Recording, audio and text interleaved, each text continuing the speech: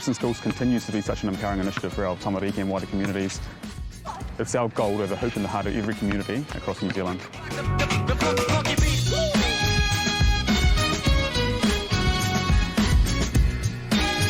It's great to see so many kids have access to such amazing hoops. It's not just about the sport of basketball, but getting these kids physically active. Hoops in Schools is targeting schools and communities which don't usually have the funding or access to equipment, facilities just like this, and it's amazing to be able to introduce and give them access to this, and you can see the results here today. A facility like this can bring a whole community together.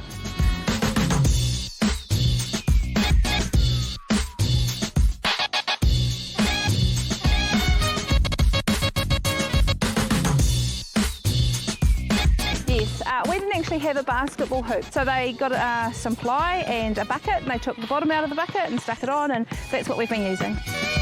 So I have noticed lunchtimes, children are a lot more settled because they're playing, they're engaged, they're active. The other thing I've noticed is how they've drawn the community in, and we have a lot of people here after school. Basketball as a sport continues to explode in New Zealand, and the Hoops in Schools project is growing as well, and we want to see this initiative rolled out to as many different regions in New Zealand as possible. The beat.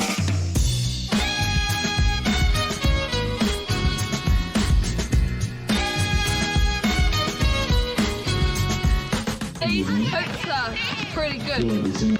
It's a good way to keep you fit and playing with your friends. I love how you can adjust the hoops. I really like playing basketball with my friends.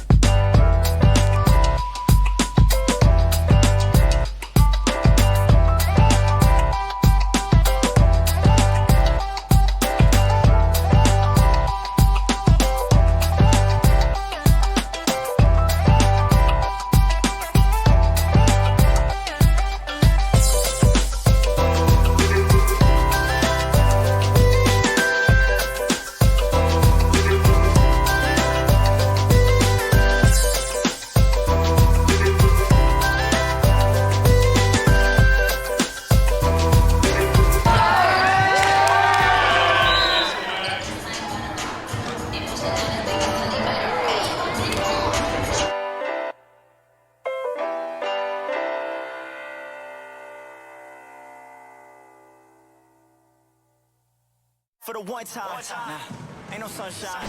What is the hype about? Already did it. Already seen it. It's already done. Sal's NBL, live on Sky Sport.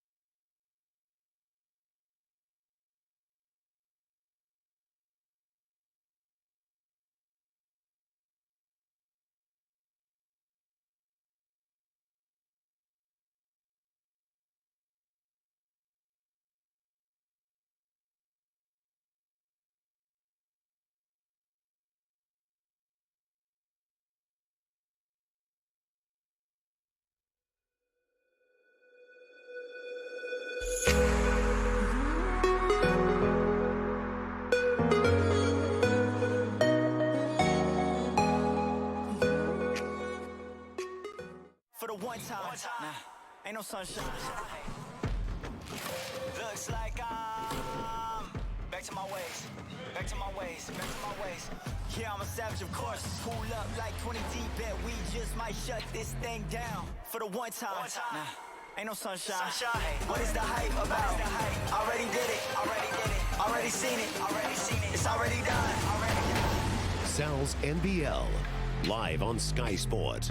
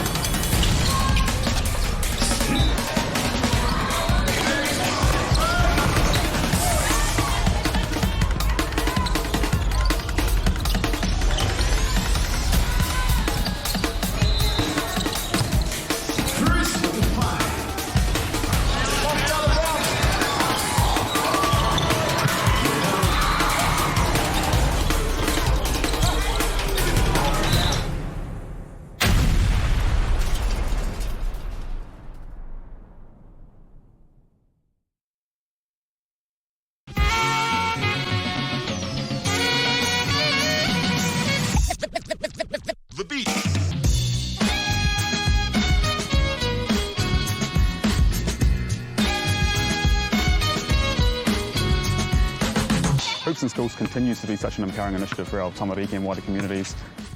It's our goal to have a hoop in the heart of every community across New Zealand.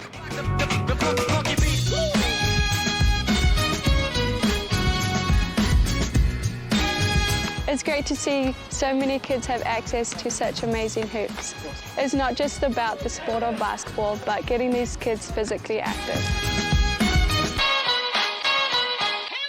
Hoops in Schools is targeting schools and communities which don't usually have the funding or access to equipment, facilities just like this, and it's amazing to be able to introduce and give them access to this, and we can see the results here today.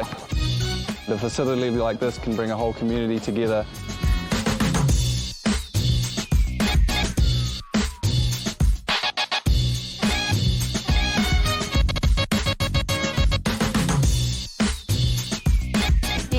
We didn't actually have a basketball hoop, so they got some ply and a bucket, and they took the bottom out of the bucket and stuck it on, and that's what we've been using.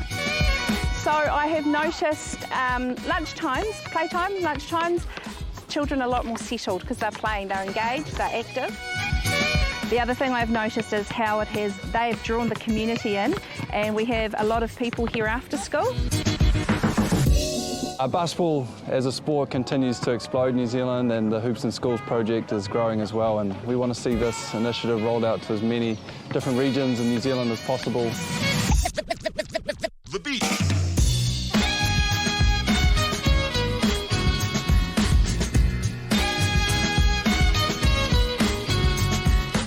Hoops are pretty good.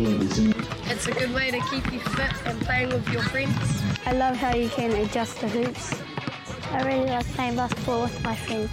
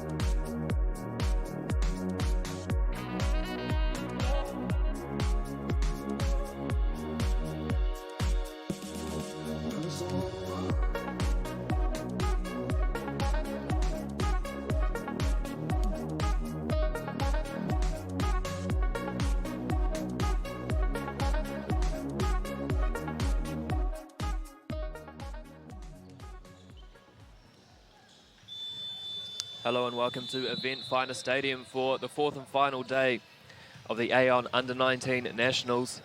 My name is Andrew Horrocks and I'll be joined by Joshua Davis. Josh, how have you found the first 3 days?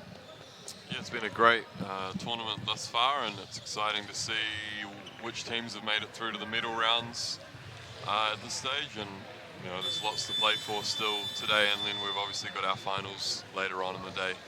Of course, these next 2 games, commonly known as the Joshua Davis games, as we take a look at the team lists. These are my finals.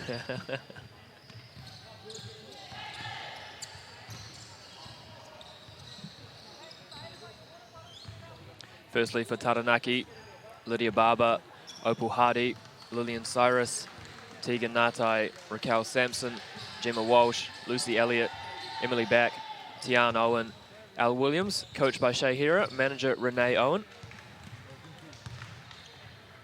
And then for Waitakere West, Tyler Tavanga, Abby Crane, Odessa Lawson, Precious Kohanui, Rihanna Matasini, Safat Tanana Williams, Ramona Fuiava, Kat Leslie, Jessica Fleming, Leilani Robertson, head coach Tui Matasini, assistant coach Aaron Leslie, manager Tima Tavanga.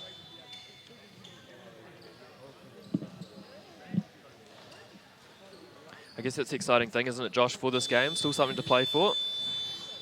Yeah, exactly. And you know, both these teams gave a good account of themselves, or have given a good account of themselves thus far in the tournament. And you know, Waitakere were competitive against a good Waikato team last night in the semi-final for a lot of time in that game. So they'll take a lot of confidence out of that game and bringing it into this one. So it should be a good matchup. They've got 2 really good coaching staffs on either side in Tui Matasini and Shea Haida. So it'll be interesting to see how they go with this. Sometimes in this game it can be about making sure you get all your players on who haven't got big minutes in the tournament, or it could be about just trying to secure that gold medal and going with the rotations that have got you this far. So it'll be interesting to see how both coaches approach this game.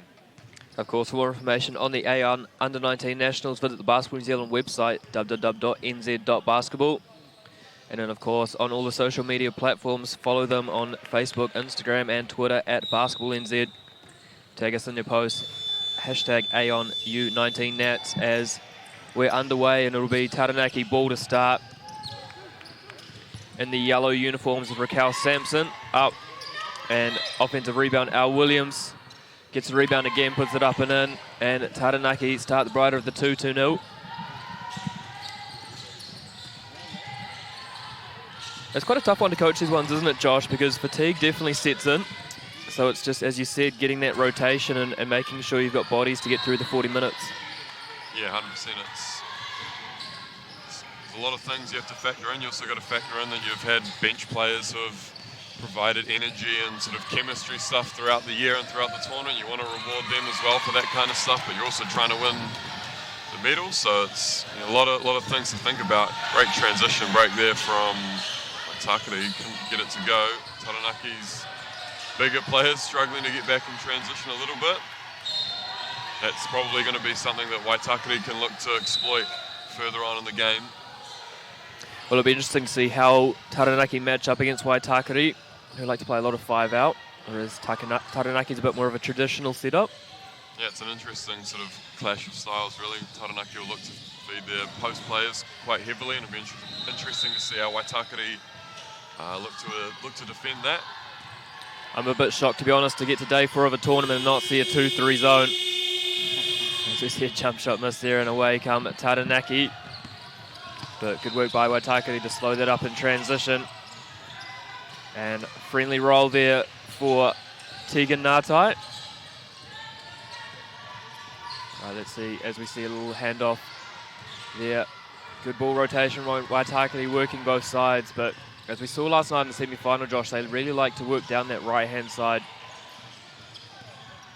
And again, away come Taranaki with the ball. Of course, plenty of exciting matchups after this one. The boys' 3rd and 4th playoff. Then we've got a little bit of a break before the women's final at 3 p.m. That'll be Canterbury taking on Waikato. And in the boys' final at 4:45, Canterbury again, and they'll be taking on Wellington. Any predictions from you, Josh, on those two games? Those are two really tough games. I struggle to go past Waikato and the girls just because that seems foolish. But Canterbury have looked really strong as well, so I think it'll be a close one. I would pick Waikato in a close one, and I think, again, the Canterbury versus Wellington matchup in the men's, that's an interesting one as well. I'd lean towards Canterbury from what I've seen thus far, but Wellington are ultra talented, and that'll be a really close game as well, I think. What are your picks? Yeah, well, it's tough to go past Anthony Corbin coach teams in a final. They usually find themselves on the right side of the ledger. And then for the men, two extremely deep teams. But from what I saw in the semi-final, it's going to be tough to go against Josh Book. Some of the shots he was hitting were ridiculous. Good defense, hand in the face, but didn't matter what it was. Turnaround jump shots, three-pointers, floaters, layups. And I believe on the live stats was actually wrong. He didn't miss a single shot in that game. Yeah, he was immense, especially in that third quarter. He just got them completely going. I think he had somewhere in the vicinity of 18 points in the third quarter, which is incredible, really. That could be a New Zealand age group record. Could well be. Let's see two shots here for Waitakere.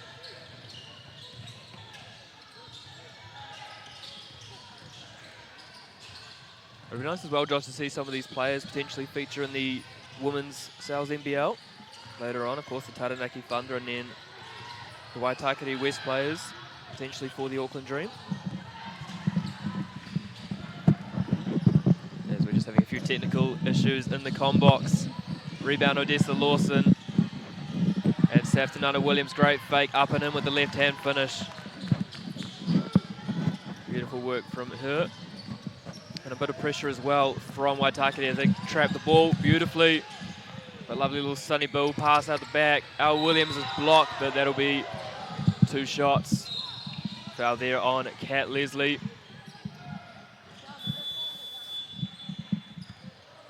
Welcome back, Joshua. Seems someone's tried to mute my microphone with good reason, I'm sure.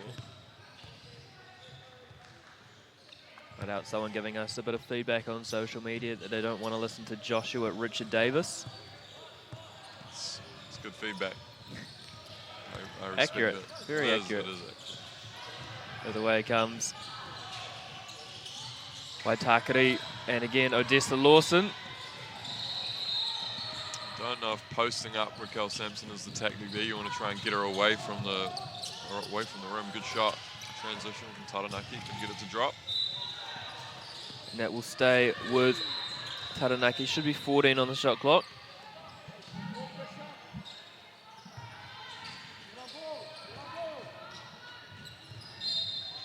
Right, let's see what they come up with here. Little give and go with the inbounder. Horn set. Another give and go, and they've got a jump ball. I believe this should be... No, it's a foul. Once again, Josh, I fail to get anything correct that I say. You and me both. I feel like if anyone should be muted in the commentary box, it's me. Maybe even both of us. Let's just do these games without commentary. As we see, lovely finish there from Al Williams. Actually been very impressed with both Taranaki forwards. Good finishes around the rim. Wall up well defensively. Not even scared to put the ball on the floor. Total basketball.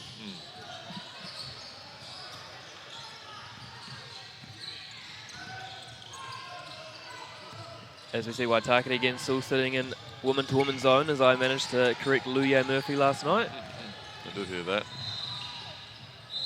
Nice to know you're tuning in even when you're not talking, Josh. Of course. We will try and keep you updated as well on court 3 and 4 for those of you who have an interest in those games. On court 3, Harbour B up over Tauranga, 6-4, halfway through the first, and then on Taranaki up 15-12 over Southland in the men's on court 4, and on court 1, Rotorua up 7-8-5 over the Harbour women. As Sampson stripped underneath. Oh, Great lovely pass. Oh, interesting call there. We're not having passed my 2003 referee exam. Leave the comments on the referring to the expert, please, Andrew. Joshua, what were your thoughts on that call? Perfectly fine. I believe that's the second on Raquel Sampson, so she will take a breather. Yeah, she will feel personally aggrieved on that one, especially if it's her second. Something to Coach Shea to think about as we see a little trap here from Waitakere.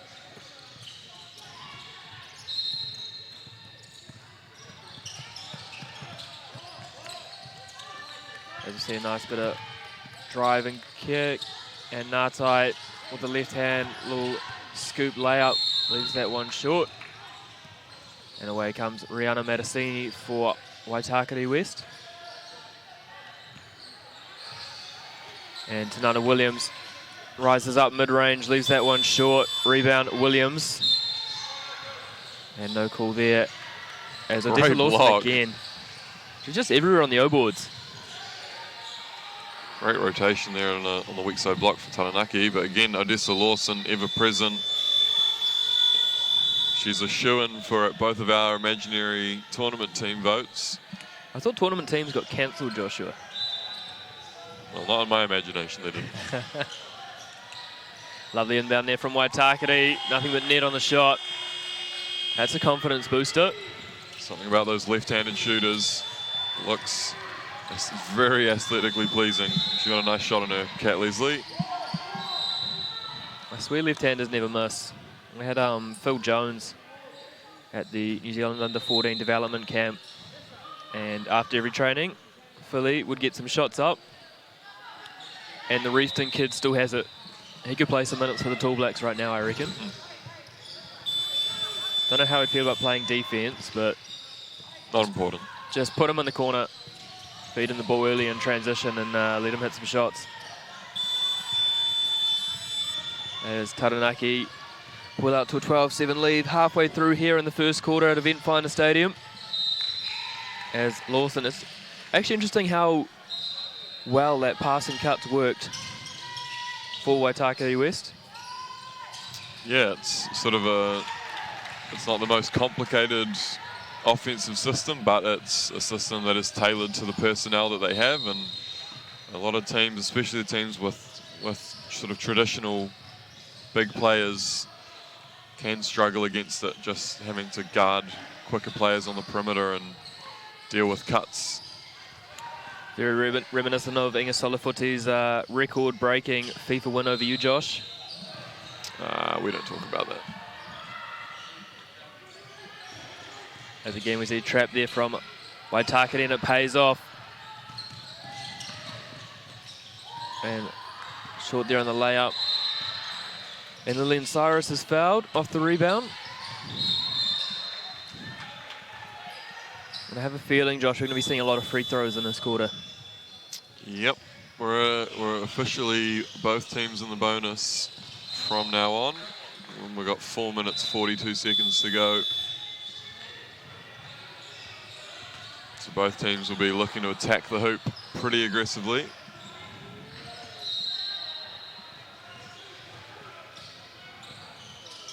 As Waitakere show a little bit of a trap, but just pull back into a woman-to-woman defense. As Ngatai for three. And that one's short. Well, they go after the O-boards really aggressively, Taranaki. It's no wonder they're in the bonus. I'll say that. Unsure what the coach there is asking for. Maybe just the correct number on the foul.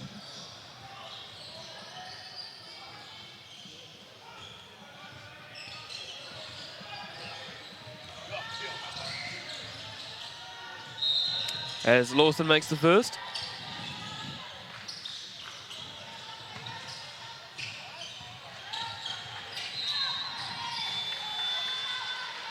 And calmly makes both Odessa Lawson Here comes Taranaki, trap from Waitakere, and it's worked again. Would you consider a timeout here, Josh, with how well effective that's been? Yeah, in this kind of situation you would. If you're getting a few turnovers consecutively against a press or a trap, then you're probably going to look to get a timeout, but they've handled it really well on that play as we say that, and maybe Coach Shea can keep that timeout in her pocket, save it for later. Well, that's why Coach Shea is in a bronze medal game and I come last at Nationals. She knows what she's doing, I don't. But here come Taranaki. Where's that timeout? Awesome. She's been really impressive. Gets the steal, goes coast to coast.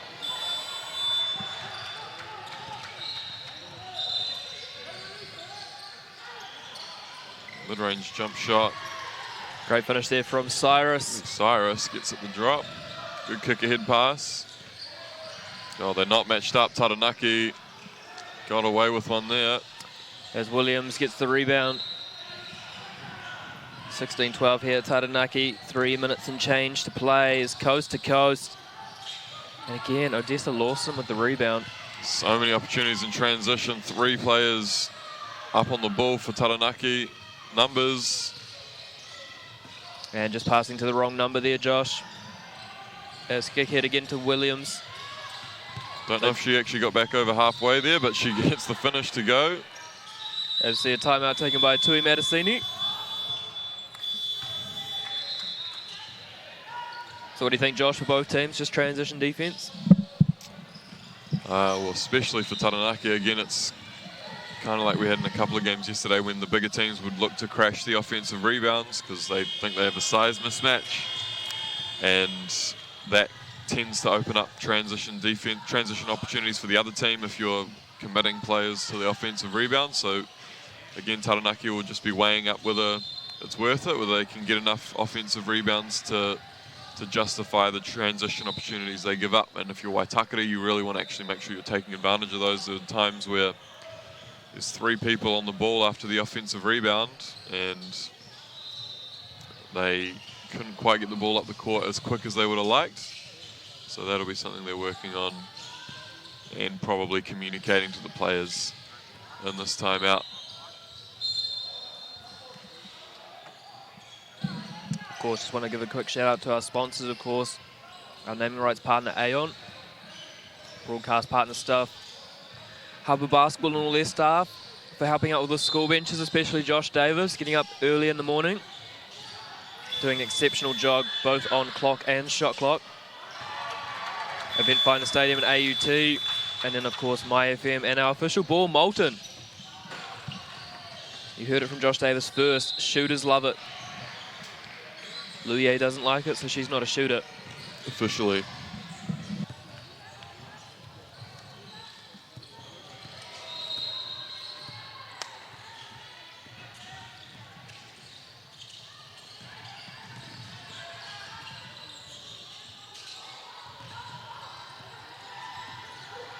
Just the errant 3 from Ramona for Ava.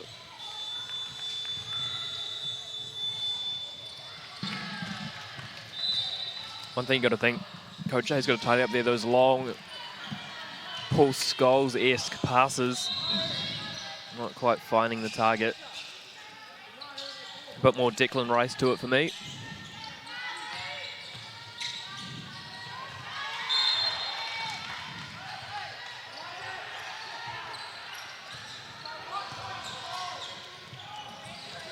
Of course, plenty of other basketball happening at the moment, Josh. Sales NBL. The NBA's on today as well. I know you'll be keeping a keen eye on that. I'll be keeping a very keen eye on that. From the commentary box, of course. Among other places. As lovely stare there from Taranaki. They break, they've got numbers, unselfish, but again, Odessa Lawson. Tournament team. Absolutely tournament team. Non-existent tournament team.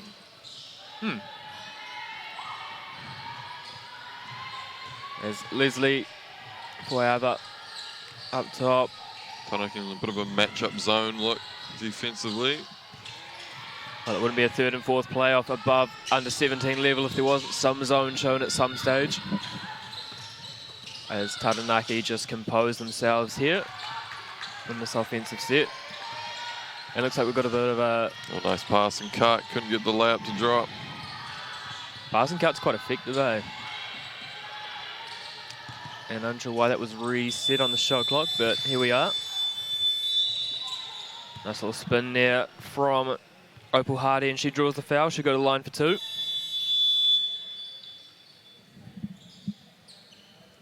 So Josh, third and fourth playoff, Otago versus Harbour, and the men's coming up after this. What do you think of the chances of both teams in that one?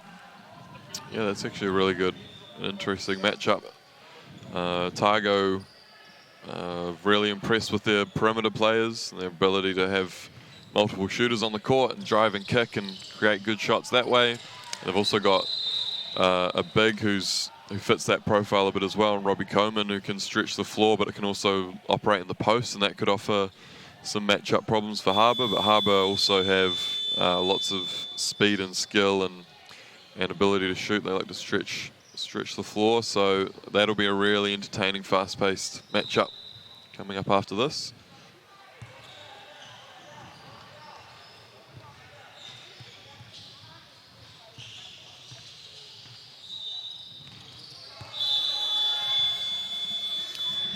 As you see, Odessa Lawson already straight back into the game after a quick sub.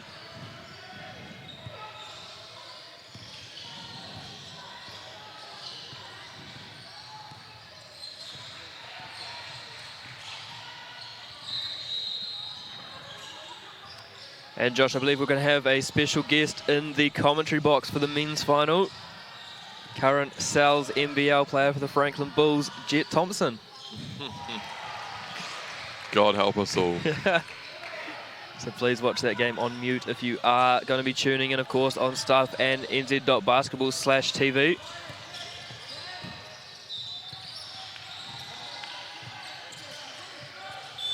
Of course, it's been nice to see Jet make his full debut this year after a brief showing of 2 minutes and 2 missed free throws in the showdown. Got his first start on Friday night up against the Hawke's Bay Hawks. He's developing nicely under coach Jamie Reddish.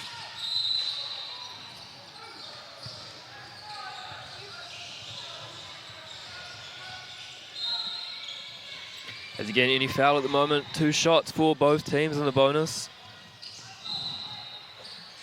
So Emily Back will be going to the line.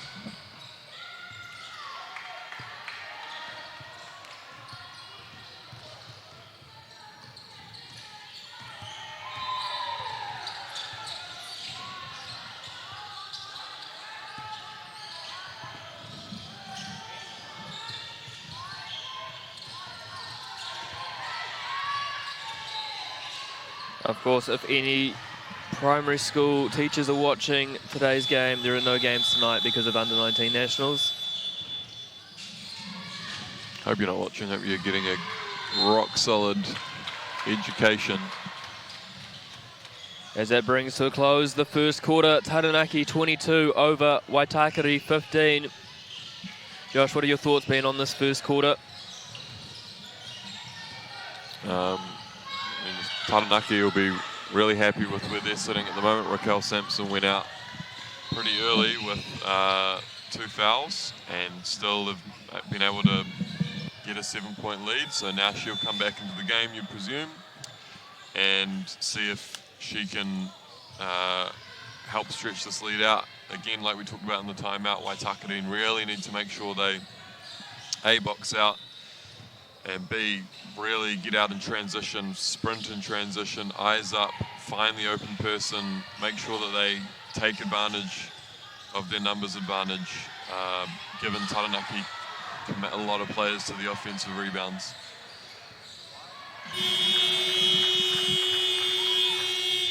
Wise words indeed. Score update on court 3. Tauranga up over Harbour B 15-13 with 7.5 to play in the second quarter. And then on court 4, Same time in the game, Southland up over Taranaki, 30-22. For those with a keen interest on that game.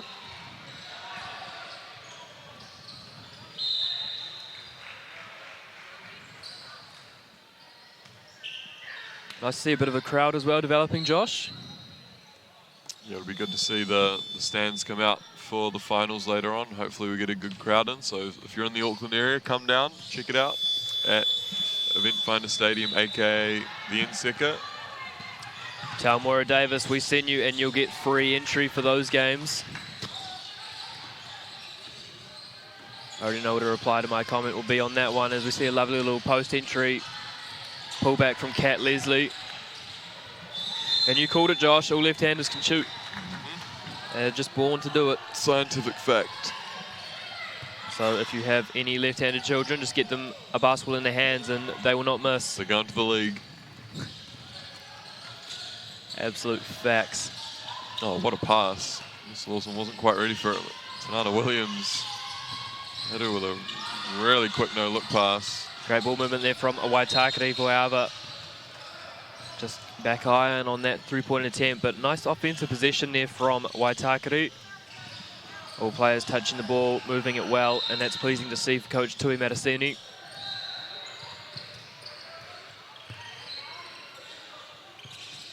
As Cyrus just cleans that one up and puts it up and in for Taranaki. Bit of a netball strategy there, just kind of bung it up to the tall player, to the goal shoot. Works out. Neddy, what a sport. As Leslie, right-handed floater. Uses the right hand. We saw that as well from Tanana Williams, a few right-handed floaters. It's a good skill to have, isn't it? Using your weak hand. Not a skill I've ever possessed in my life. I don't know what a left hand is. Never touched the ball. I don't know what happens inside the three-point arc. All I do is stand outside it.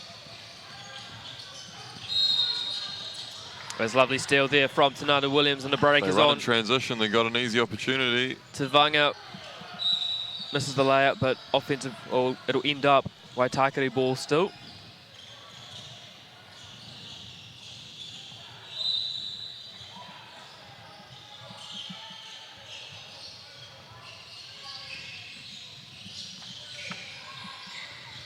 There's a lovely little up fake drive, and looks for Odessa Lawson. Great idea on the pass. A bit of a thread the needle, but it's good that she has that creativity.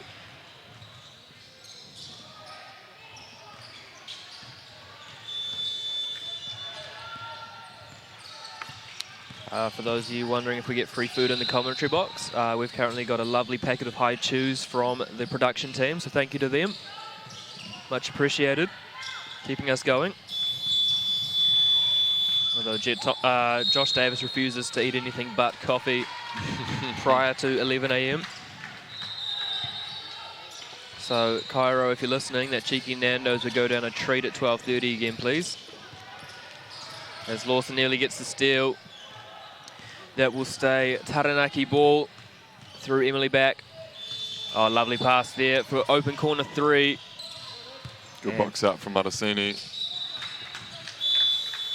Connor Fee on his way to Nando's in court two, along the baseline. Thank you, Connor Fee.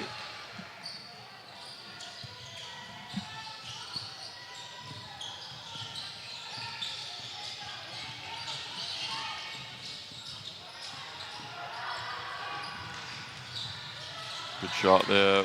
Corner three for Matasini, cuts it to a 4-point lead. Great extra pass. You know what we haven't seen enough of this tournament, Josh? Overtime games. I want to see an overtime game. Doesn't have to be this game, but I'd like to see an overtime game. I was lucky enough to see the Auckland Waitakere overtime game in the prelim quarterfinals. It's one of the games of the tournament thus far. As you see, Coach Shea gearing up to take a timeout for Taranaki, as lovely up fake there. Great take, unlucky. But good hustle from Matasini for Yava for three, long. No reset on the shot clock, of course, so that's down to 6. And travel on Waitakere, so Josh, what do you think Shea's taking his time out for? Potentially might just be to get some rest for some of her post players, make sure they can, because it actually is surprisingly tiring just constantly fighting for position inside, and so maybe it's just a little bit of a rest for those post players. What do you reckon's going on in the Waitakere timeout, Andrew? More of the same for Tui Matasini. Just keep the ball moving, keep getting those open shots. Those catch and shoot threes eventually are going to fall. They've got enough shooting on the court for that to work out for them. We see a lovely pan of the end seeker, but back to Tui Matasini. And a very calm message there, Josh. He's got a really good manner about him as a coach. He doesn't get too high or too low. He stays nice, even keel. He's really supportive of his players. Everything I've seen from him as a coach is really good stuff, really good way about him, and good temperament for a youth basketball coach.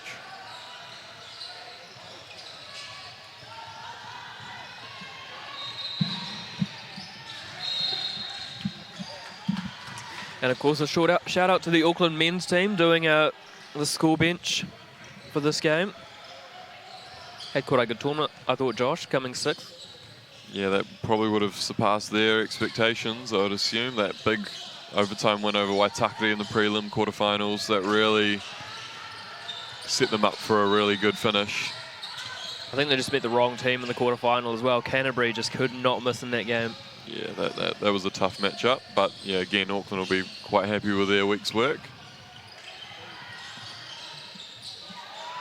Of course, if you want to find final placings after this tournament, make sure you head to the Basketball New Zealand website, nz.basketball.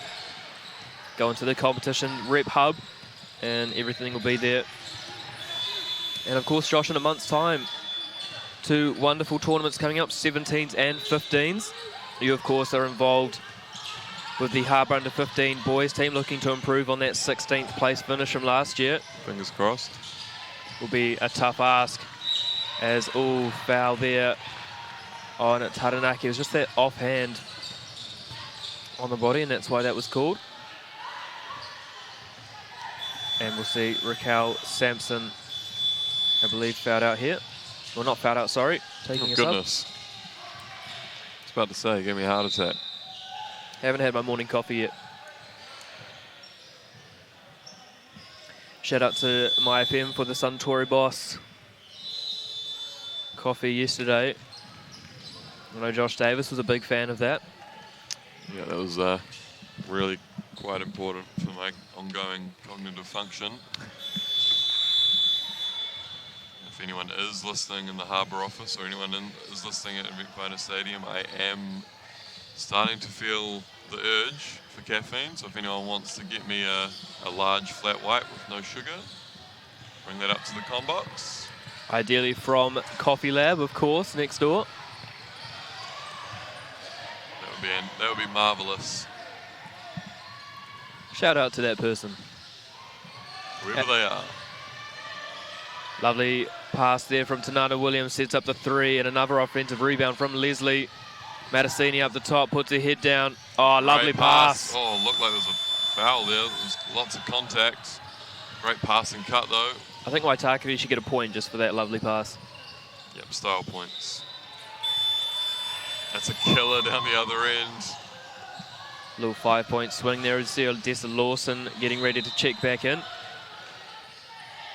Yeah, bring back NBA Street, Josh.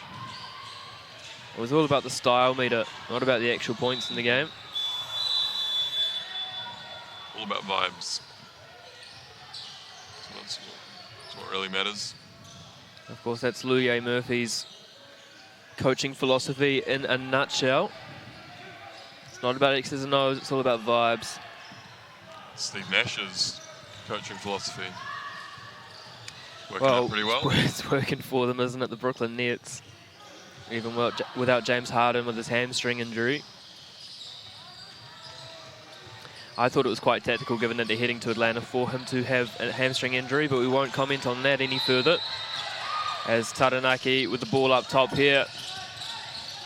Oh, lovely entry pass into Cyrus. Can't convert. but it'll stay Taranaki ball.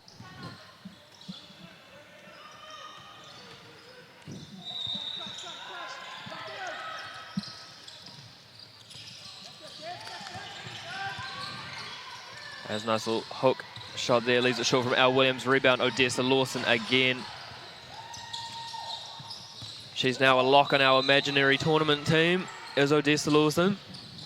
No doubt Connor O'Fee will find a way to slip James Moores into that team. A lot of verticality on that shot at the rim. Coach Tui was looking a bit bemused by that one. This is where you start to, it's hard to keep your mentality positive when you're the smaller team and you're battling those bigger players inside and you feel like you're getting called for fouls that you probably are committing just because you're trying to compete physically, but it starts to get a bit frustrating. Yeah, looking forward to future tournaments, Josh. I think if there's one improvement I would make moving forward, I would love to see an all-star game between the referees and the coaches.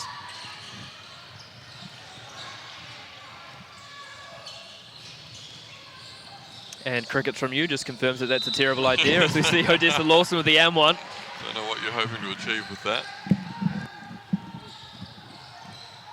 I just would like to reiterate I have no animosity towards any referees and I appreciate all of their hard work that they do, especially those referees heading to under-15 nationals at the end of July.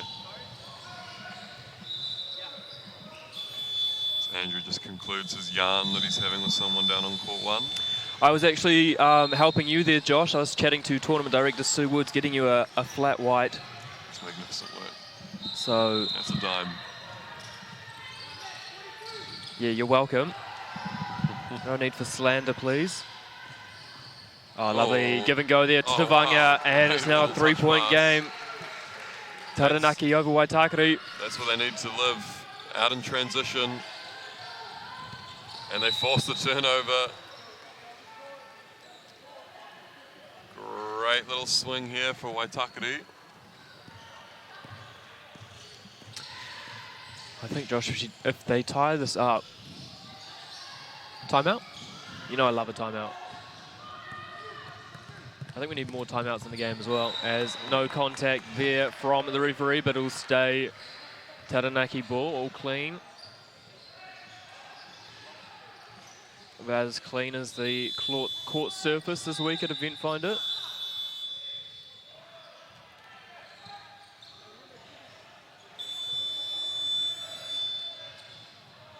Speaking of tournament teams, Josh, I think Laurie McDaniel might be doing it. She's got her facts and figures out.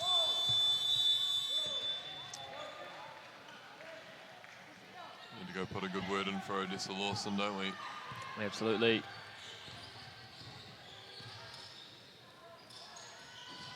As almost like a reverse handoff there, down to up from Waitakere. Odessa Lawson in the corner. Finds Safa to Nana Williams. Lovely one-handed fling pass. Good ball movement there. Great shot. Basketball. And that'll be a timeout, like you said, Andrew, for Taranaki. Great ball movement there from Waitakere. As we have another look at that three. Yes, Josh, for the first time in my life, I've predicted something correctly. And that's worth celebrating, I reckon. The little victories, Andrew. It is. I remember ASB ran an ad back in the day of celebrating the little things. Celebrating Goldstein. Miss that guy. Of course, we had the Goldsteins actually doing all our score benches as volunteers, helping out. No relation? Absolutely no relation.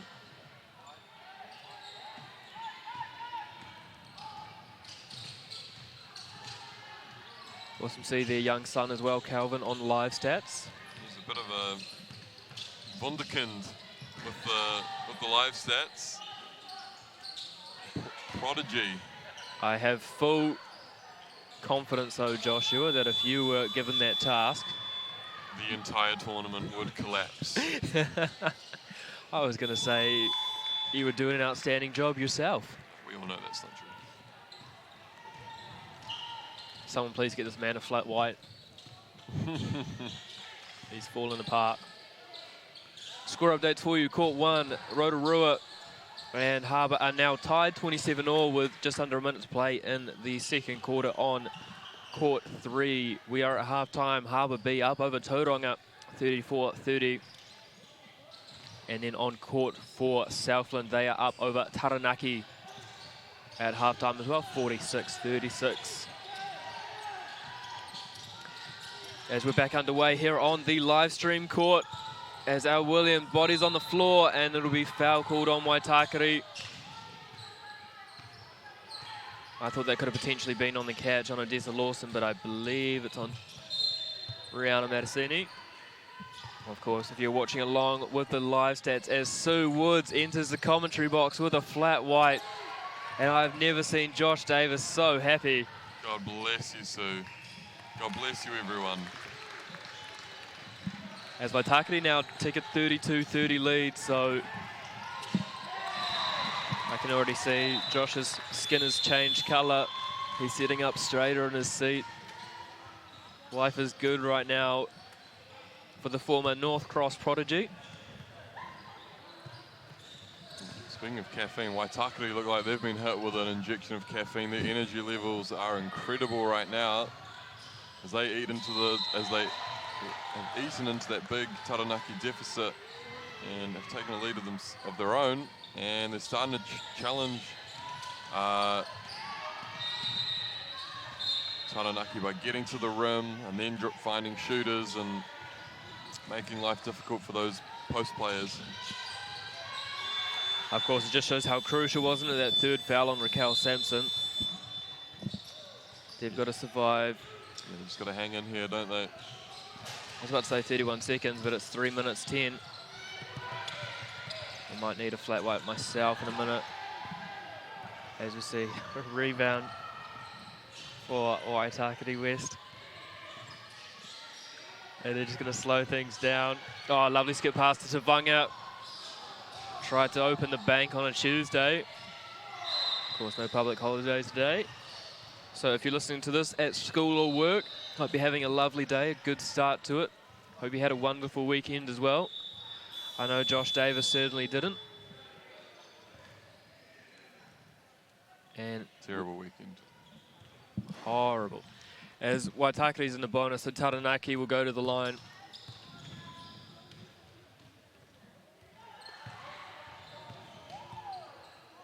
This is the first.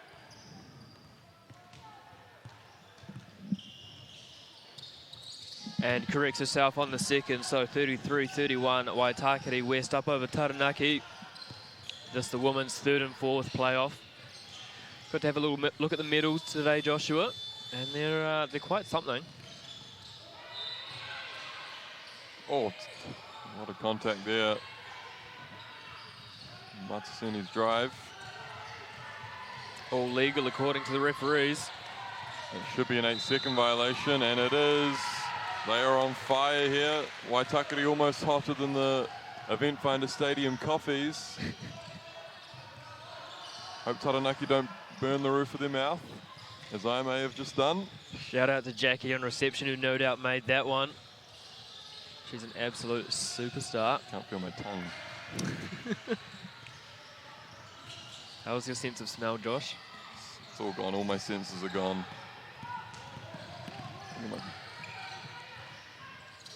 Following this game, Josh Davis will be getting a test, no doubt, as we see a foul there on the hands from Waitakere. And that'll be 2 shots here for Al Williams.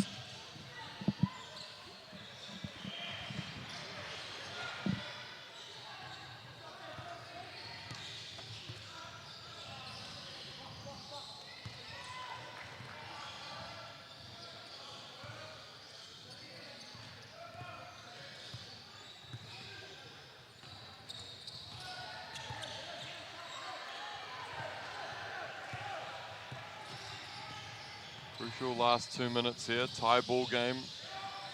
Raquel Sampson on the bench for 3 fouls, the main player for Taranaki. What can Waitakere do? It's probably not the shot they were looking for.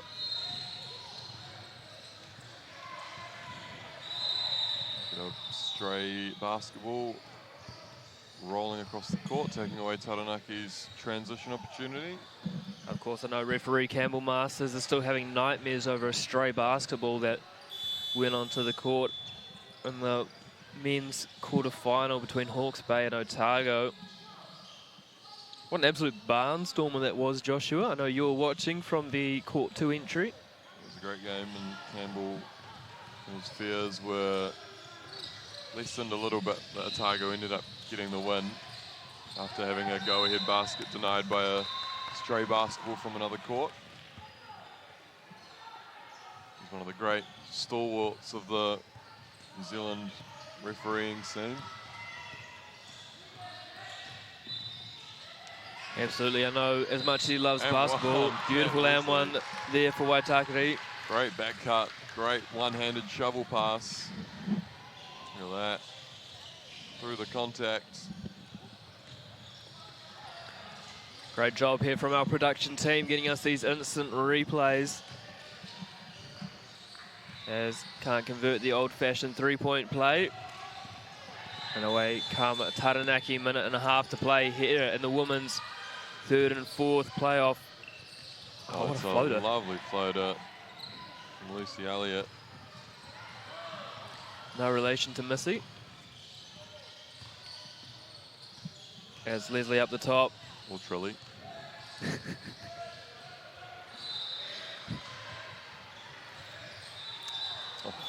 Couldn't quite corral the rebound there. One player I'm interested in that we haven't seen yet from Waitakere as they take a timeout is Dr. Abby Crane. Well, she was massive in their preliminary semi-final yesterday. Maybe she'll be injected into the game a little bit further on in the piece. Some of her perimeter shooting could be really handy as we get deeper into this game.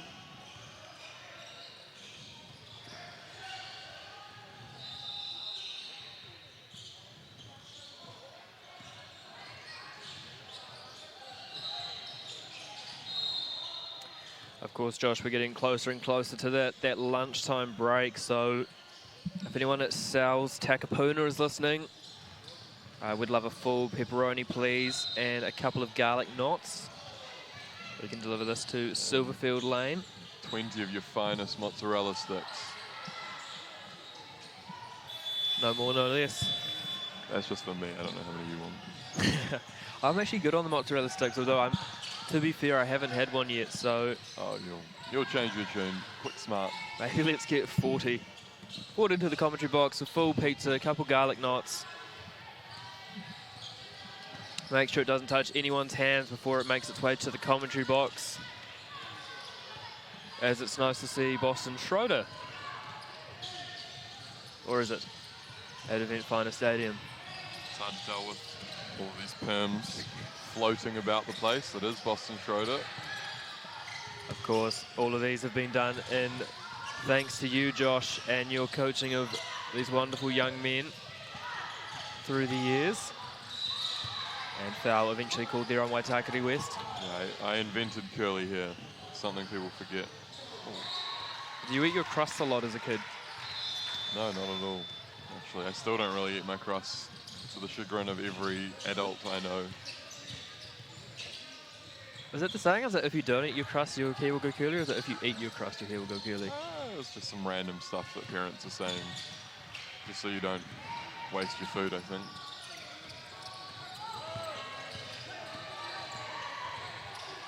There's just one man, of course, that doesn't waste food. It is Manu Fotu. We'll be seeing him, of course, as one of the managers of the Harbour under-17 team, is Tanana Williams with a lovely little mid-range jump shot. And it'll be Taranaki here that hold for the final shot. You'll see a lovely replay of that. Josh, who's taking the final shot here?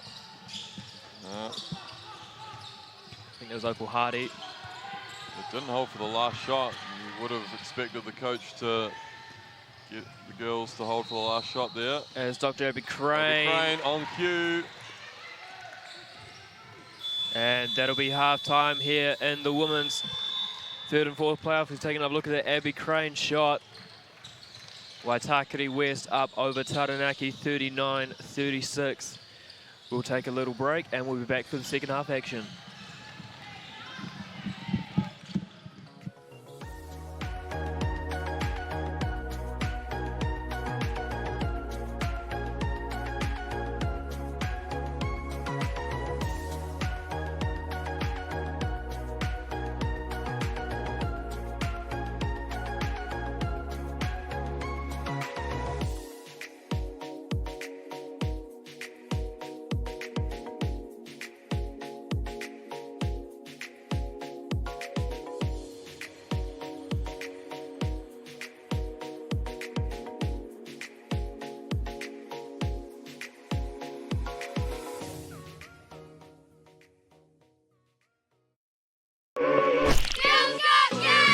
If I could go back in time and 3-on-3 existed, oh my goodness, I'd be all about it. My favourite thing about the basketball competition is that it's giving girls a chance to do it without all the boys. It's just us girls and we just have so much fun together. It was cool to get out and meet new people, see people we already know, and yeah, get out and kind of girl power sort of thing. I've not really played 3-on-3 before and it was cool, and it was good that it was all girls. It's a perfect platform. 3-on-3 is a great way to build friendships. You know, it's not as intimidating as 5-on-5, especially when there's no boys around. I want them to be exposed to how much fun it is, and how you can learn things about yourself and how you can develop your own game and do things that you never thought you could do and just be challenged. And I think, yeah, basketball offers all of that. Girls Cup game!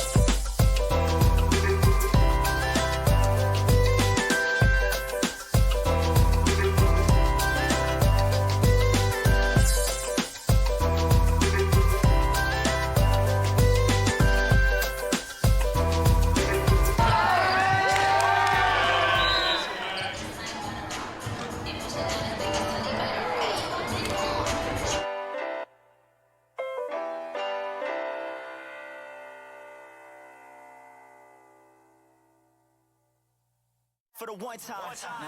Ain't no sunshine. What is the hype about? Already did it. Already seen it. It's already done. Sal's NBL, live on Sky Sport.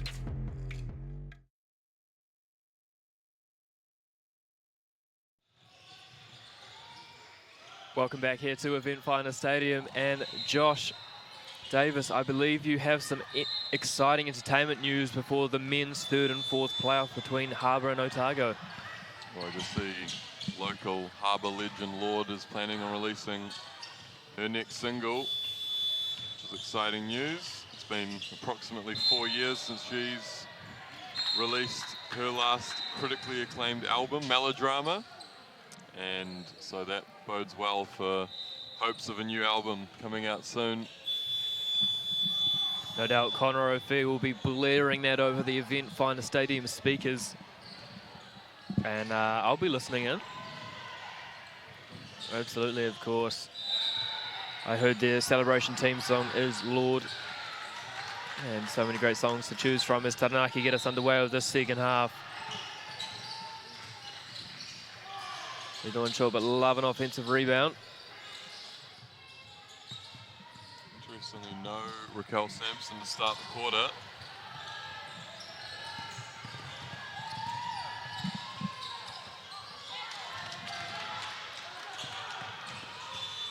And there looks to be an injury. And that will likely see Raquel Sampson check into the game. Hope that's not too serious.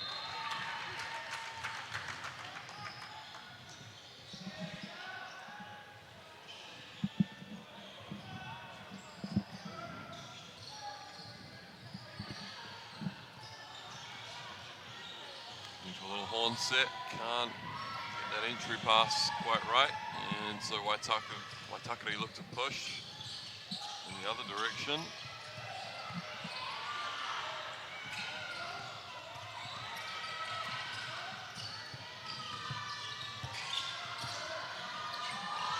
Lovely ball movement there from Waitakere. No good on the three.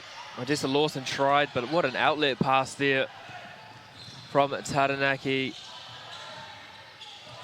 And much to the chagrin of Harbour CEO John Hunt, a missed layup. As the ball just dribbles off Odessa Lawson's foot. It's the first mistake of the tournament for her. She's been fantastic.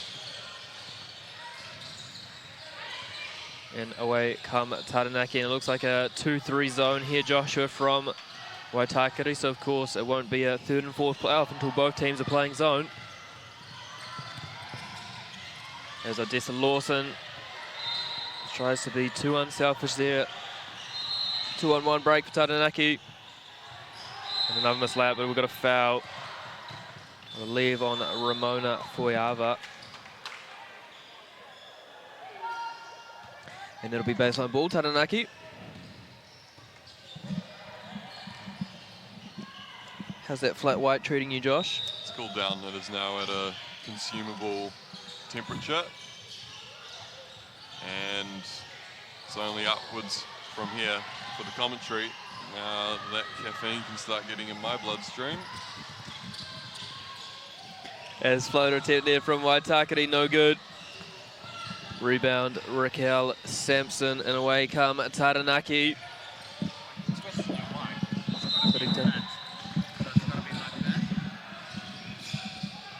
Again, apology, a few technical difficulties in the commentary box. Josh Davis put on his headset before it had caffeine and put it on the wrong way, so if you're missing the dulcet tones of Joshua Richard Davis, they are back.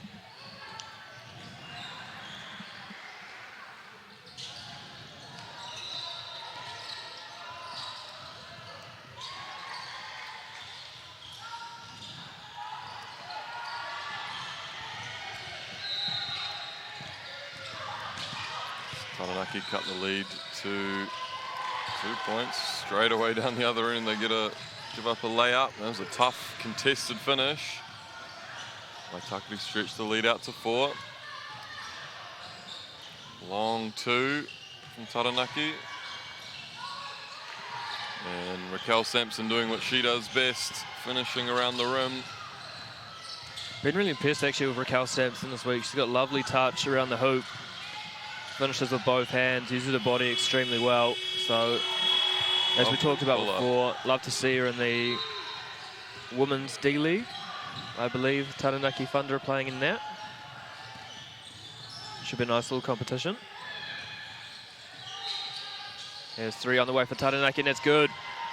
Needed that. 1 point game. I think all these players had a bit of Josh Davis's flat white as well, because the intensity definitely lifted as we see a lovely finish. Shanana Williams with the weak hand, the so-called weak hand. I think it's an underrated skill, isn't it, Josh? And you've definitely got to remind younger players of it as Sampson finishes with the right hand around the rim. That if you can finish with both hands, you just become so much more difficult to guard. It really is one of the most important aspects of youth basketball. And Leilani Robertson got the long 2 to drop.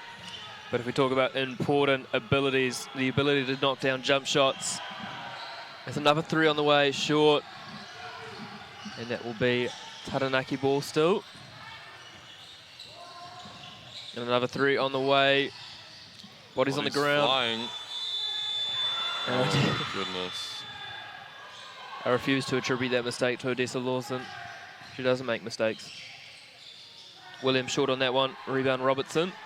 They run in transition. They've got numbers. Taranaki are just walking back.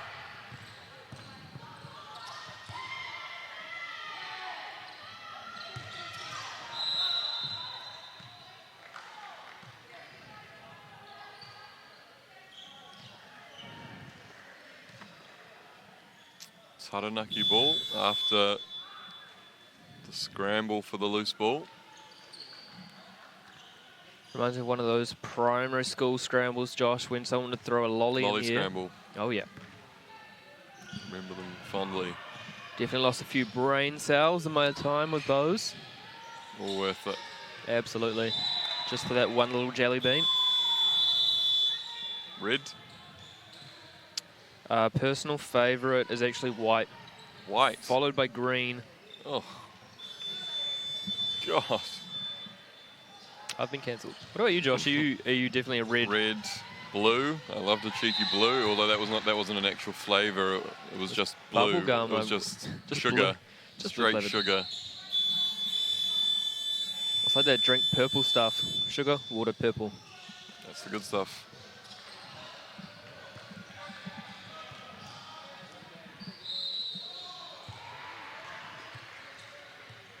Favourite licorice all sort then? I don't really enjoy licorice. Is that a hot take? It's not for me. Josh Davis just confirming that for dinner tonight he'll be having a mild buttered chicken and a plain naan. How dare you? That's Jethro Thompson's order, not mine. Of course, if you're looking forward to hitting Jed Thompson's thoughts in the men's final, that'll be live from 4:45. Where you're tuned in right now is a lovely little jump shot for Taranaki, and it's back to a 3-point game. Entertaining spectacle thus far, Josh, as we see Taranaki in a 3-2 zone.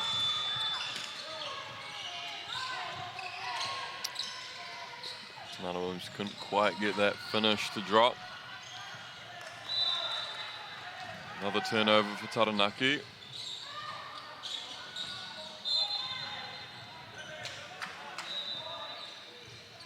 And here comes Tanana Williams with both knees strapped. Of course, unfortunate that her twin sister, Liata, couldn't play in this tournament. Yeah, they would have been really dangerous if they had both of them. They are tough to deal with. Tavanga for 3, long.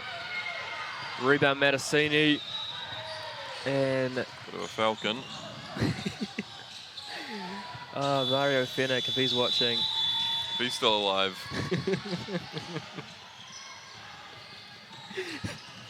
Talking about lost brain cells, as we see a timeout for Waitakere West by 2, Matasini.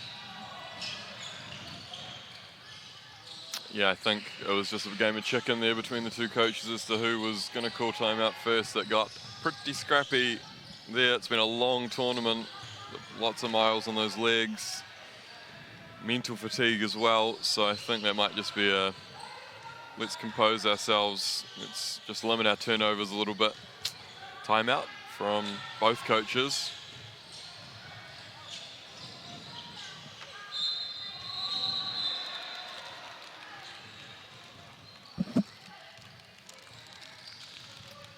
That rattling in the background is just Andrew tucking into the high shoes.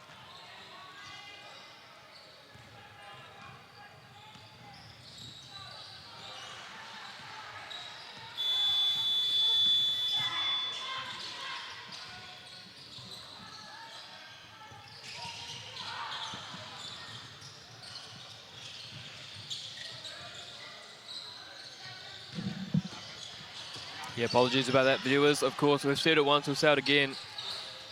If anyone at Event Finder Stadium or in the office is tuning into the live stream, we'll take a large pepperoni pizza in the commentary box, please, with 40 mozzarella sticks. That's Tanana Williams for 3. Yes. What a player. She shot extremely well, and as we have another look at that play, and who's involved, Joshua? Odessa Lawson. As always, and potentially Tanana Williams throwing her name in the hat for tournament team, definitely in my imaginary tournament team. Yes, I've never seen tournament teams ever discussed on Facebook pages, not that I have Facebook.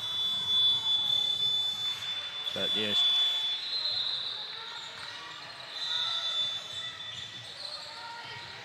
I wouldn't rank tournament teams as one of my favourite things, but I'm not a big fan of ranking myself.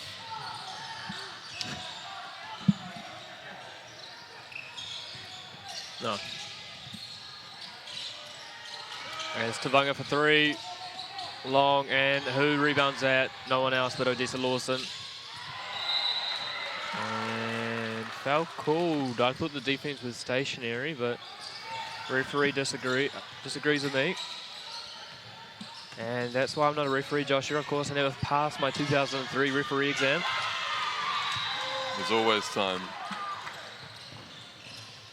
If David Huxford is tuning in, I'm good as gold for Saturday. I'll see you there at Swish Factory. The next round, of course, of the 3x3.exe League. Looking forward to that one.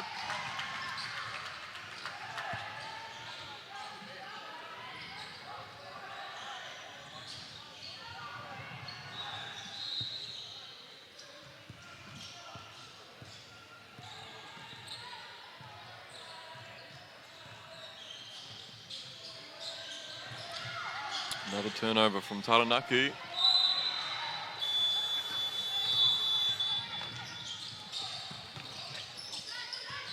And of course, one of my favourite substitution packages here, Josh, 5 on, 5 off. A staple in youth basketball. I refuse to make a sub that isn't 5 people on, 5 people off. Me too.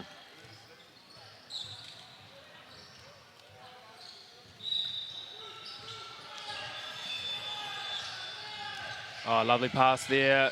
Great seal, but the layup's long and a foul as well. That'll be the 4th team foul on Taranaki. So anything after this will be bonus. Score updates. Court 3, Tauranga just took the lead with a layup over Harbour B, 57-56. And on court 4, Southland. They've worked themselves a nice 11-point lead, 74-63 up over Taranaki. Both those games in the 4th quarter.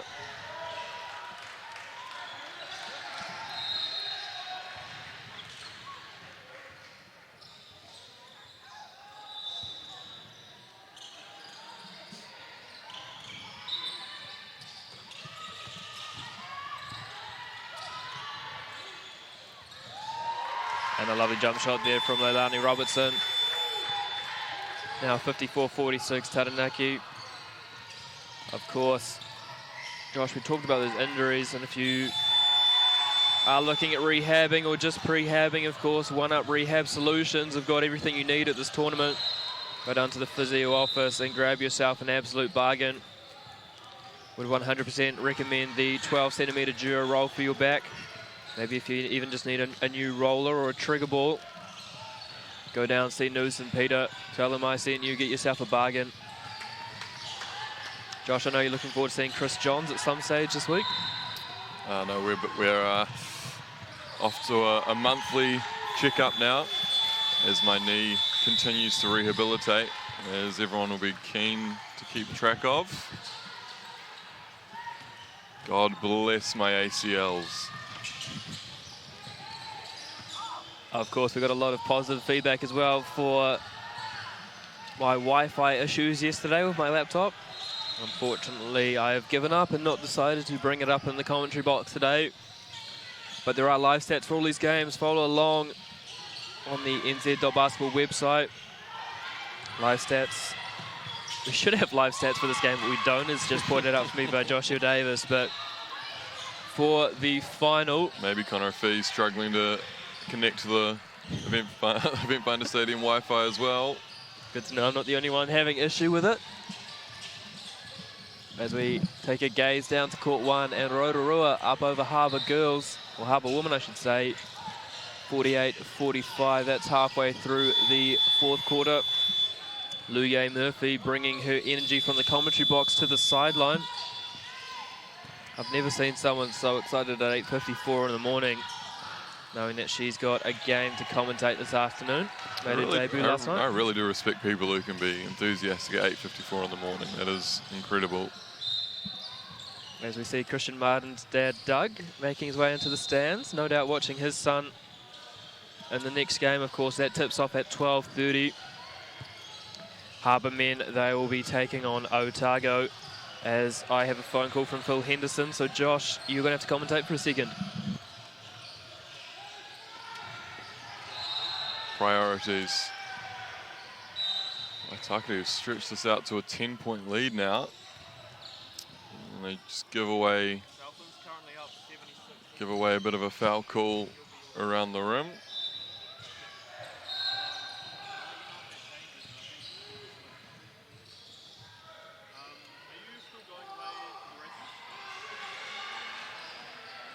Taranaki cut the lead to 8. Really crucial 2 minutes coming up here for them as they put a bit of pressure on up the court. Waitakere break it pretty well. And a tough finish. Odessa Lawson.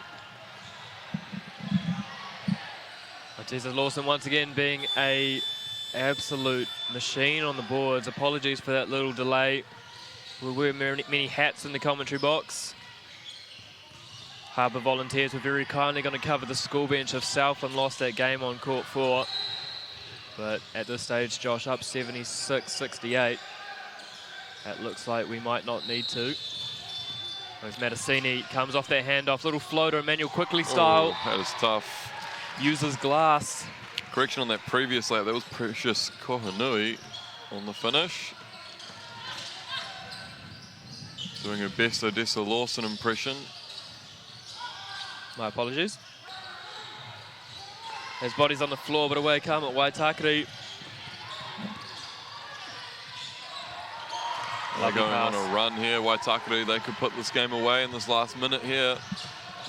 As we have another look at that lovely fast break, and again, Precious Kohanui with the left hand on the left side, straight out of the coaching manual, Josh Davis. I've never actually looked at a coaching manual myself, but I'll take your word for it. It's only one word, and it's just straight vibes. That's all it is. As Williams to the line makes the first. Interesting, they had the score at 60-52, well, 60-50 on the scoreboard, and it's now been adjusted 62-49. Couldn't tell you what happened there, but there's been a correction for those of you at home wondering what's happening. And away comes Mattasini. Oh, lovely feed. Oh, yeah, looked like there was some contact on that one. Just a touch. And to the line again, it will go Precious Kohanui as Dr. Crane checks in for Rihanna Mattasini. No. Leilani Robertson.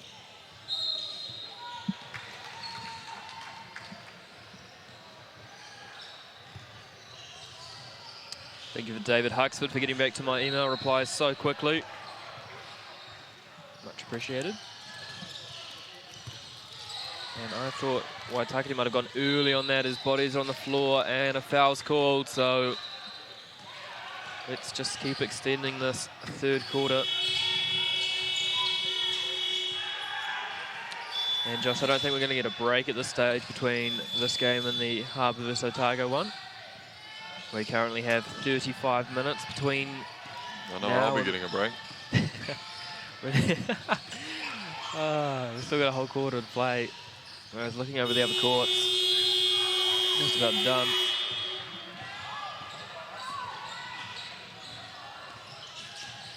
Right, Lillian Cyrus to the line and misses the second.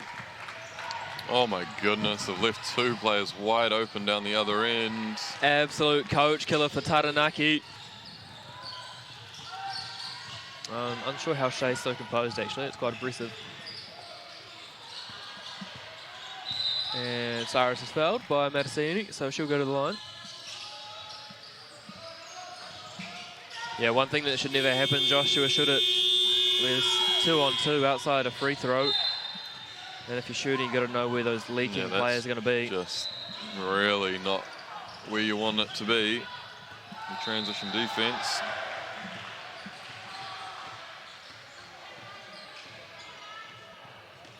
Of course, no one can forget that memorable transition defense from Raiko Chang when he forgot to box out in the 3rd and 4th playoff in 2018. Semi-final.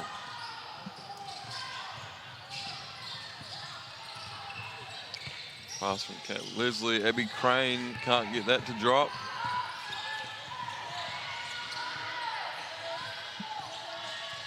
Shot clock winds down. Tanana Williams looking to go to work. Matasini and the call, a travel. I thought a dribble was still alive there, but again, I never passed a referee exam. These ones have. Shout out to Tamatia Bennett in the mix on court 1. Dr. Crane with the floater.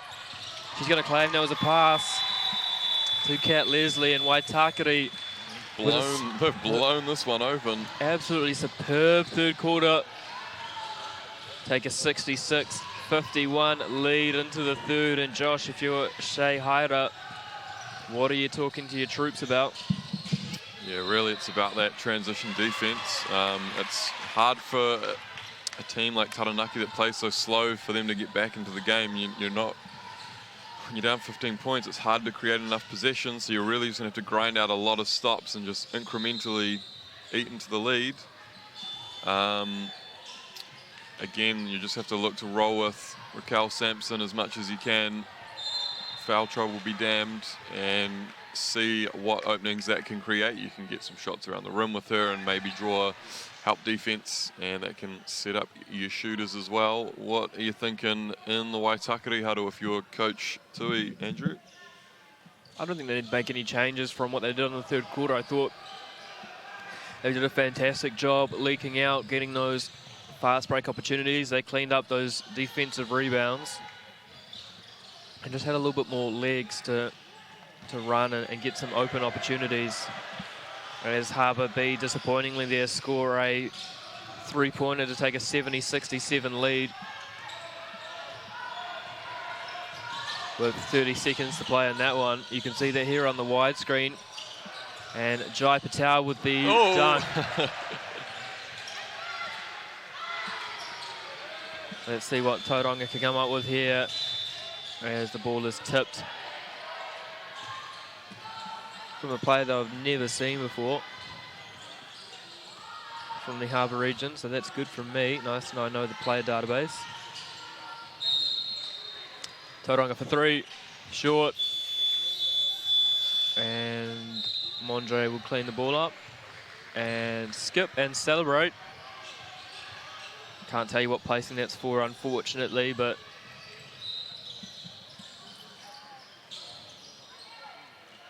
that's yesterday's draw, Joshua. Neither can I. Right, here we go. 4th quarter action here in the women's 3rd and 4th playoff. Taranaki versus Waitakere West. The winner gets a bronze medal.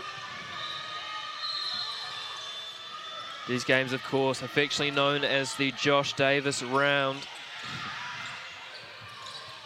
Whoever's playing last place game, that's officially known as the Andrew Horrocks round. As Lawson floater quickly styles. What a tough finish. Tournament team. She's got to be an absolute lock. Hearing some MVP chants around the stadium as well, Andrew. You're not wrong, Joshua. Actually heard someone on the court 4 seating down there. Looking over, yelling MVP as Taranaki respond as well, and this game has come alight. Oh my goodness, the transition defense from Taranaki again. As Jessica Fleming leaks out, gets a nice little layout for her troubles.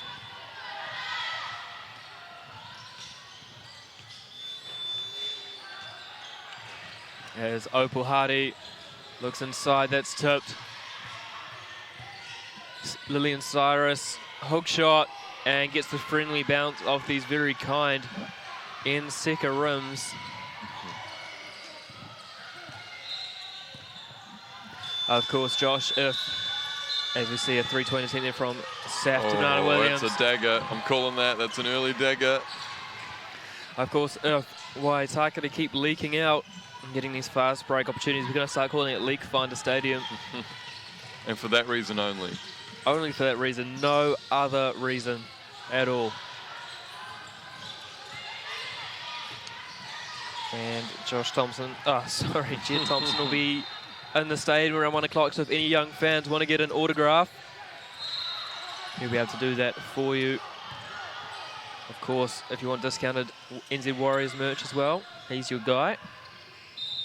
Still waiting for my hoodie. Actually, Jet, if you're listening, if you get us some lunch, please, in the commentary box. And that request has been put through as Taranaki score there, 73-57. Waitakere, unsure really what defence Taranaki's playing here. Looks like a back to a woman-to-woman defence. As Tanana Williams for 3. And that one's short, tied that up by Tian Owen. Josh, what would you like for lunch? Jet's just asking. Nando's wouldn't go astray. Of course, we were treated to a cheeky Nando's by Cairo yesterday. Thought he did a fantastic job despite getting us the mild seasoning on those. It was a little bit disappointing. But made sure he got some extra chip seasoning, so he redeemed himself. As again, Odessa Lawson on the offensive rebound finds Jessica Fleming for 2.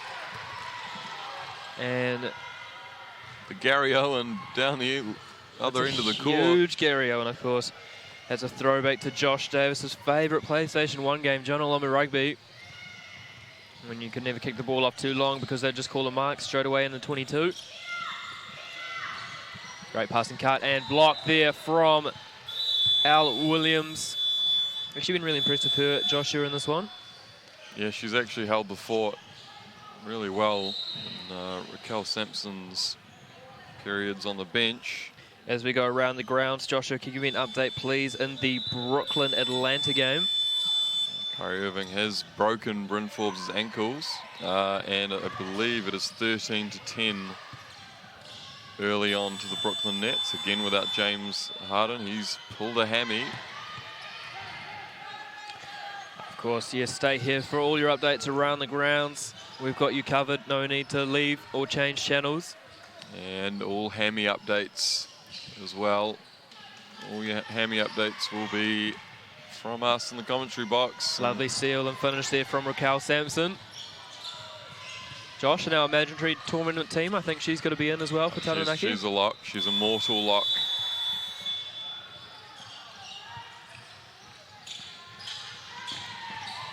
Of course, we talk about seasoning at Nando's. If anyone at home is wondering what options you can get, you've got barbecue, lemon and herb, medium hot, and then extra hot. Currently got a couple of medium sachets in my hand, 15 mils. So, Jet, if you're listening, if you get us that cheeky Nando's, yeah, maybe a medium spice, Josh. Yeah, medium would not go amiss. Of course, ventured down to Mr. India last night for dinner. Got the medium chicken tikka masala, and oh, they do a fantastic job.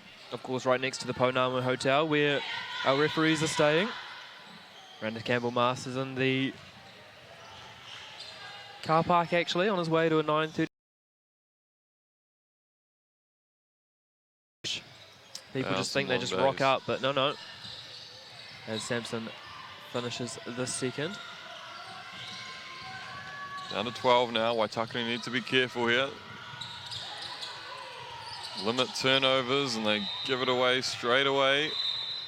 And give away the foul.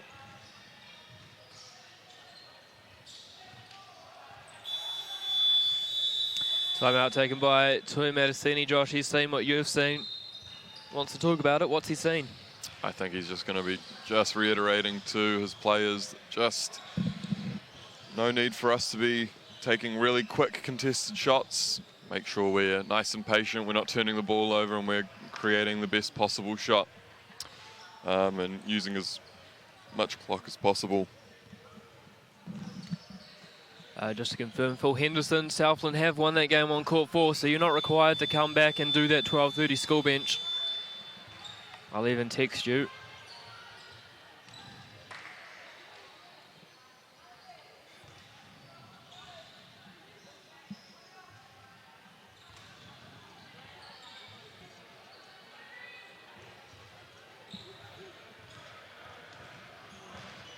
Update in the Eastern Conference semi-finals.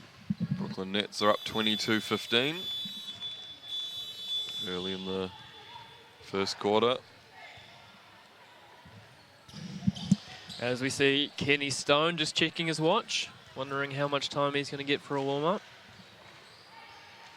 A stickler for the rules, Kenny, but a wonderful coach. He's done a great job with that Harbour under-19s team this year. His triumphant return to coaching Harbour basketball.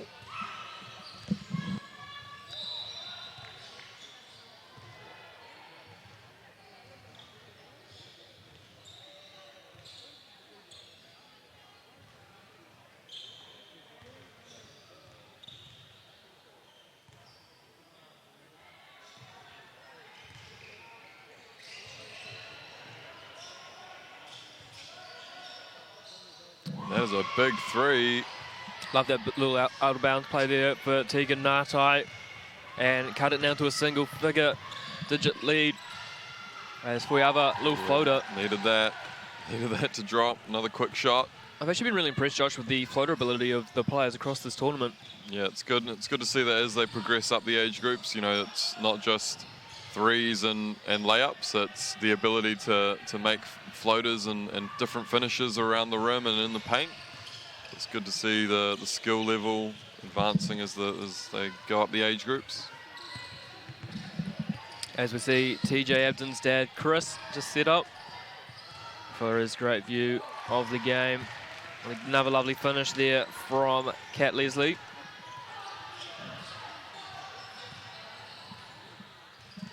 And Waitakere go back to a 13-point lead here, 4.5 to play. At Event Finder Stadium, of course, this is the Aon Under-19 Nationals. Don't forget to head to nz.basketball to keep up all the up-to-date information on the tournament. Oh, lovely use of everything on the backboard there from Lillian Cyrus. And she cuts that lead, 79-68. Good ball movement there from Waitakere, not settling for a shot. As we hear Shea Hira asking for more pressure. There's a big push there from... That was legal. You can legally push people, Joshua. Can't convert down the other end.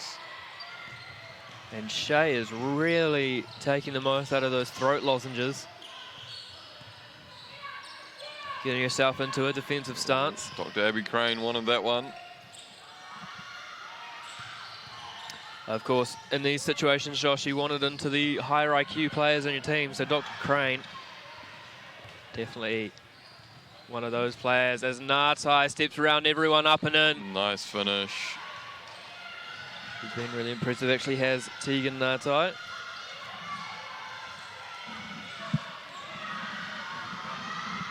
Shea Hira again in that defensive stance.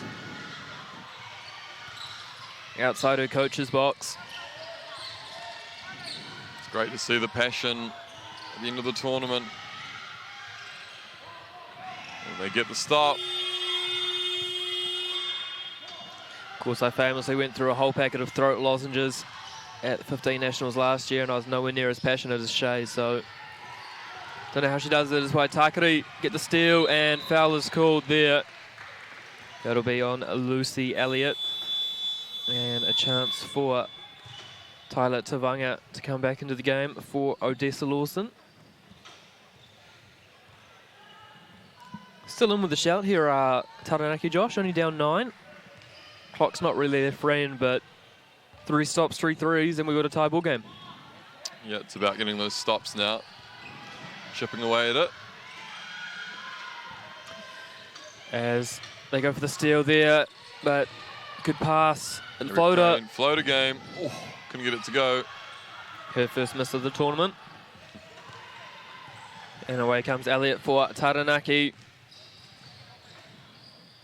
Sampson up the top. Moves some bodies out the way, up and in. Such great touch around the rim and in the paint. Beautiful floater. As we have another look here at the action replay. Sponsored by Nobody. And you got to wonder here, Josh, Mattasini's got one timeout left. Does he take it now and try and make the adjustment to kill the game off, or does he hold on to it? I think you try and keep it in your pocket here. I think it's pretty clear what they need to do is just use clock, take good shots. As we see subs coming back in for Waitakere, Precious Kahonui and Rihanna Mattasini back into the game as Kat Leslie makes the first 8-point game.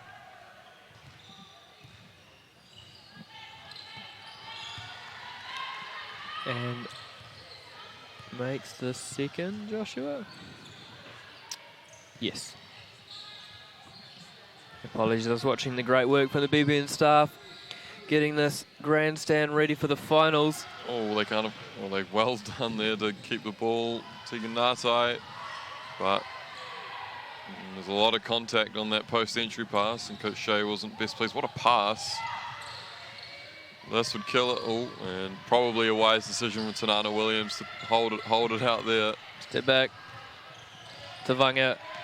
Leslie gets the up fake, finds, and foul. Yep. It's a killer at the end of the shot clock there. Yeah, it was down to 4.5. That'll reset to 14, according to FIBA rule changes. Came into effect, I believe, in 2019. We'll go with that. Came to 2019, there you go. Tanana Williams for three. Dagger. Game. Ball game. Calling it. Waitakere West have won this game, and it'll be a timeout here for Shea Hira. Not happy with the Auckland boys on the score bench. Didn't think they were quick enough to get the ref's attention for the timeout. Well, I mean, the clock never started, so it doesn't actually matter how long they take. So long as they've got it.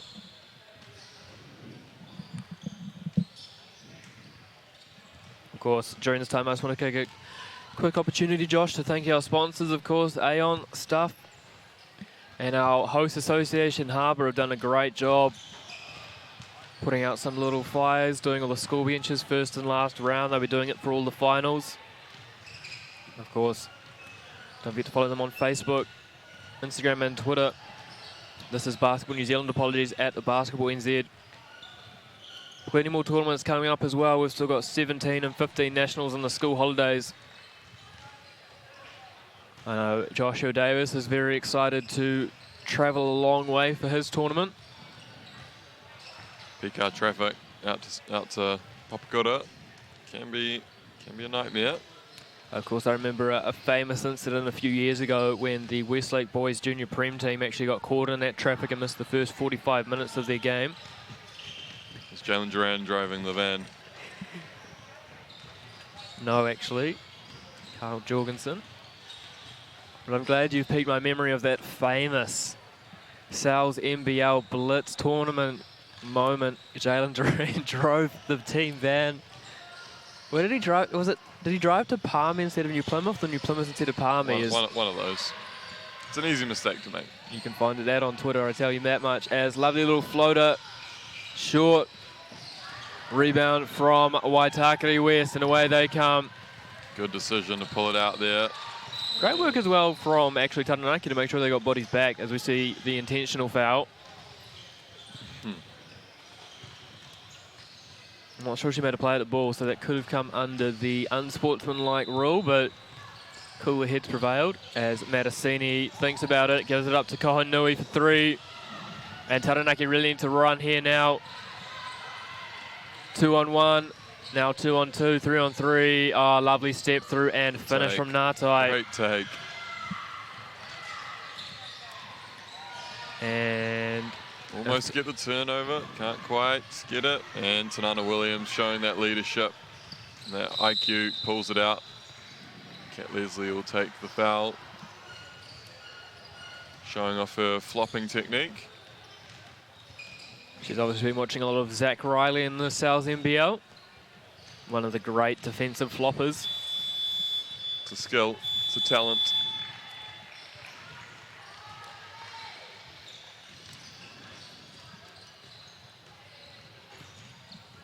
And to the line will go Kat Leslie. Lovely to see in the background Nick Choi warming up. Referee his game. While you were admiring Nick Choi's warm-up, we just saw another Falcon off the free throw. Nice to know you keeping your eye on the important stuff, Josh. Maybe we can get a replay of that at some point. So this will now be Waitakere ball. Should be 14 on shot clock, but they're given it 23 seconds, so fair enough. Leslie. Nice little handoff to Tavangia.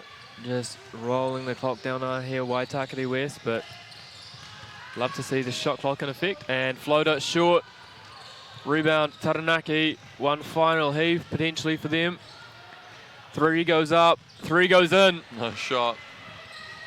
And I believe Waitakere will just turn the lose ball it. over. They'll just lose it. And another 3 goes up for Natai. And short. So your third place team will be Waitakere West, winners over Taranaki, 84-77 in the women's section of the Aon U19 Nationals 2021. Don't go anywhere though. At 12:30 we will have men's third and fourth playoff. It'll be Harbour A taking on Otago. We will see you then.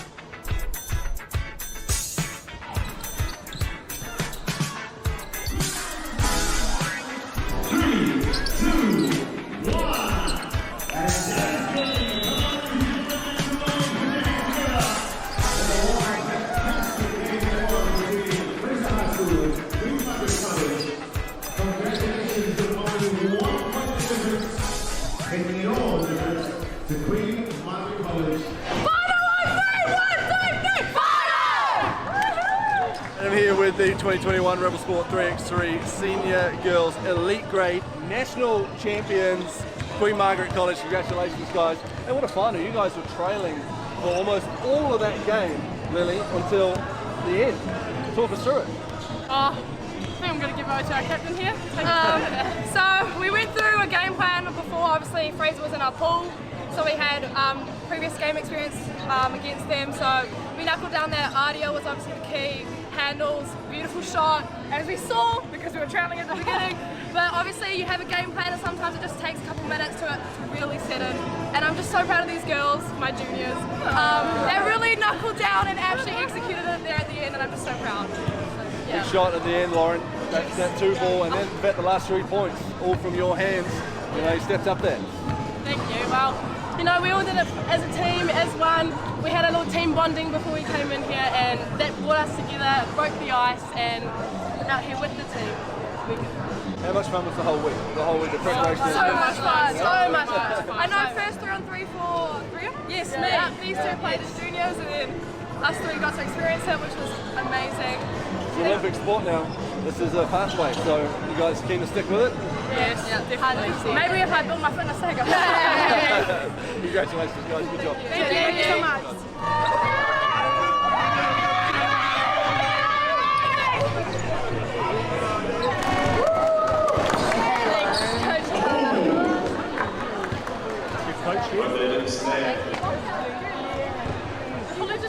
Hold the top.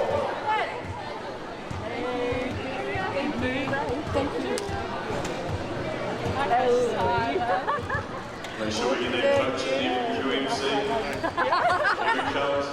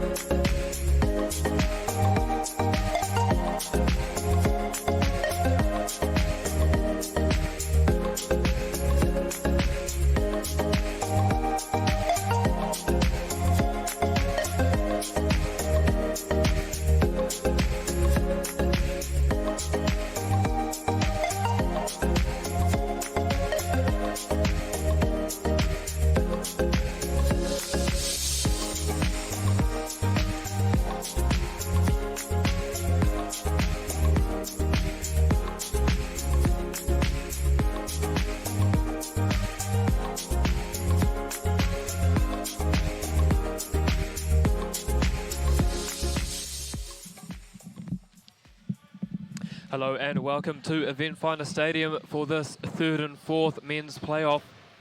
Otago versus Harbour. Otago will be in the white, Harbour in the maroon.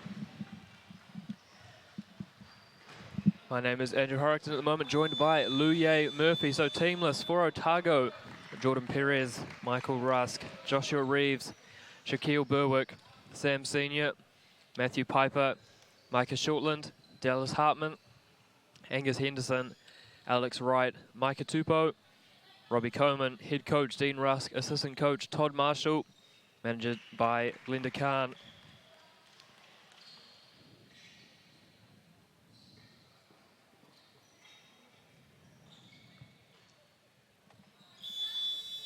And then for Harbour, Boston Caldwell, Joshua Koyman, Zach Riley, the Maxwell Torpia brothers, Pitta and Rehana, Liam Spencer, Leo Wenham, Jack Donnelly, Ruben Natouche, Daniel Powell, Christian Martin and TJ Ebden. Head coach Kenny Stone, assistant coach Brad Riley, and very ably managed by Kayla Koyman. Joined at the moment by Luye Murphy. Luye, what are you looking forward to in this one? I'm just looking forward to all the excitement from both boys' teams today. Very athletic players, so looking forward to this.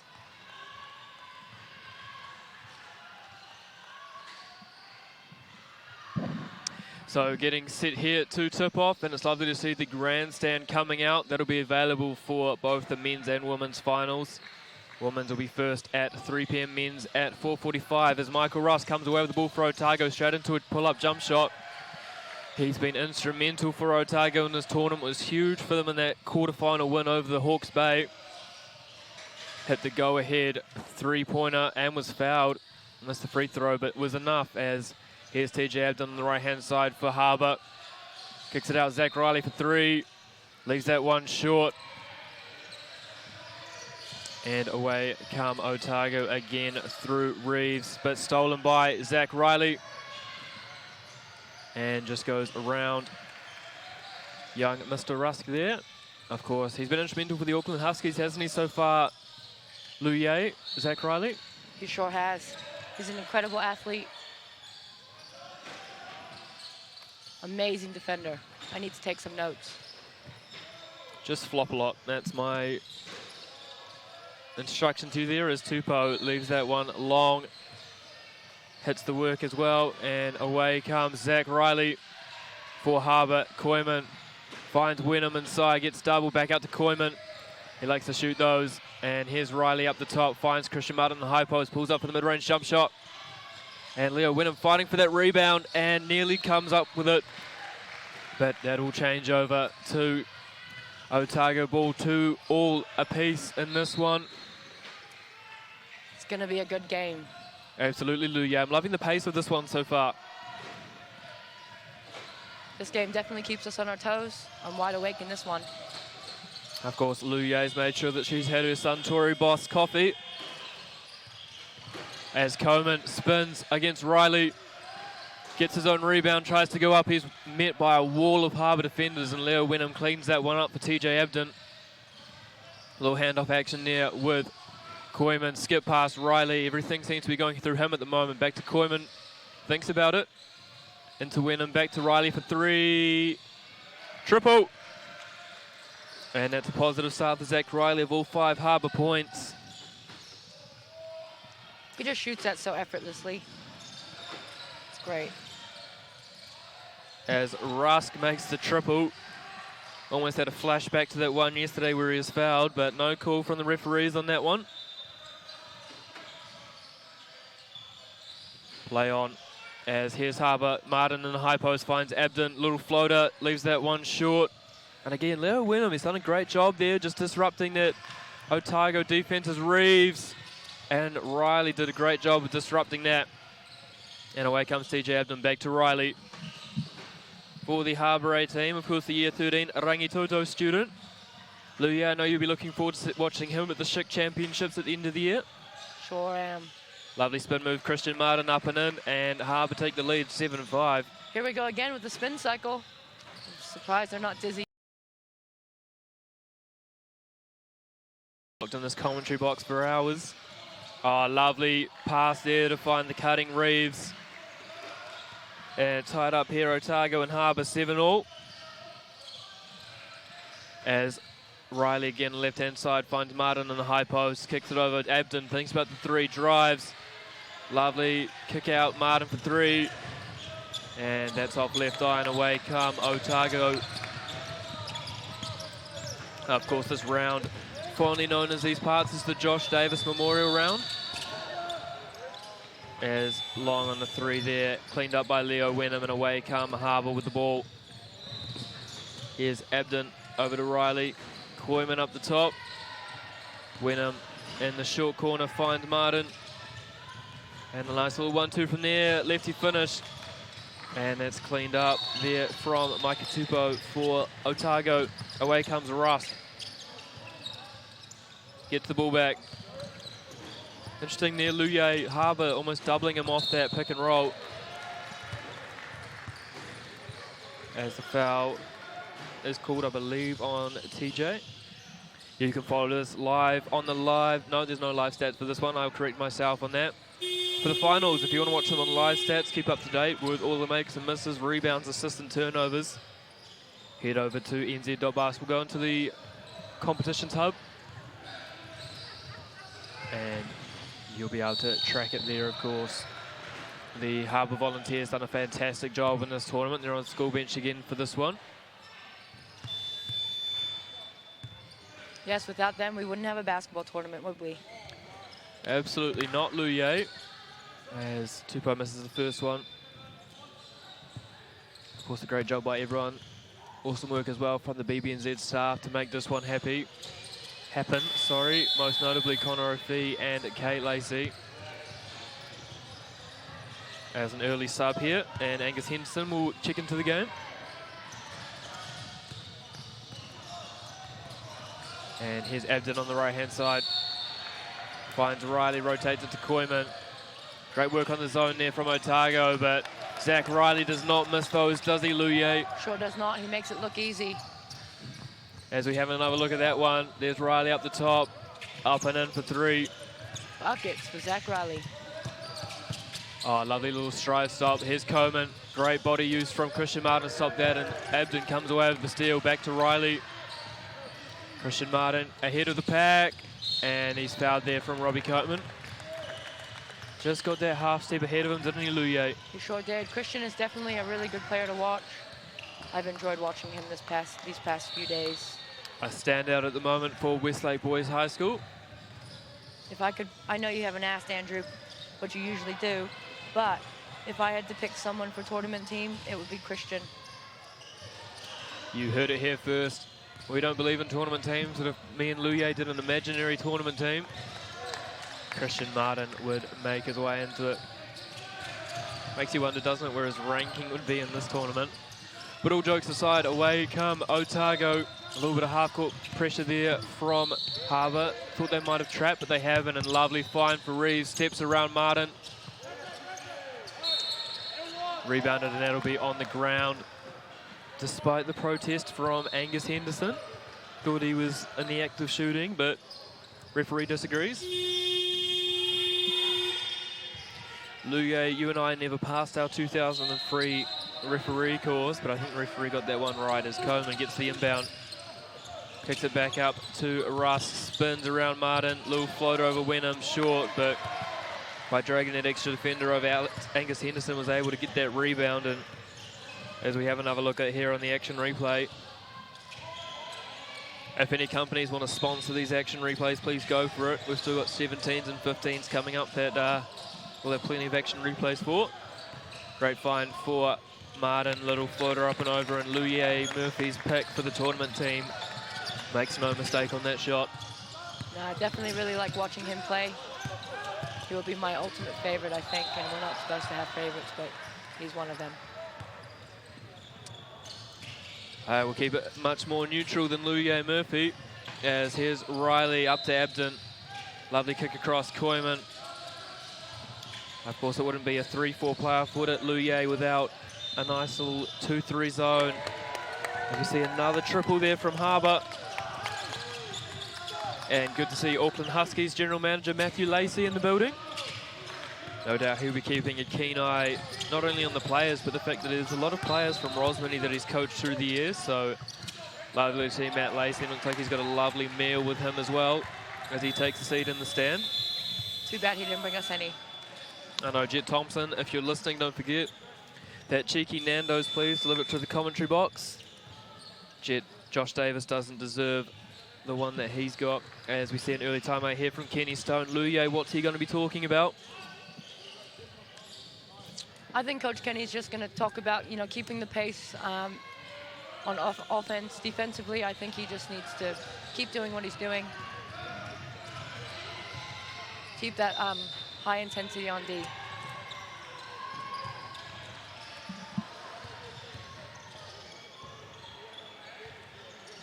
And then for Coach Dean Rusk, Luye, maybe a defensive adjustment here, stop those Zach Riley threes. Yeah, I think he might need to actually switch to like a 3-2, to be honest. They're lighting them up from the three-point line at the moment. Of course, the 3-2 zone, a staple at secondary school qualifiers in the late 2000s. I was a big fan of those myself. Unable to actually stay in front of anyone, Luye. I would just sit in the zone and feel like I was a better defender than I was. That's probably why I love zone so much, because I struggle on defense, as you would know, from being the assistant coach for the Harbour Breeze women's NBL team. Luye is not paid for any plugs that she gives me. As we look over on court 3 and 4, on court 3, Waitakere versus Nelson at 17-12, Waitakere at the moment. And then on court 4, a low-scoring affair in the women's. Otago up over Wellington 7-5. We'll try and keep you updated as those go on. Christian Martin to the rim, lovely athletic finish, and one. That's a huge score straight out of the Kenny Stone timeout as we have another look at it. Just athletic round, takes the contact up and in, Christian Martin. And my point stands, tournament team, here we come. If anyone from the Martin family is listening and Christian Martin doesn't make the tournament team, of course me and Luye have no effect on that whatever. It's just a purely imaginatory effect. As we said, lovely little action there out of a horn set from Otago. And finds the rolling. Great defense from Harbour. Henderson, but how good was that read from TJ Abden just to have the nous to see that as Riley puts up another triple, leaves that one short. You won't see that very often from the Auckland Husky. He's been doing some very good things for Auckland Huskies as well. Absolutely, see a triple there from Joshua Reeves. Confident looking stroke on that one, Luye, much like your jump shot. Thanks, Andrew, I'll take the compliment. As Martin up the top gives to Abdon, kicks it onto Koiman in the corner. Nice little feed there as Koiman for three. Leaves that one short. Rebound Rusk, and he's off to the races up against Abden. Two fleet-footed guards, but what great job there from Abden. And steal there from Christian Martin, 2-on-1. And is fouled, so he will go to the line, will Christian Martin.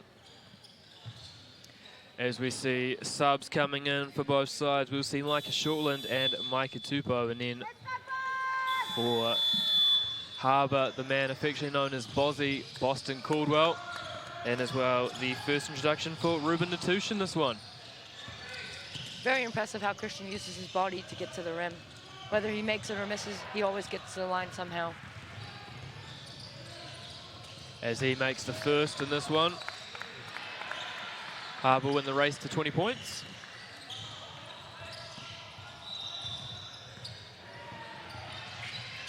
And it converts both, so Harbour take a 21-17 lead here in the men's fourth playoff of the Aon U19 Nationals 2021. Of course, Luye, we've got new basketballs in use at the moment this year. Bolton releasing their new line. And I am a massive fan. I know you are too. As Russ leaves that one short on the floater. And away comes Harbour through Riley. Cross-court pass, Boston, Natush in the corner. Lovely triple, lovely basketball there from Harbour. Great ball movement. It's great to see some good ball movement, isn't it, Andrew? As we have another look at that, just dissect the zone, nice and easy. As Rusk there pulls up, and that goes up and in. Speaking of tournament teams, Lu Ye, if there's an Otago player that makes it for me, it's got to be Michael Rusk. As Bozzy for 3. Back high, an athletic rebound. Christian Martin spin cycle. And leaves himself as dizzy as Lu Ye Murphy in the commentary box with that one. As can't convert. And push off there from Reeve, not called. I'm quite impressed to see how many people actually use a spin move without getting dizzy. It's great. Well, you and I could never do it. Amen to that one. As Bozzy in the corner gives it up to Natush. Finds Martin in the high post. Out to Riley. Naturally uses his right hand. Natush for 3. He's a lefty. Long. And Liam Spencer tried to rise up. Couldn't get it. Neither could Christian Martin. It'll be a Otago ball. As Shaquille Berwick makes his first introduction. It's an interesting coaching one, isn't it, these ones, Lu Ye, the 3rd and 4th playoffs, because you're trying to get, you want to win, you want a medal, but then you're also trying to give those players that maybe didn't get a big opportunity a chance to play. As Berwick is fouled, and that should be on Caldwell, who left his feet. Great way to use the pump fake. Absolutely, of course. Underrated skill, isn't it, the little pump fake, just to get the defender in the air. And Shaquille Berwick will go to the line for 2. And a chance to cut into this Harbour lead. And once again, Lu Ye, I get the prediction wrong. It's okay, it happens to the best of us. And it misses the second rebound, Christian Martin, and into the capable hands of young Zachary Riley. Of course, his dad, Brad, the assistant coach, was a member of the New Zealand team at the 2000 Sydney Olympics. Great ball movement there from Harbour. Boston round the defender, athletic finish up and in from Bozzy. And you can see his parents celebrating that one as we have another look at it. Great finish, Boston, Caldwell, as he just gets beat quite comfortably there. But recovers in front, getting up and in. Great work there from Micah Shortland. Actually, really impressed by him as well, Leste Lu Ye. As Christian Martin just heaves it at 3/4. And that one's short. So quarter time here in the men's 3 and 4 playoff. Otago 19, Harbour 26. Lu Ye Murphy, your thoughts on those first 10 minutes? Very exciting. The first 10 minutes were very exciting. I'm looking forward to seeing the next quarter. But based on your question, Andrew, you know, Harbour's moving the ball very well and knocking down some crucial threes. I'm still waiting for Otago to do the same thing and answer back to Harbour.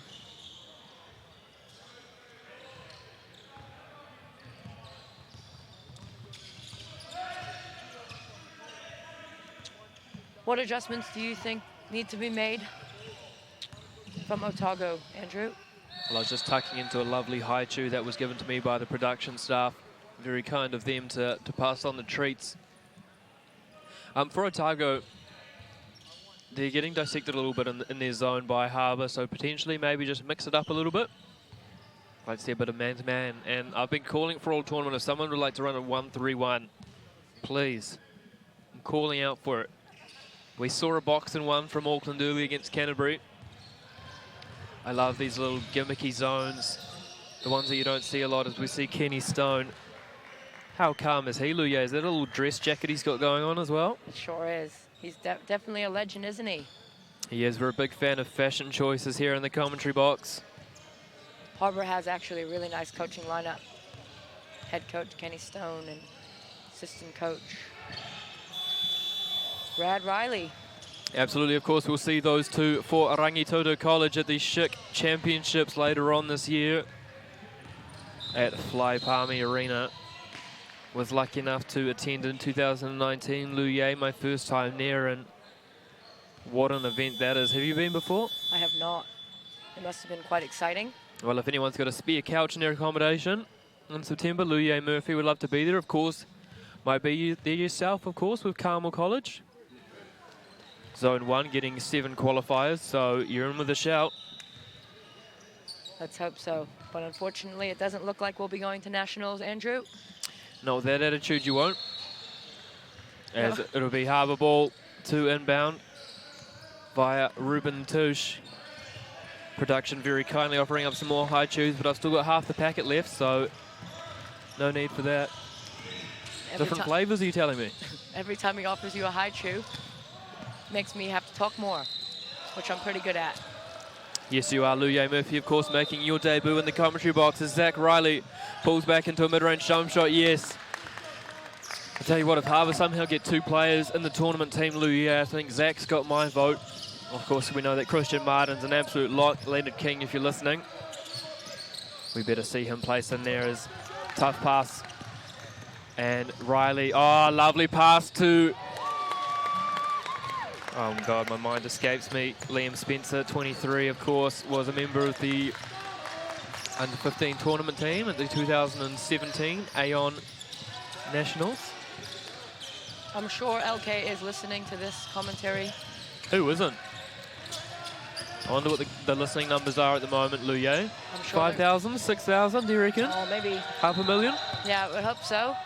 We have some pretty exciting commentators in this box right now. As a lovely finish there, courtesy of Mike Shulin with the N1, and he'll go to the line. Of course, Otago got to make sure this lead doesn't get too much bigger. Well, LK, if you're listening and you put Christian Martin in my tournament team, I will buy you lunch. How about that one? A little bit of bribery. Of course, we're not big fans of bribery in the commentary box, but who's going to turn down a free lunch from Luye Murphy as Shortland misses the old-fashioned three-pointer.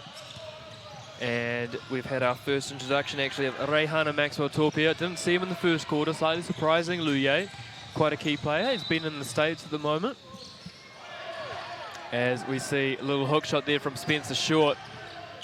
Tries to get the rebound, and away come Otago, who have tidied that one up. And they give it to the extremely capable hands of Michael Rusk. Oh, lovely off-ball action, but Peter Maxwell-Torpia it was that time. That just read that and kicks it on to Reihana. Bozzy in the corner for 3. Hits both sides of the rim, but doesn't drop. Of course, he had a very exciting 18th birthday lately, did Bozzy. Got himself a few new pairs of roll-down socks. Gotta love that. Refuses to wear anything normal, does Bozzy. As he's got the calf strap on as well, purely just for show. I don't think he's actually got any leg issues currently. It's definitely a fashion statement, but it's a good one. As lovely steal there from Otago. Skip pass, beautiful to Shortland. Goes at Bozzy. Oh, great drop-in pass. And just like his namesake, Shaquille Berwick finishes under the rim beautifully. Let's have another look at that, Luye. Just look at that pass. Dissects it beautifully, up and in off glass. That left hand's beauty. And here's Maxwell-Torpia up top. That's Reihana, the older brother. And he is fouled. So it'll be sideline ball. Fresh 14 on the clock for Harbour. As subs coming in for Otago. Jordan Perez, Dallas Hartman. And the third one will be Alex Wright. Speaking of Maxwell-Torpia, doesn't he have a sister named Dana Topia? Or that could be the wrong family entirely. Can neither confirm nor deny if that's a blood relative. Luye as Natush gets fouled. I thought Hartman was pretty close there to being straight up, but just unfortunately moved his body slightly forward and gets called for the foul. Like we said, these referees are doing a very good job. It's quite hard to make a decision like that so quickly under pressure. Absolutely, and quite an honour to get a third and fourth playoff. But looking forward to the finals, Luye, you've got to think that Tamatea Bennett's going to be in the mix. He sure is. I spoke to him earlier today, and he said he's going to buy us free lunch because of all the shout-outs we gave him last night. I'm sure he will extremely deny that. He probably will, but it's worth a shot. Tamatea Bennett, if you're listening. Free lunch would be much appreciated. Has a lovely spin there from Tupou, up and in, and finishes it beautifully. There's another spin cycle. Luye is just dizzy watching that from the commentary box. Sure am. As interesting post up here, Natush goes over Perez, gets his own rebound again, left hand, no good, and Great fouls hustle. Tupou, I believe. Great hustle. Nice little effort plays there, wasn't it, from Ruben Natush, the former Westlake boys student. And here comes Perez, guarded by Natush. 44 versus 4. Or 4:44, there's a Jay-Z reference for you. If you had that on your commentary bingo for today. Lovely drive, and Spencer will be called for the foul, and that should be on the ground, so... No, I'm wrong once again, that'll be shots. Great defense until the last split second of the play. Jed Thompson, if you're listening, can you deliver that Nando's, please, to the commentary box? I'm starving. As the first is made now, only a 5-point lead for Harbour. How long does Zach Riley sit for here, Luye? I don't think he'll sit much longer, to be honest. They're only up by a couple of points. As Spencer finds it, Maxwell Torpia to Natush. Spencer for 3.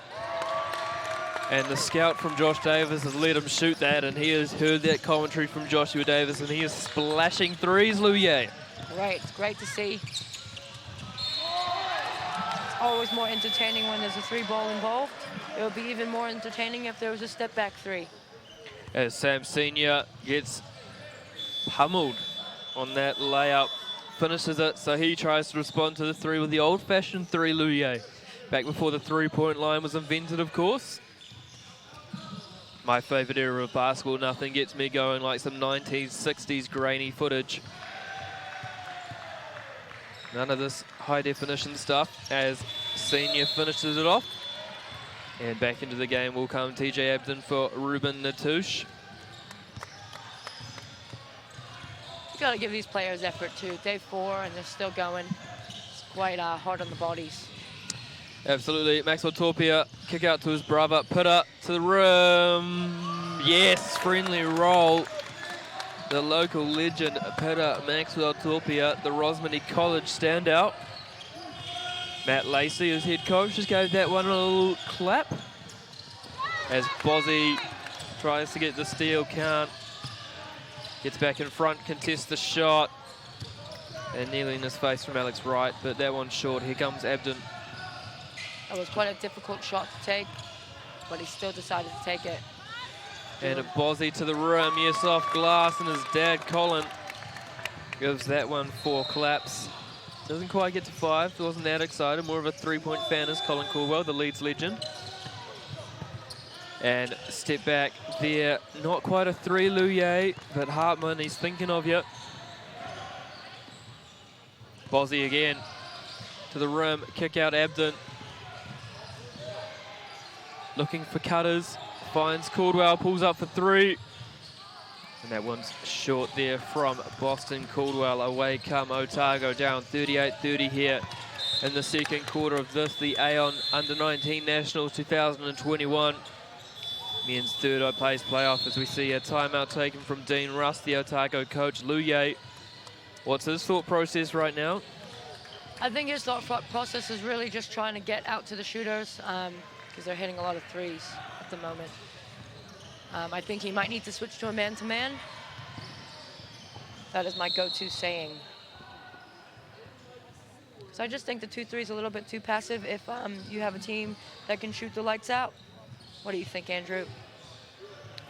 I've never heard a more on-point statement in my life, Luye Murphy. Warming up to your commentary duties at this tournament.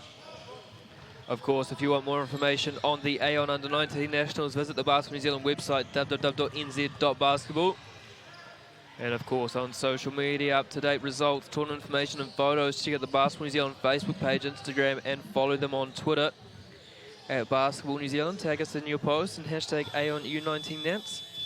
And Luye, I saw a lot of photos of the coaches yesterday, which I love to see. Did I see one of you in there? Oh, I might have gotten a sneaky one in there. But yeah, great job just making sure that we thank everyone who helps make this tournament happen. All the coaches who go up all those hours, the managers, all those uniform washes that they do, the school bench, and of course, Sue Woods, our tournament director, who's done a fantastic job. And shout out to Cairo and Coach Kay Nuttall for their work on the drink bottles. Making sure that if anyone finishes one, that they can go fill it up pretty quick and easy. So shout out to those two. And two very good young coaches, Luye. Up and coming for sure. But we'll see Coach Kay Nuttall at the Aon Under-15 Nationals later on. That'll be in July at Bruce Pullman Arena. Come check it out if you want to see some entertaining coaching. And before that, of course, Luye, we've got the Under-17 Nationals at the Edgar Centre in Dunedin. I'm very looking forward to that.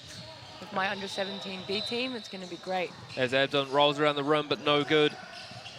Rebound, Henderson. Here come Otago on the attack, and that's going to be an offensive foul. Great defense. No one draws a charge better than Zach Riley. The Auckland Husky, of course, famously was a member of that Harbour Under-16 team that beat Auckland in their only loss before the final in 2018. Zach Riley just makes putting their body on the line quite easy. It looks really easy the way he plays defense. Absolutely, of course, gets his energy and athleticism from his dad, Brad. As I said before, the Sydney Olympian, as Pita Maxwell Torpia misses that one, and there'll be a foul on Liam Spencer. Just got a little bit aggressive trying to chase down that rebound. And it will be 2 shots for Otago, so a costly mistake there. It's a very close game, Andrew. 38-30 to Harbour. What are your score predictions by the end of the second quarter?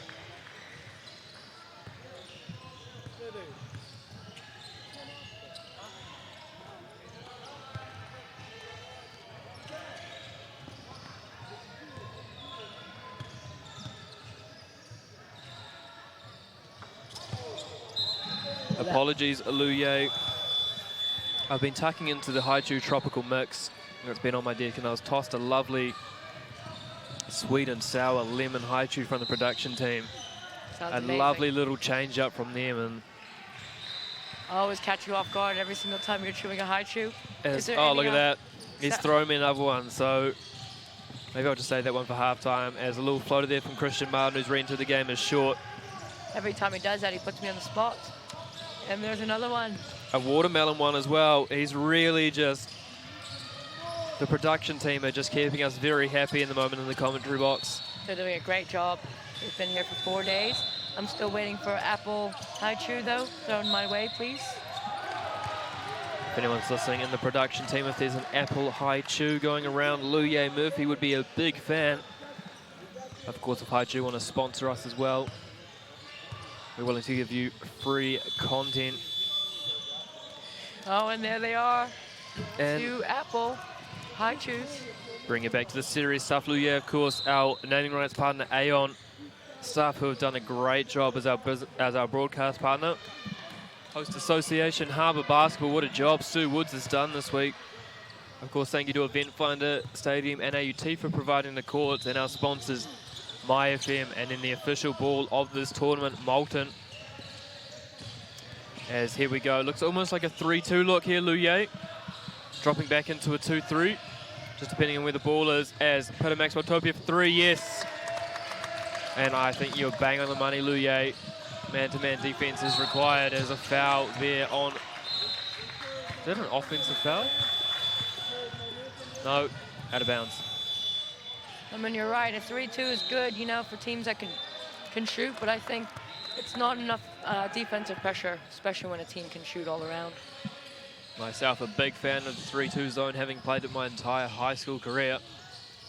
Riley for 3. And is Reeves off the bank. Of course, everybody back to work today, Luye, so the bank is open. As we have another look at this. Do we just see him leaking out and off glass beautifully. It wasn't a step back 3, Andrew, but I'll take it. Back live now, Riley twists his way to the rim, short. And a rebound from Henderson. Here come Otago. Through Reeves. Looking, trying to get in the post to Tupou. Find him, well walled up there from Harbour. And Hartman.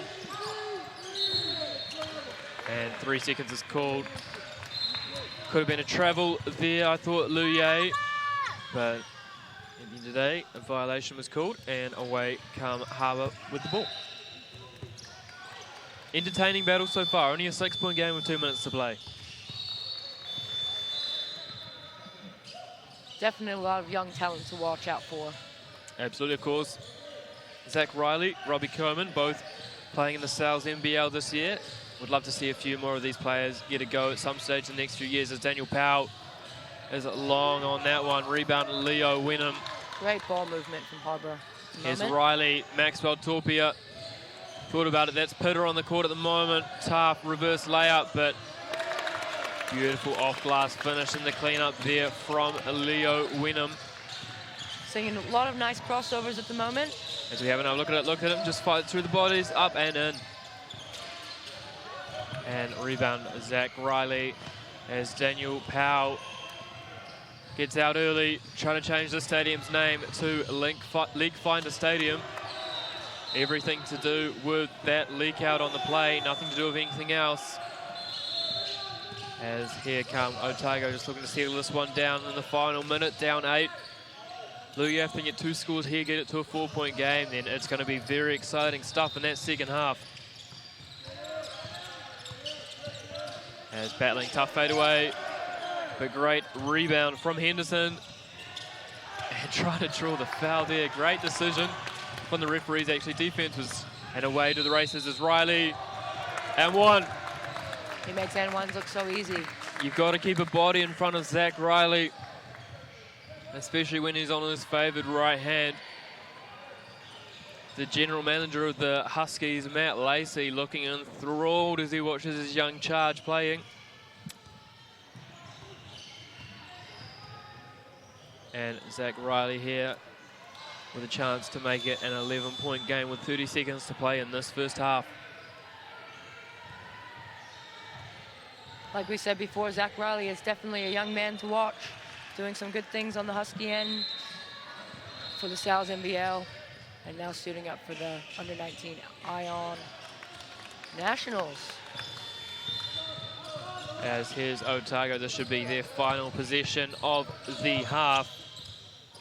Nice little rondo there, just couldn't finish.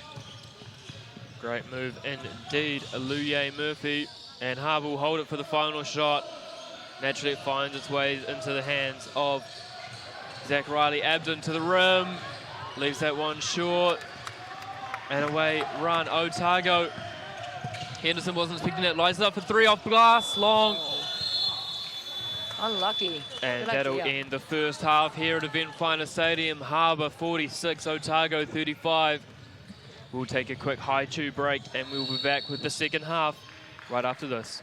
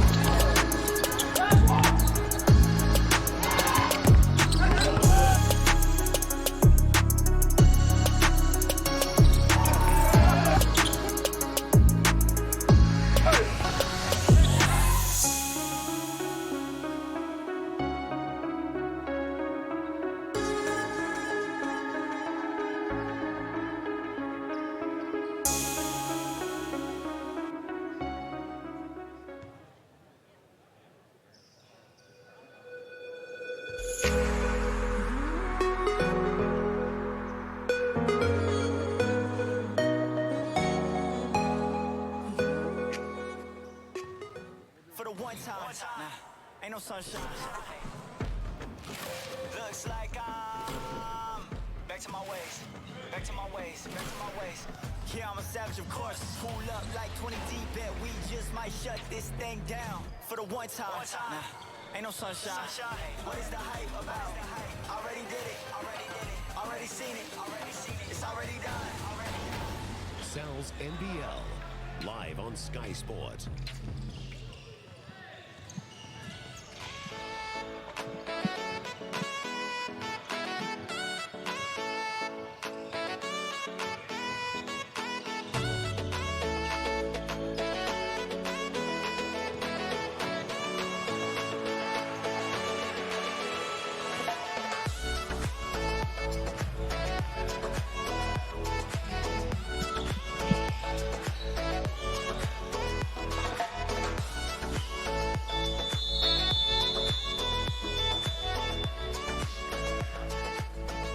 Welcome back here to Event Finder Stadium.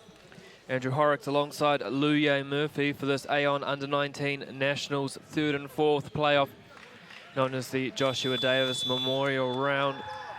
Harbour up over Otago at the moment, 46-35 at the moment. Luye, how'd you find that first half? Very entertaining. All these boys are super athletic to watch. It's great. The way they get to the rim, use their body, get to the basket.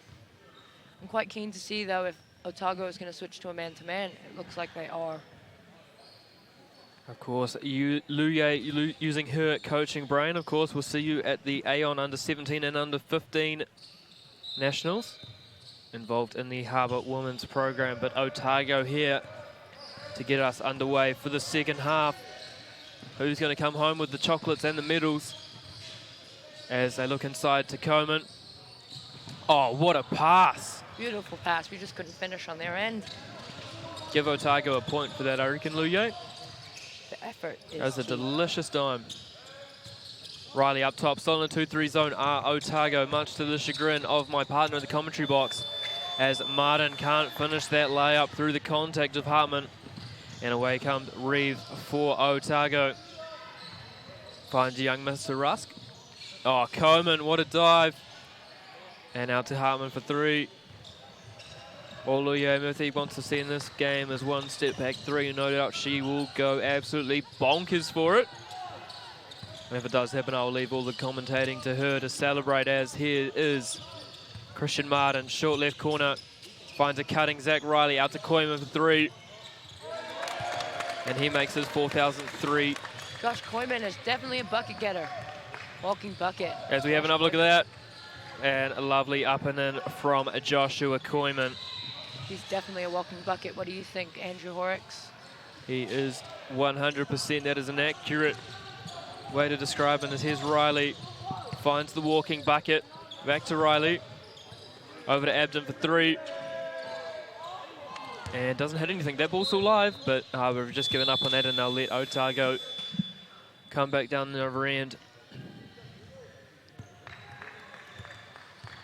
Of course, this is a big game between me and Connor Ophee. Luye Harbour versus Otago. We were discussing it earlier that the loser would shout dinner for the winner. And currently I'm feeling pretty good about that prediction, as Reeves goes off back iron and away comes TJ Abden. Here's Chrissy Martin, spin cycle. Luye Murphy's dizzy with excitement as he finds Wenham.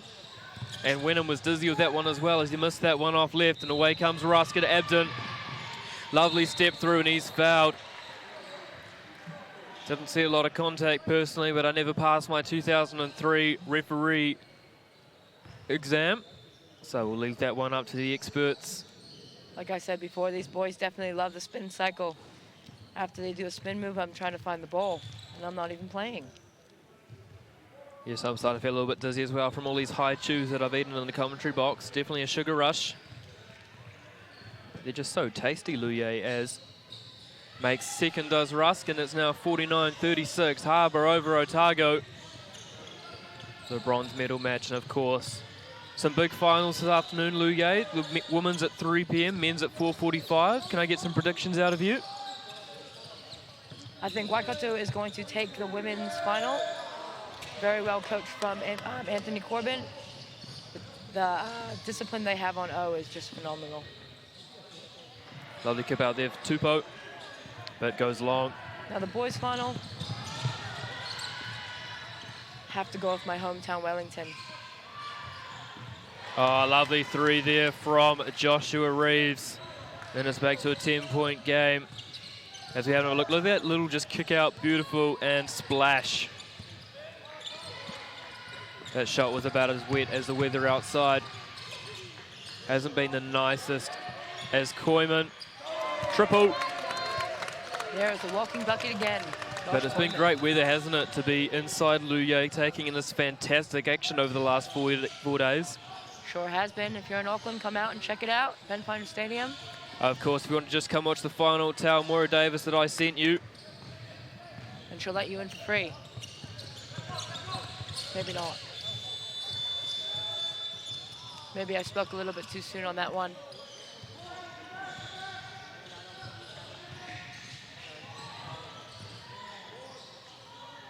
Apologies, just having discussions with Jet Thompson over the delivery of my Nando's to the commentary box.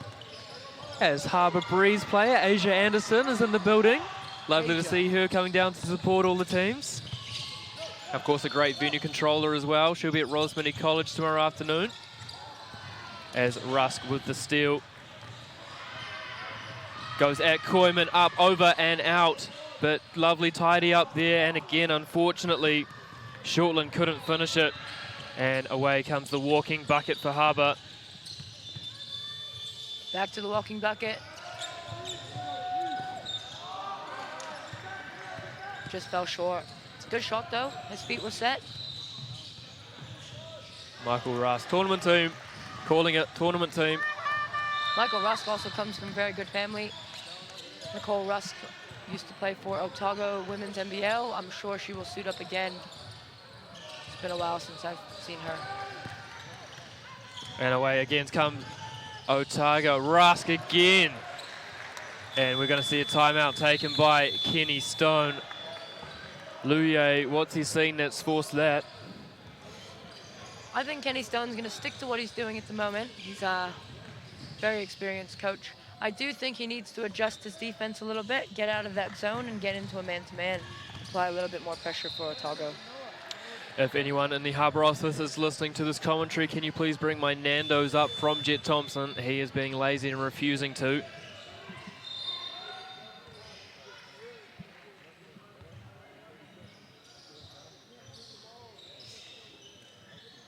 And that's all I've got to say on that issue.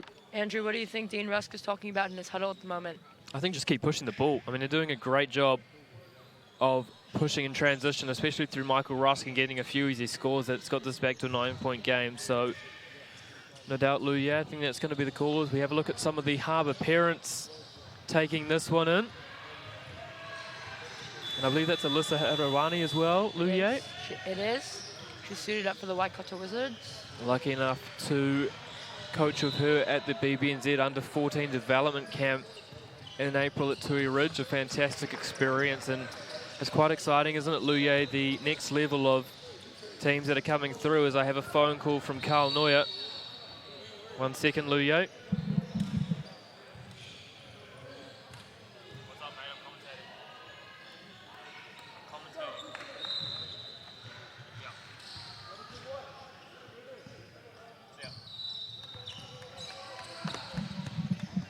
Apologies for that. Carl Neuer from Swish Factory just wanting to check in. No doubt he'll be tuning in. And of course, Lu Ye, you can see him on Saturday in the 3x3.exe league. Yes, he's a very entertaining person to watch as well. He loves the 3-ball. Rusk again with the lovely finish. We definitely have a ball game now, 52-45, Harbour. And Coleman again with the rebound. Here's Shortland. Leaves that one short of the land, of the hoop. Apologies for listeners at home for that terrible analogy. As here's the walking bucket up top. Finds Riley.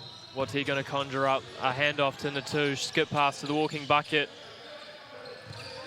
Comes over the pick and roll. Floater. And long. First shot that Josh Koeman's ever missed in his life right there. 4 minutes to play here. Harbour 52. Otago 45. On-ball screen. Looking for Koeman. And stolen by Riley. As he makes his way back onto his feet, he'll collect the ball. Definitely a miracle man on defense. You've heard it here first, a miracle man as Reihana pivot, walking bucket up top into Leo Wenham. Lovely skip pass there to Riley for 3, long. But he gets it back. Gets his own rebound to the walking bucket. Back to Riley. Loves the mid-range pull-up, finds Natush on the weak side. Up fake, goes up himself. And that's short, and that's going to be a foul. I don't know what it's going to be on Wenham. I thought that was a bit unfortunate there, Luye. That's either going to be a no call or a double foul, in my opinion. And Kenny Stone is absolutely animated, the former Auckland Stars coach. Haven't seen that, and that animated since an incident that's on YouTube from the 1991 NBL season. Which is not very long ago. No, it's not, only 30 years. Kenny, of course, just celebrating his 35th birthday. Koeman for 3 from the corner. Short, lovely box out from Zach Riley. Walking bucket has the ball. See what he does. Still waiting for a step back 3, so if anyone can give that to me, please do so. As here's Natush, finds Reihana, walking bucket for 3. No longer has a legal first or last name, he's just a walking bucket.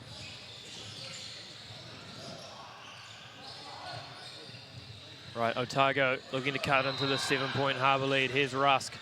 Oh, lovely pass over the head. And Natush diving on the ball. Great and we're going to end up with a jump ball there. That's going to be Harbour ball. The score bench playing into my rule change that all jump balls should go to the defense. It looks like Harbour basketball has switched to a box and one. Does it look like it? Zach Riley is on Michael Rusk. Well, I can't comment on it now that they've got the ball, but you could be right, Luye. We'll keep an eye on that on the next possession as here's Natush. As Josh Davis kindly delivers my Nando's to the commentary box. Thank you, Joshua Davis. As the walking bucket puts in a triple. And for some reason, Jet Thompson's got me hot Nando's. So, Luye, if my voice escapes me, it's because he's given me too much spice. All good, duly noted. Of course, just a reminder that any food delivered to the commentary box is welcome. He's got me some lovely peri-peri seasoning as well on my chips. I'm sure some BBNZ staff are tearing their hair out at some of my call-outs to local businesses, but if I'm doing the mahi, I'm going to get the treats. As Rusk to the line. Leaves that one short on the first. Let's see if we can sink the second one.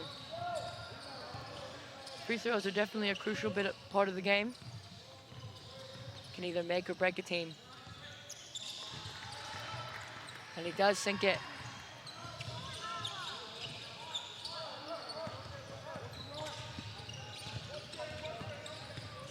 Natush off the on-ball to Riley. Oh, gets Koeman up and in. Beautiful finish from the Auckland Husky. Of course, just celebrated last week his 18th birthday, Luye, a very special day. Happy birthday, Zach Riley. I'm sure that was a wonderful, exciting day. Celebrated by posting a video of him getting dunked on by Finn Lally at the Aon U19 Nationals back in 2018 in Wellington. What a tournament that was. Gotta love memories. There's the walking bucket again with a triple. Let's have another look at that one. Lovely kick out from Wenham and the walking bucket. Beautiful finish.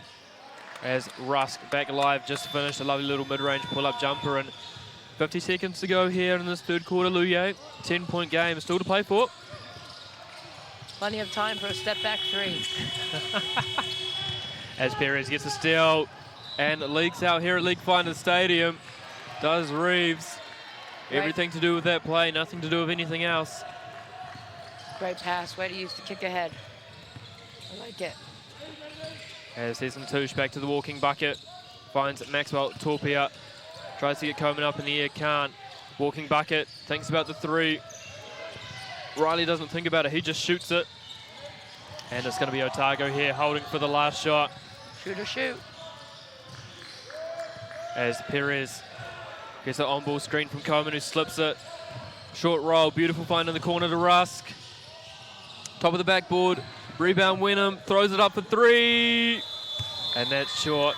So three-quarter time here at Event Finder Stadium. Harbour 60, Otago 52. Luye Murphy is going to take you into the mind of both coaches as I tuck into this beautiful cheeky Nando's. Luye, all yours. Coach Kenny Stone, I think he's quite happy with what their team's doing at the moment. I think he might need to make a couple of adjustments, though, on defense, going from a 2-3 to a man-to-man. I've said that a couple of times now, and he's still in a man-to-man. I mean, excuse me, he's still in a zone. Going over to Coach Rusk, I think they just need to do a better job of playing man-to-man defense and making sure that the walking bucket does not get hot, as they're having difficulty doing that so far. Let's see what X's and O's Coach Rusk is drawing up. A couple of plays I can steal from my Carmel girls.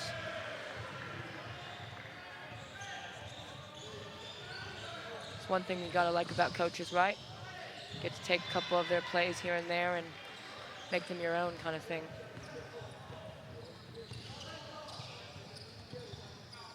That play looks quite technical, though.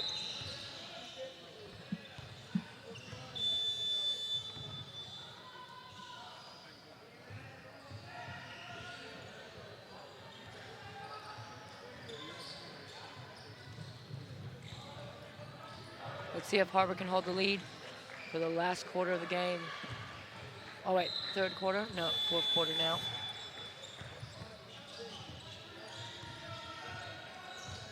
Still a very tight game. Otago has a chance to come back and take the lead.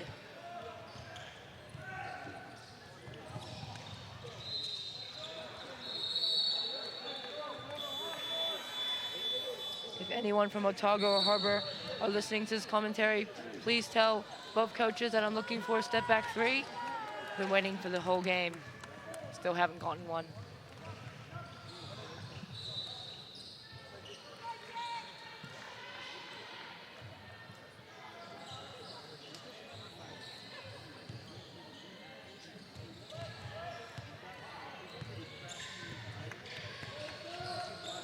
And we're into the fourth quarter now.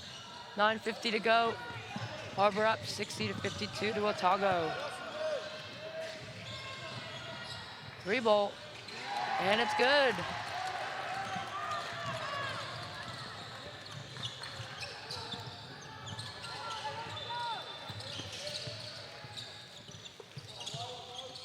He has so much room.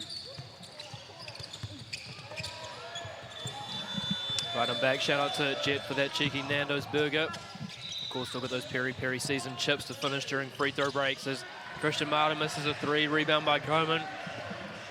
Great job on the play-by-play there, Luye. You've got a future in it. Thanks, Andrew. Let's just say I'm glad you're back from eating your peri-peri chicken.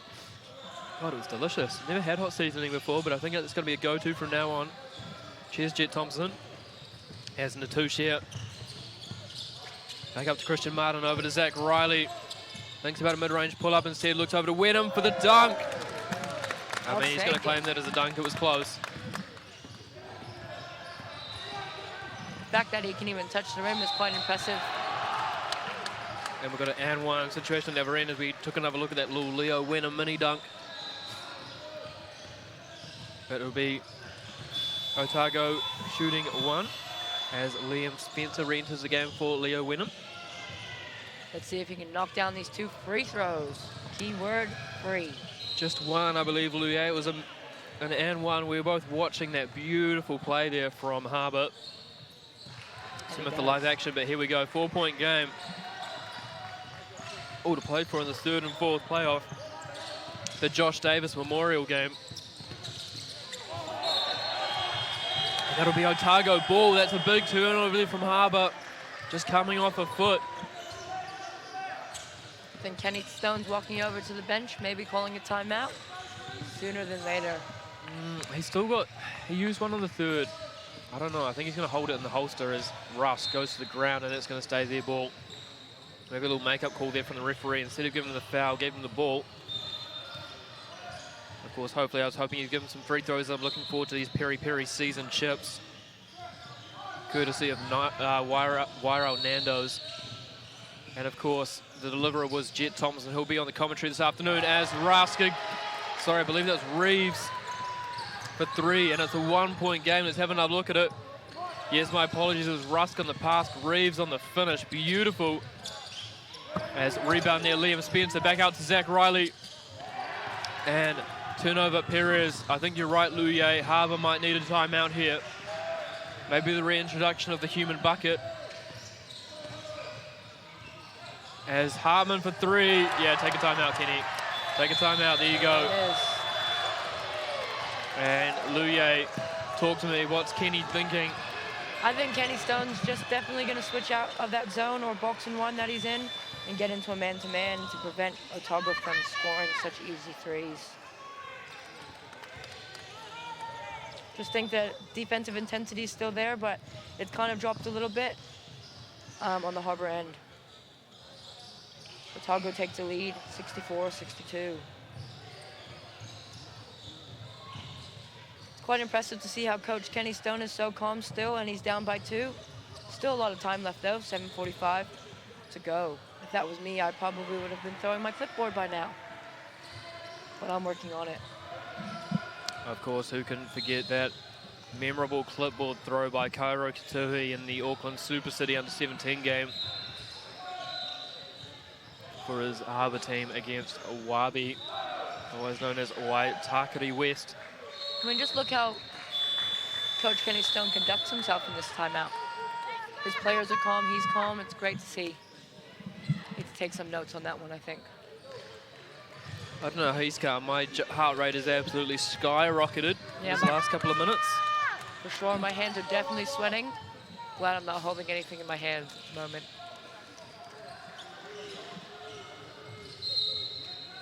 I think the ball's in now. 7:40 to go in the fourth quarter. Zach Riley for 3. No good there, but rebounded by Ruben Natush. And Schroeder decides he's going to shoot and makes it. Harbour retake the lead here, 65-64. 7 minutes and 25 seconds of action remaining in this men's third and fourth playoff of the Aon U19 Nationals 2021. Harbour, the defending champions, didn't make the final this year, but a very admirable decision if they can finish third and or fourth. That's all to play for, isn't it, Lou? Yeah, they can finish either way. Sure is. Third isn't even first, we say. If you're playing for the third and fourth game, we always say third is better than none. You're not wrong, of course. My saying last year was 16th is better than nothing. Finishing 16th out of 16 with the Harbour team. That's a very good attitude to have, Andrew. I'm sure some people on Facebook would say that an association's falling apart with a result like that, but this under-19 team in the third and fourth playoff shows that that's not the case.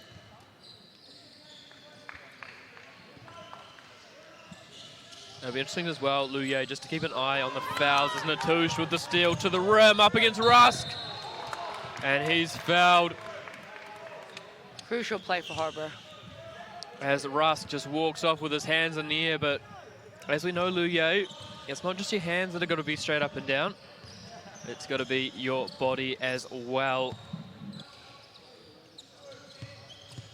I can 100% agree with that statement, Andrew. First one's good. Can he sink the second one? We will soon find out. And he does.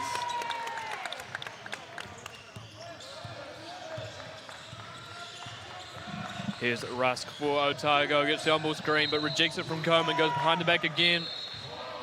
And one! Michael Rusk, tournament team.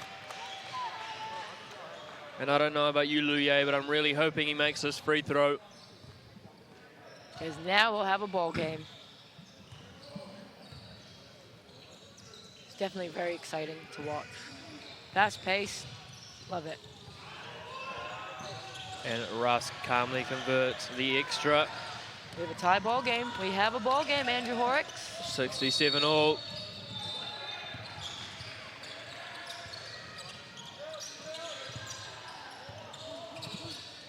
As Martin, nice finish there. Christian, tournament team. And let's see if Otago can make this a really nice, tied-up game. But that's an offensive foul there from Reeves.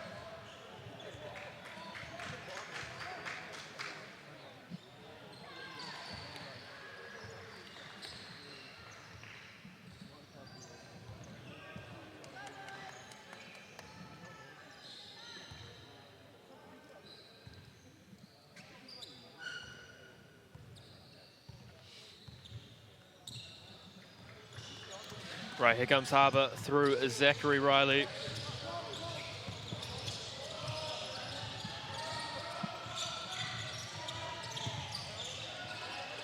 Good ball movement from Harbour. Stolen from Otago. Reeves to the hoop for two. Nice finish there from Josh Reeves. And it's 69 apiece. Harbour versus Otago. As we see Jack Donnelly into the game for the fourth quarter, and there's Liam Spencer just tidying that one up. Harbour retake the lead, 71-69. Oh, Coleman beautifully. 71 apiece here.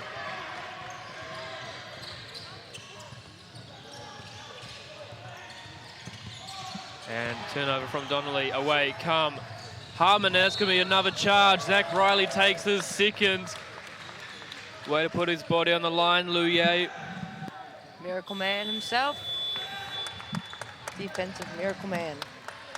As we receive the return of the walking bucket and Bozzy, aka the Storm Dark Wolf. No product placement in that saying at all. Don't you worry about it. The walking bucket is back in the game. Surely there'll be some step back threes now. There's a bit of sweat on the floor, not rain. Just getting tidied up from the referees. As Zach Riley calmly gets another towel, and we will calmly take a peri-peri chip break here, Luye. Talk to me, what's going to happen in this one? Well, Harbour need definitely a bucket in this point in time. They need a bucket and a stop. Bucket and a stop and a step back three would be nice. Still waiting. 5 minutes and 24 seconds to go left in this game. Surely that's plenty of time for a step back three. What do you think, Andrew? I think these chips are delicious, Luye. Keep going. Jet Thompson. This delivery is not exactly helpful for right now because now I have to pick my brain. Zach Riley with the ball. Swings to the walking bucket. Down to Liam. Christian. Lovely finish there from Christian Martin. Sorry, Luye. Bit of extra spice on that chip. Keep going. Into water. It's all good. Christian, that's a beautiful play from Christian. Still waiting for that tournament team. Like I said, love watching him play. Ooh. Great rebound from Christian. I did myself no favors there, asking for extra seasoning on the chips. There's a walking bucket on the right-hand side, finds Riley. Bozzy for three. Short. Rebound, Riley. Mid-range pull-up, he loves that shot and makes it. And Harbour open up a 4-point lead here with 4.5 minutes to play. Let's see if Harbour can maintain this lead. And those are massive plays, aren't they, Luye? Just those little effort plays that get you 2 points. Sure do. Gotta love that as a coach, right? On the sideline, seeing hustle plays. Can't teach those. Christian, great rebound.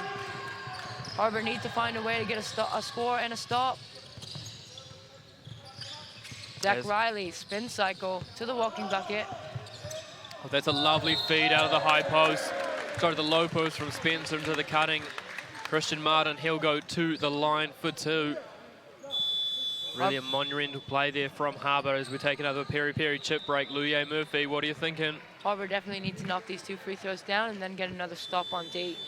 I think they might need to switch to a man-to-man full court, maybe, even. Well, maybe not. It's day 4, so they might not have very big legs left.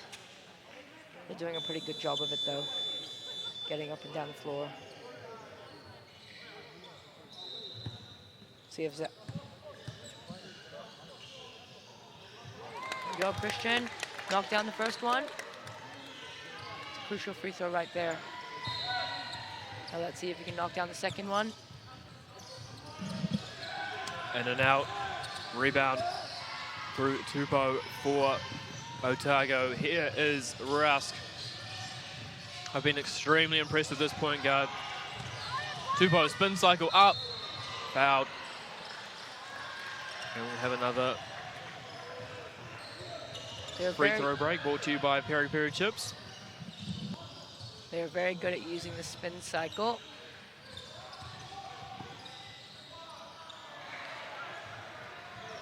Still trying to find the ball after that one.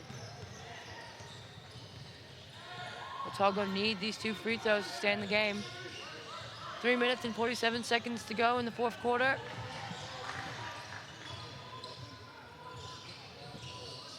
This is definitely an exciting game.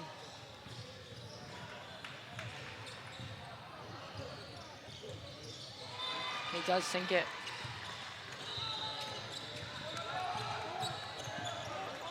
Christian with the ball to Riley. Here's Bozzy in the corner, gives it to Liam Spencer, and that little decision-maker spot, the walking bucket, gets trapped down.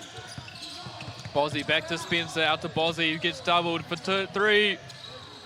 Long, as his dad puts his hands on his head with that miss, but it will stay Harbour ball. Let's see what out-of-bounds play they run here. I'm sure Coach Kenny Stone has given them a quite exciting out-of-bounds play. Watch for Christian Martin to end up cutting to the hoop. Here he comes. That well defended by Robbie Coleman. Christian Martin for 3 out of the left corner. Close. Away comes Rusk. Great defensive stop by the miracle man, Zach Riley. Don't let him hear that nickname, Luye. I know, his hair will go even bigger. Oh wait, that was Jody Cameron that you quoted yesterday. It was indeed. Got a lot of time for Jody Cameron. Sure do. Wonderful coach, and it's going to be a shot clock violation. Harbour didn't think about it. Always got to be thinking, don't you, Luye? Sure do. You always need to look at that shot clock. I feel like when the game is under pressure, we forget to look at the shot clock a little bit. You and me both. Right, Rusk finds Coleman. Smart decision, I reckon. He's a good hit on his shoulders, does Robbie Coleman. Going down to Otago, I believe, for University is Russ. Short. Rebound by the Miracle Man. Let's see the walking bucket. Let's see what he does. Passes to my favorite Christian. Of course, he's actually a Mormon, Luye. Oh. As Tupou with the rebound to Rusk. Drives ahead. Oh, lovely find to Reeves. Pulls up in transition. Long on the 3. It would have been a 1-point game there. That could have been huge. Huge bucket there for Otago. Down 76-72. Harbour, what can they conjure up here? Christian. Bozzy for 3. Buckets. And his dad gives him a standing ovation. That is definitely a crucial 3 for Harbour. As we have another look at that drive from Christian Martin out to Bozzy for 3. That was just beautiful. And that's a dagger as Rusk will go to the line. I'm calling it Luye, it's game over. Harbour's going to win this. I think you might be right on that one. So who can forget, of course, that miracle game yesterday morning. They were down by 4 with 15 seconds to go where Otago hit a 3. Fouled Hawke's Bay. Well, I wish I was there for that one, but I think I was in bed at that time. It was in the morning, Luye. Sure was in bed. They went 1 for 2, and then Rusk with the and 1 3 to win it as he makes 1 of 2. 6-point game here, minute 53 to play. Harbour 1 timeout left. Otago 2, of course, haven't taken one, so they've lost one. The walking bucket on the left-hand side, up to the Miracle Man. Bozzy on the right wing, back to the Miracle Man. Back to Bozzy, into Liam Spencer with the jump shot from the mid-range short. Rebound Coleman. Tries to draw a foul there from Liam Spencer. Hartman, and again, Riley just trying to get another charge. He's trying to get his third. I told you what, I called it that it was game over, but if we have a look at this beautiful play from Hartman as he just goes round Riley. There's still quite a bit of time left, 1 minute to go, 1:29 to go in this game. And not Zach over Riley yet. being working quite hard. There's a lot of sweat on the floor where he's fallen over as we see Connor O'Fee about to come into shot with the live stats printed. There he is. Hello, Connor. So if you want to follow along on live stats for both finals, men's and women's, they'll be from 3 p.m. wherever you're watching it. We'll have live stats for men's and women's finals.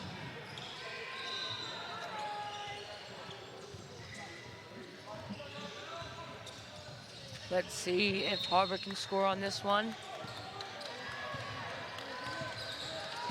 There's the Miracle Man over to Bozzy. Back up to the Miracle Man, over to the walking bucket. They don't have names anymore. These are the illegal names. The Miracle Man to the hoop, kicks it out to Bozzy. Drives, kicks. Oh, lovely finish. Christian Martin too easy at the rim there if you're Otago. That is a bucket, Christian. Can Harbour get a stop here? Pull-up jumper. Oh, offensive rebound, that's huge. Up and in, back to a 4-point game. Otago.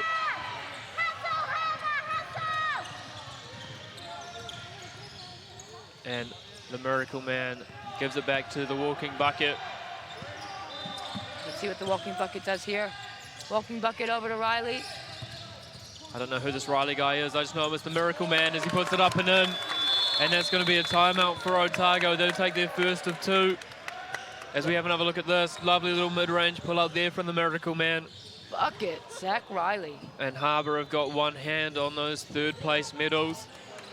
Of course, there'll be a medal presentation at the end of the men's final due about 6:30.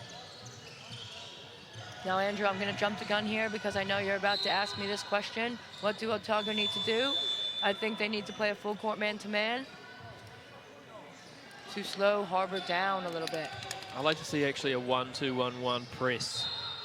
Ooh, I haven't seen that this whole tournament. A Tony and Norm special. Bit of blue, couple of reds, maybe some greens. Coach Kenny Stone is still calm, as can be. That's why he's my favorite insurance broker. I ought to give these coaches some props. The fact that they can coach 4 days and still stay calm is definitely a skill, which I have not learned yet. Well, absolutely, Louis, because as you alluded to, it's not just the games that you've got to coach. You've got to do the scout, the preparation, late nights, cutting video feeds. It's a 24/7 job, isn't it? It is. But you got to love what you do. That's why we're all here. I know you love your job, Andrew, working for Harbour Basketball. Come into the office every day with a big smile on your face. Absolutely. It doesn't even feel like a job, Louis. I get to work in basketball. It's stealing money from the association, really. Score updates quickly. Court 3, Waitakere over Nelson, 84-78. And then on Court 4, women's basketball, Otago and Wellington, 53-55. Wellington up by 2 with 3 minutes and a half to play. As here's Rusk up the top. Potential flare screen there, but Reeves finds Coleman for 3. Long rebound, the walking bucket. He's more than just a walking bucket. The Miracle Man. Nice crossover from the Miracle Man. And with Otago in the bonus, the Miracle Man will go to the line for 2. Let's see if he can convert and push this out to a potential 8-point game. These are some crucial free throws for Harbour at the moment. Let's see if the Miracle Man can knock these down. Key word, free buckets. And the Miracle Man sinks the first one. Can he sink the second one? We will soon find out. And he does. You know what they say, Luye, there's no such thing as a free lunch. Jed Thompson, I will pay you that $29 I owe you for that Nando's, don't you worry. As Dean Russ takes his last time out with 26.8 seconds to go. Look, Andrew, you might even see a 1-2-2 at the moment. I have a feeling they won't go into a 1-2-2 press, though. I'm interested to see actually what he draws up here. I love these little X's and O's as he's got the clipboard out. Let's see what he can come up with here. How inventive can he get moving those pieces around on the chessboard? And I've come to find out, you know, it's whatever you draw up on the board, it kind of, you know, it might look really good on the board, but if your players can't execute it, then obviously that's a tough one. So let's see if he can draw it up and his players understand and execute, then that will be a great play. Absolutely. I recall in my amazing 16th place finish last year, drew a play up for Hamza Saran for him to inbound and then cut through the baseline, and he inbounded and came over the top. Whole thing fell apart and we didn't score. But that was more on me explaining it rather than him. Wonderful young player Hamza at Westlake Boys High School. No doubt we'll see him at the Chick Championships in September/October. Right, Hartman to inbound here for Otago, down 8. Gonna need a bucket here, especially when Harbour's got the walking bucket on the floor. Otago still has plenty of time for a step back 3. And out goes a 3, and that's wide. Dives on it, does Ruben Natush, and he's fouled. So he's gonna go to the line. Chance here to make this a double-digit lead, Luye, and you've got to think if that happens, it's all over, Red Rover.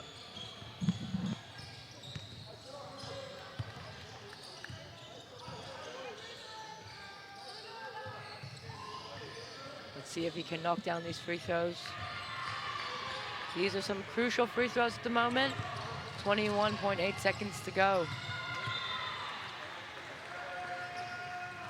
Are you calling the game, Andrew? Called it about 4 minutes, Luye. You sure did. Just checking, making sure you're awake still.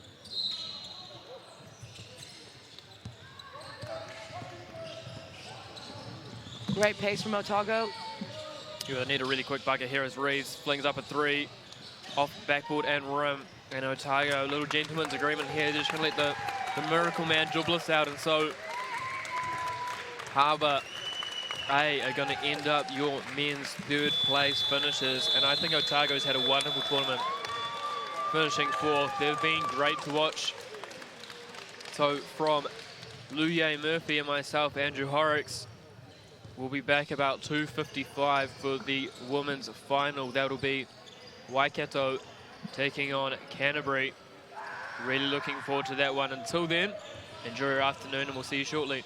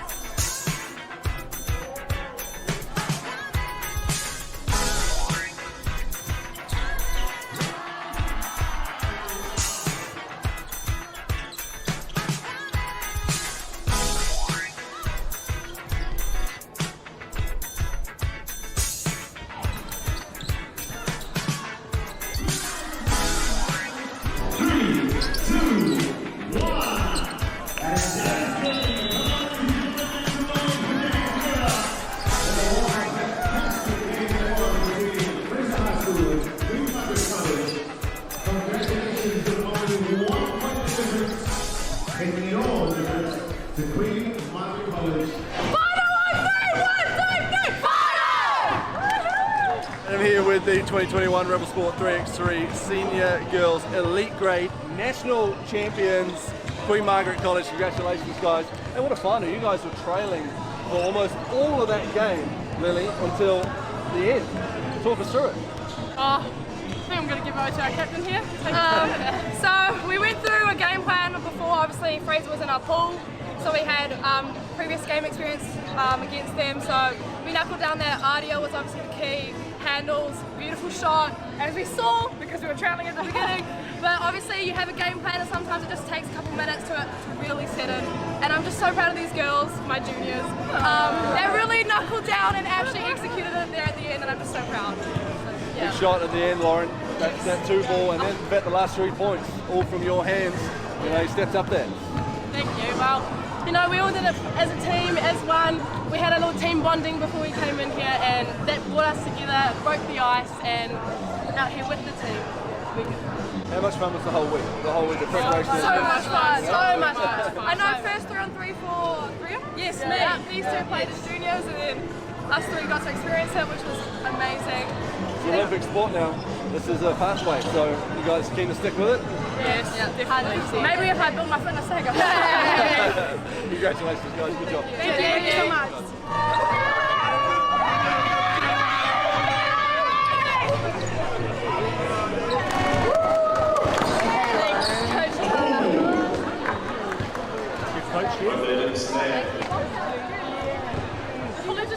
Hold the top.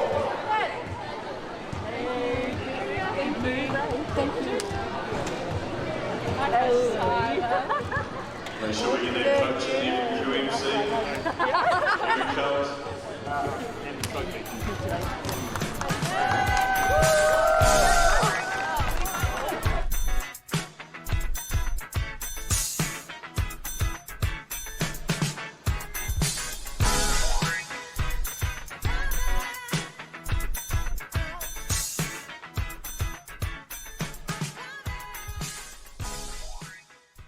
For the one time, nah, ain't no sunshine.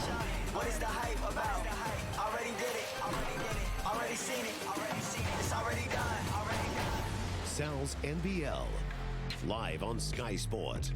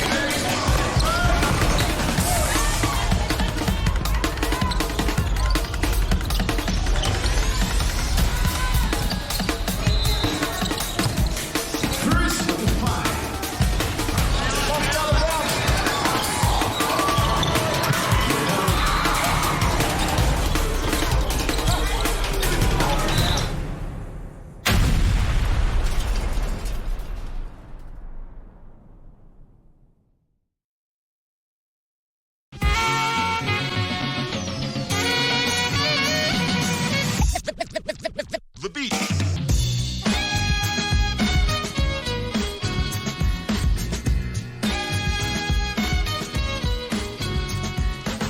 Hoops in Schools continues to be such an empowering initiative for our Taranaki and wider communities. It's our goal to have a hoop in the heart of every community across New Zealand.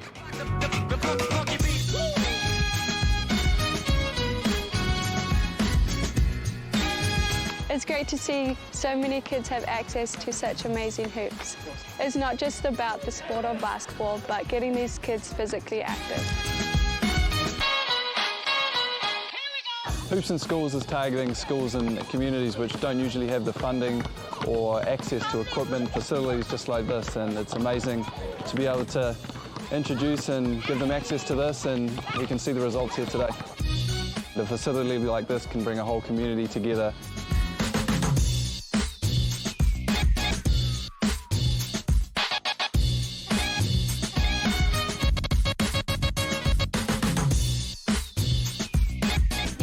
We didn't actually have a basketball hoop, so they got some ply and a bucket, and they took the bottom out of the bucket and stuck it on, and that's what we've been using. So I have noticed lunchtimes, children are a lot more settled because they're playing, they're engaged, they're active. The other thing I've noticed is how they've drawn the community in, and we have a lot of people here after school. Basketball as a sport continues to explode in New Zealand, and the Hoops in Schools project is growing as well, and we want to see this initiative rolled out to as many different regions in New Zealand as possible. The beat.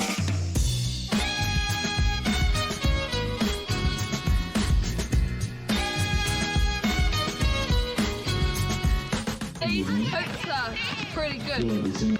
It's a good way to keep you fit and playing with your friends. I love how you can adjust the hoops. I really like playing basketball with my friends.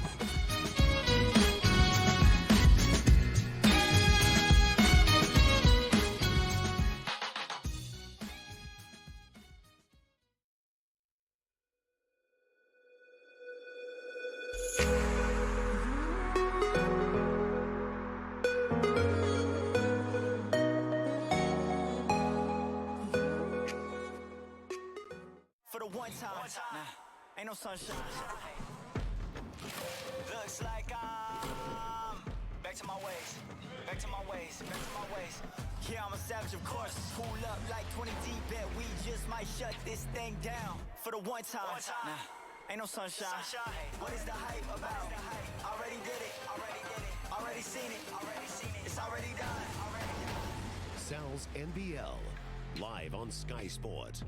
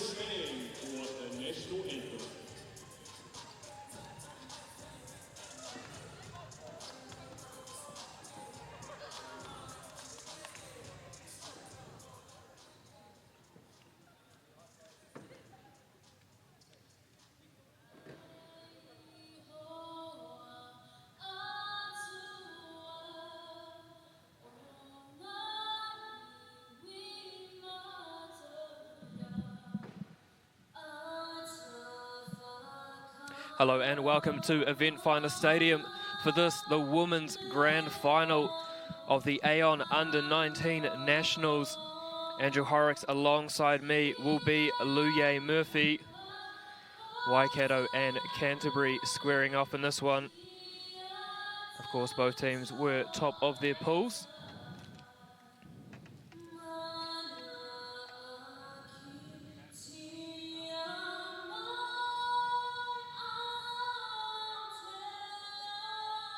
As we just have a look at the Waikato team during the national anthem.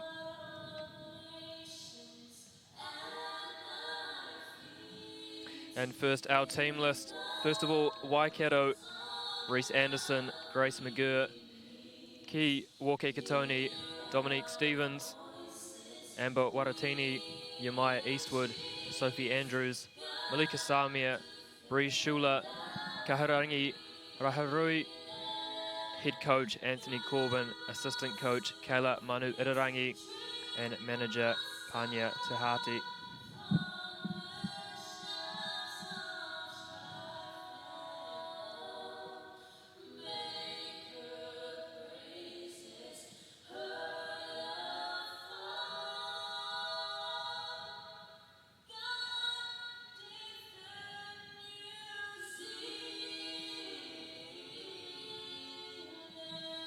And of course, our officials for this one, Tamatia Bennett, Danielle Cooge, and Brittany Young. Awesome opportunity for those three referees.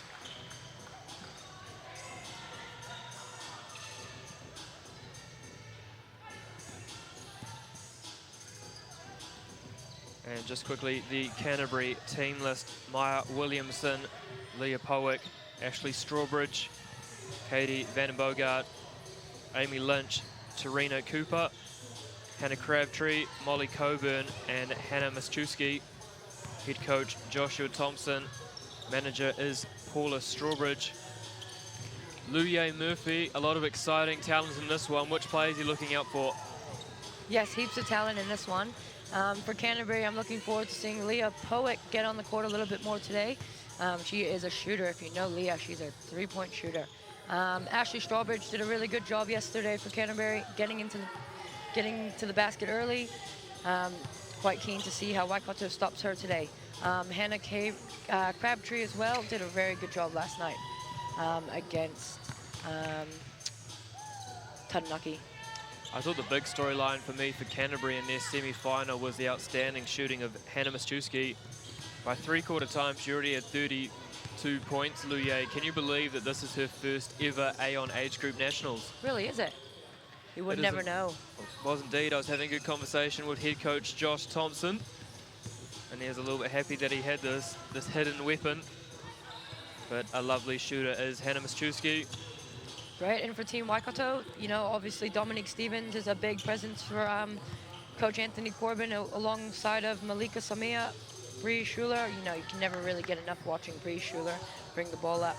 Kahurangi, I'm a little bit more excited to see her today after watching her last night. It's going to be a fun game. Well, for sure, I think the biggest three players for Waikato that I saw in that semi-final, of course, Dominique Stevens, Malika Sami, and of course Bree Schuler. Bree, one of the most calm players I think I've ever seen. Just nothing ever phases her, finds her reads, works through it.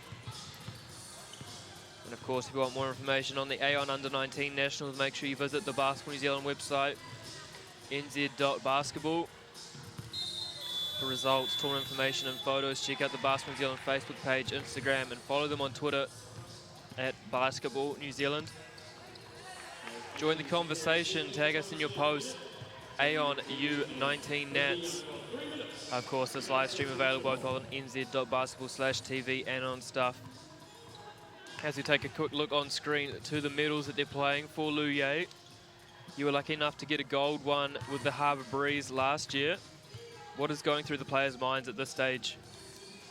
You know, at the end of the day, I think, you know, just going out there and having fun, playing the game that we all love, you know, to try to get a first place medal by the end of it.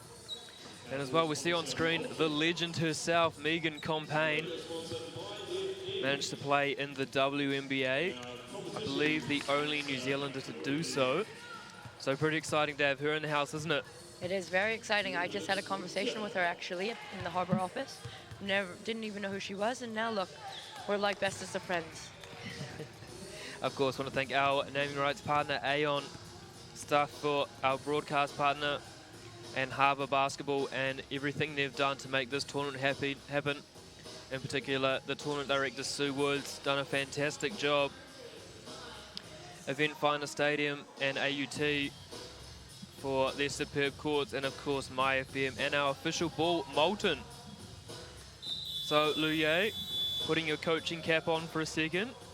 The man on screen, Josh Thompson, what do you think he's looking to draw up here at the start?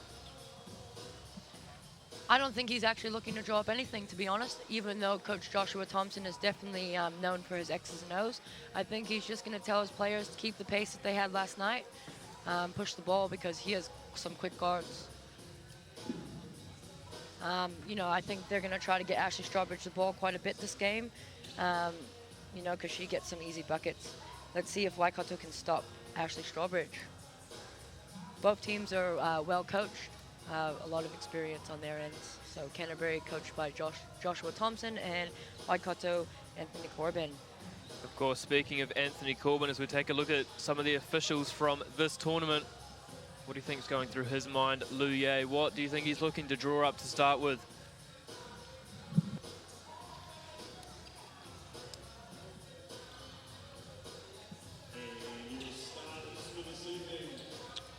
I think I'm going to have to get back to you on that one, Andrew. No worries at all, Lu Ye. The 2 coffees have definitely hit me.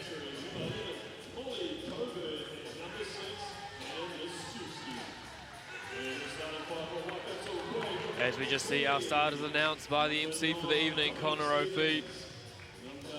Lovely to see only the show court in existence now for these finals. Of course, women's about to start. Men's will tip off at 4:45. That'll be Wellington taking on Canterbury. So Canterbury looking to do the double here. Of course, the last time this happened, 2019, was the last under-19 tournament we had in Harbour. We're able to do the double in that, both men's and women's. The men were led by Sam Meninga and Tane Murray. The women, Emmy Shearer and Jess Moores, as Tama Bennett gets us underway. And it'll be Canterbury to start. As we see Waikato matching up in their defence. And misses the 3 there, do Canterbury. Offensive rebound though, up and in, Lu Ye. Great ball movement from Canterbury, and now they can just execute under the basket. As we see Malika Samia bringing the ball up for Waikato. Walker Katoni. Oh, lovely to Stevens. And both teams scoring on their opening possession. So a confident start offensively, Lu Ye, as we have another look at that score. Lovely stuff there from Dominique Stevens. Right. Canterbury, and 1. Beautiful stuff there, I believe Hannah Miszczewski just goes behind the back around Breeze Schuler with the reverse layup, up and in. It was a great drive, way to get contact, and she's to the line. Not often you get Breeze Schuler committing a foul as well, so that could be big and something to watch as she converts the layup as well. Sorry, the free throw. And 5-2 lead here for Canterbury early over Waikato. Still in the first minute of play. Schuler up the top, jabs, comes left, nice little handoff. Stevens up the top. Left-handed. Dominique Stevens for 2. Lovely floater there from Dominique Stevens. As we have another look at that. Just drives left over the defender and up and in. It's a great left-hand drive, great left-hand finish. As Miszczewski there just dribbles off her body, and that'll be Waikato ball. And away comes Walker Katoni for Waikato. Handoff to Schuler as well. Canterbury matched up, so both teams matching up defensively as Schuler goes around the help on the screen. Finishes up and in, gets herself on the scoreboard.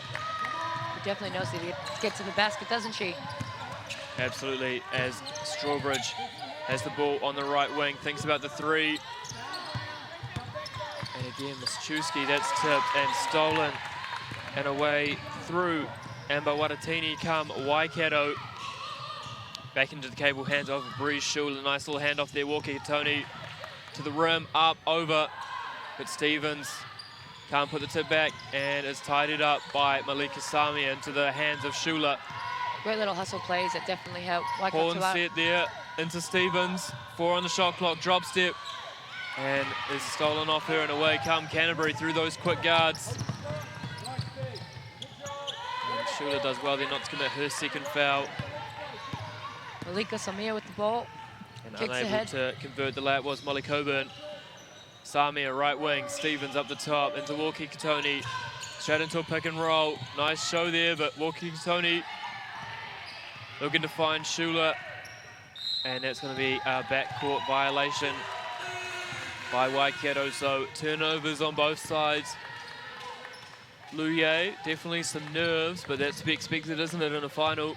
Sure is. It's a new ball game. Anyone's game, any day. Playoffs is where the biggest upsets happen. You're not wrong as Tarina Kuba set that screen.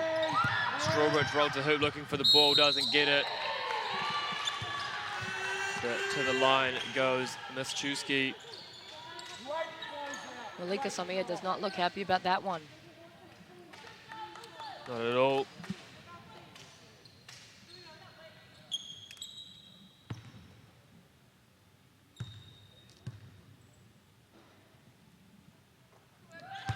Buckets. Here we go. Let's see if she can make the second one. Let's put Canterbury ahead by 1.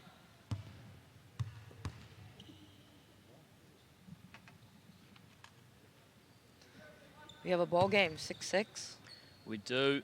Bit of silence for her free throws as the stands start to fill up here at Event Finder Stadium. If you're in Auckland, come on down as she misses the second. Rebound Stevens. And Schula will bring the ball up calmly for Waikato into a Horns action. As we see a roller on the weak side, the screener lifting. And Schula will go to the line shooting 2 free throws. And a chance for Waikato to break the deadlock 3 minutes into this one. It's quite fascinating to see a Horns play being set, as it's so simple, but it works every single time. Bree Schuler knocks the first one down. Bree's definitely a person to watch. Definitely one on the tournament team, I would reckon. As she misses the second, but offensive rebound from Dominique Stevens.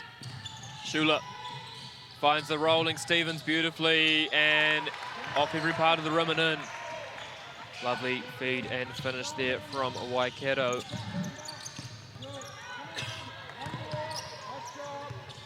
Strawbridge up the top, fakes the handoff, spins. Spin cycle. But just loses the handle on that one. Waikato ball.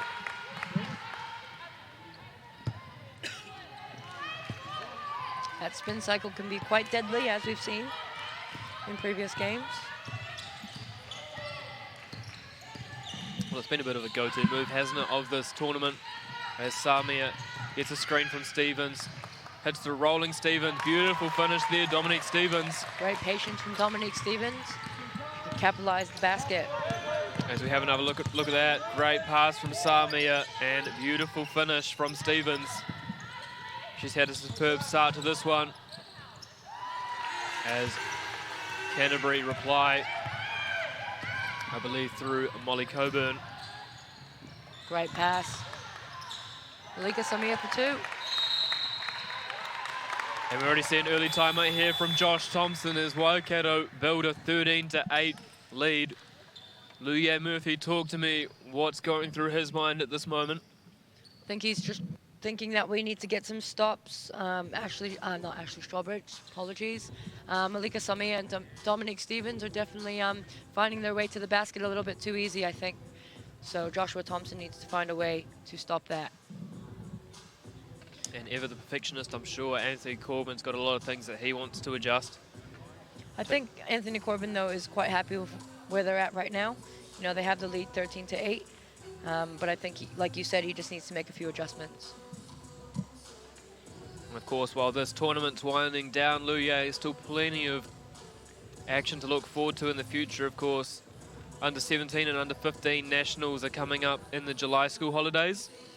17s will be in Dunedin and 15s will be at Bruce Pullman Arena in Auckland. You'll be at both. Looking forward to it? Sure I am. Not quite looking forward to coaching in the fridge. Apparently it's the most coldest gym there is, but we'll soon find out. Yes, you got to wonder there if there's going to be some home court advantage for those Otago teams. Beautiful part of the world, Dunedin, the Edinburgh of the South.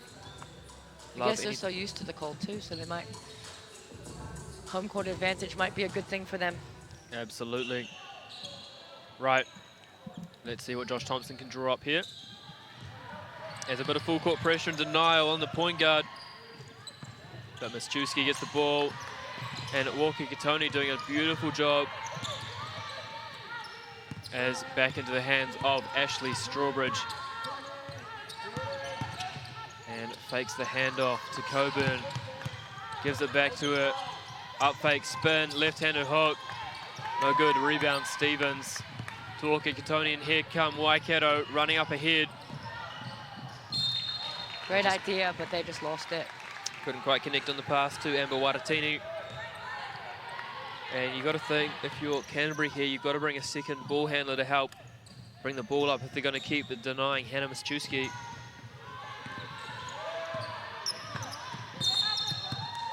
And we see a foul there on Walker Katoni. Just wasn't quite in an illegal guarding position, trying to get the ball back. So foul call by Tamatea Bennett in the mix.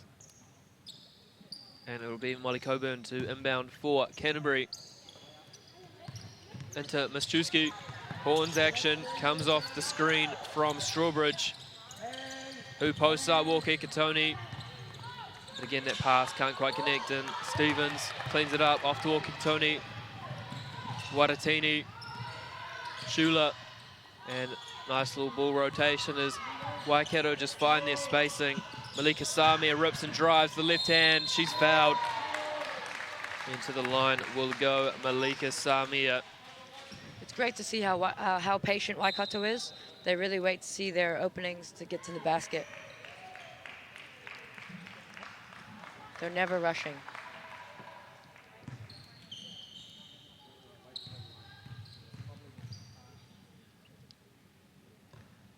As Samia gets the friendly roll there, makes the first.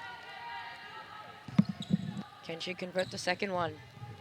We will soon find out. $1 million question, Lou. Yeah, yes, she does. The 2 from 2 is Malika Samia. 15-8 here at Waikato. Again, full court pressure, making those secondary ball handlers bring it up for Canterbury. And again, just that walling up, hands up, get another steal, and away come Waikato. Walker Katoni up the top. Great ball movement for Waikato. Shula for 3. Buckets. Schuler said, come guard me. I'm a 3-point shooter. As we have another look at that beautiful ball movement from Waikato for Shula's 3. Classy stuff from Breege. And no good on the floater there, Canterbury. So back come Waikato. And a little bit of worry here if you're Josh Thompson. Luye took a timeout earlier, didn't get the response he wants, and he's only got 1 left for this entire half as Stevens gets an unlucky roll. And that'll be the 4th team foul now on Waikato. So anything further, and Canterbury will be shooting free throws regardless of if it's shooting or on the ground. Coach Joshua Thompson has just subbed a couple of players in. Let's see if they can execute now. Into Cooper. Handoff with Strawbridge. To Mischewski. Cooper fires and finishes for 3. That's a big shot for Canterbury. As we have another look at that. Little jab step with the right foot and over. As Stevens picks it out to Breege. Anderson spins, well defended, back out to Breege. 6 on the shot clock for Shula. Drives to the rim, contact, but no foul, and away come Canterbury. And they'll just slow that one up. And I take that back because a beautiful shot there from Van den Bogart. Great pace from both teams, really pushing the ball to the floor. There we go, Dominique Stevens for 2. Just slips behind the Canterbury defense. There does Dominique Stevens. And away come Canterbury now, 2014 Waikato. Don't forget there is the live stats for this game. Feel free to follow along, courtesy of the Basketball New Zealand website. And tough finish there, rebound Stevens. She's been immense already, 6 rebounds to her name. Let's see how many she's going to end up with. We'll keep a close eye on that one as this game moves on. Anderson on the right-hand side. Schuler, 6 seconds. Gets the on-ball screen. Pivots. Oh, lovely cut. Waitakere beats the shot clock. As we love to see, Lou, just using those 24 seconds to perfection. Just some beautiful basketball right there. Let's have another look at that cut and finish with the right hand. That is just some beautiful basketball right there. And out of bounds Gotta was Reese Anderson, so that's going to stay Canterbury ball. Gotta love some ball movement. Absolutely. As we see the ball get into Strawbridge, spins up, long. And trying to get that back was Ashley Strawbridge, but ends up fouling Breeze Schuler, so it's going to be Waikato ball.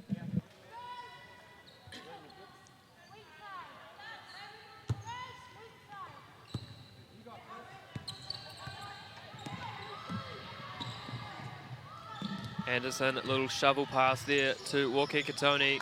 Lovely cut, Stevens. And she's fouled on that cut, so she'll go to the line. Lou, you've got to love watching this Waikato offense. It's been flowing beautifully, hasn't it? It sure has. The patience that Waikato have are definitely doing them justice right now. Stevens misses the first. Let's see if Dominique Stevens can land this one. We will soon find out. Misses the second, that's long, but rebound by Schuler. Instead of going straight back up, she just dribbles it up, gets the on ball, which she rejects from Samia to the hoop, and that is short. Protective hand there, Malika Samia, and that'll stay Canterbury ball.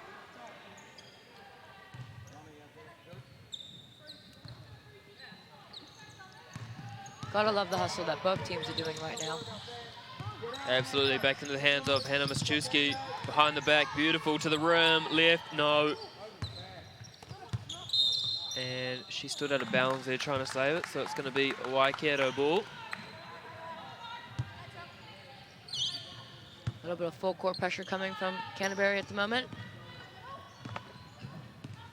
As his Schuler shakes, bakes, pivots, finds Anderson, fakes as well.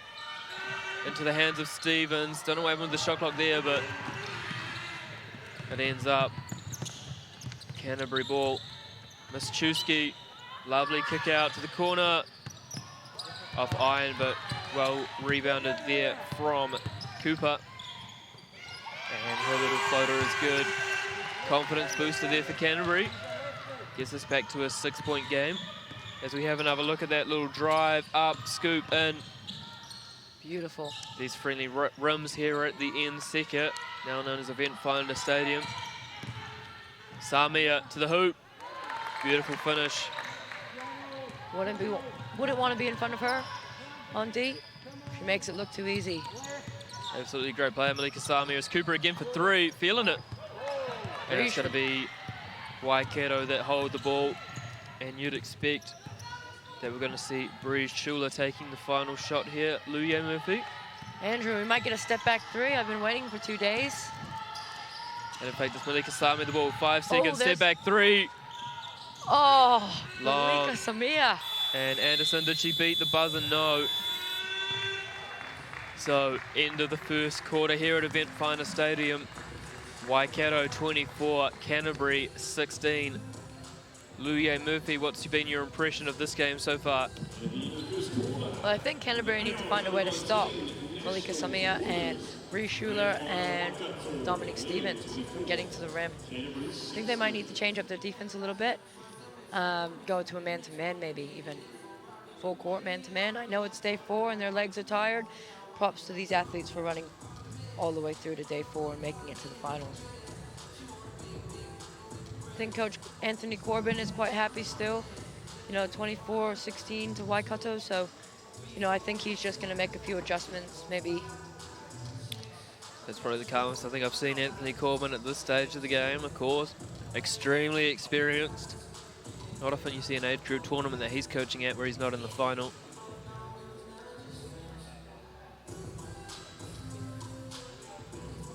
It's great to see how animated these two coaches are, though. It's always cool to see animated coaches. As we take a quick look at the live stats and the leaders for Canterbury. Tarina Cooper, 5 points. Anna Maschewski for Katie Vandenbogard, 3. And then for Waikato, Dominic Stevens already with 10.8 rebounds. Walker Katoni, 2 points, 1 and 1. Brige, 2 rebounds, 2 assists. And Malika Samia, 4 points, 1 rebound and 1 assist.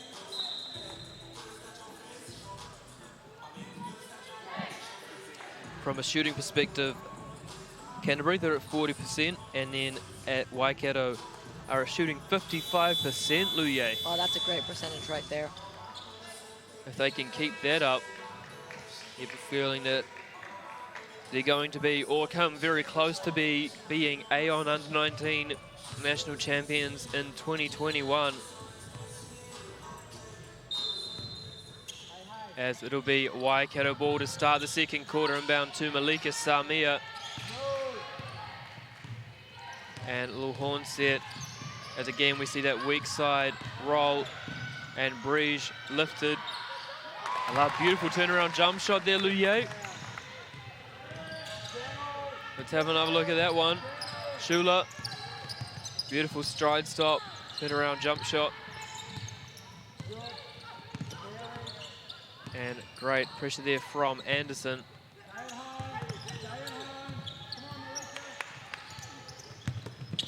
Slightly wayward pass, and it's stolen by Schuler. Kick ahead to Anderson, beautiful left-handed layup. Lovely start here from Waikato in the second quarter, now up 28-16 over Canterbury. They must be doing their ball handling workouts. And Strawbridge up inside, kicks it out. Brennan Bogart long on that one, rebound Stevens. Just needs one more rebound now for that double-double already here, just in the second quarter.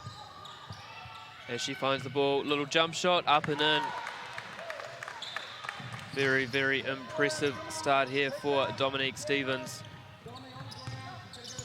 Here's Cooper, guarded by Stevens. Ball ends up in Hannah Maschewski's hands. Back to Cooper, to the hoop, and short on that one. Gets her own rebound, up over Stevens, up and in, and one. Way to hustle. Had a great start, has Tarina Cooper in this final.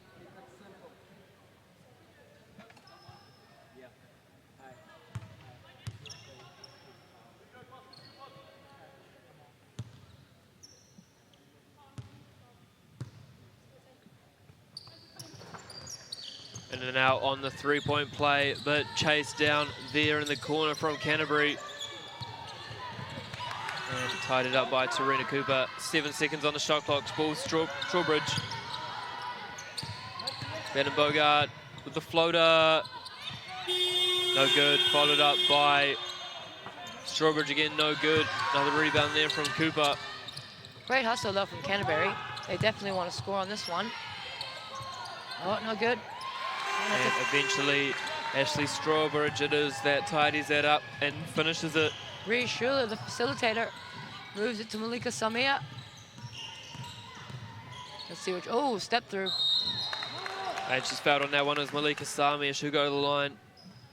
Chance to reinstate that 12-point advantage for Waikato, as we see Molly Coburn back into the game.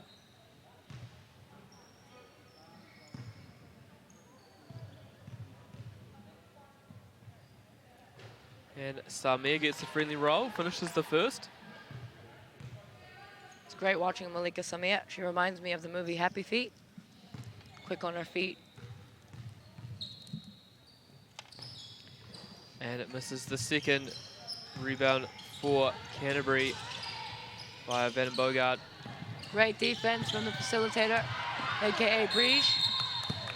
And that'll be 8 seconds called by Tamatea Bennett in the mix. And it should be... Waikato ball, I would have thought if it's inbound, if it's 8 seconds, it should be in the front court. You look correct. You are correct, Andrew. Who would know that you weren't a referee? Well, Josh Davis has imparted a lot of knowledge about refereeing to me in the commentary box. As here's Shula. Little give and go with Stevens. Anderson for 3 in the corner, makes it. Buckets. Let's have another look at that. Little give and go, kick out to the corner from the help. And a beautiful finish. Perfect example of a drive and kick into a 3-point play.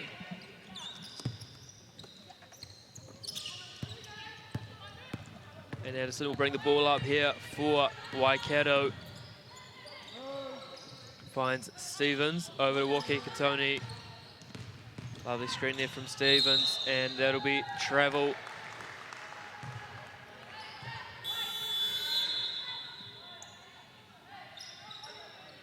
And more subs in for Canterbury. As again, we just started to see event final stadium just filling up a little bit more.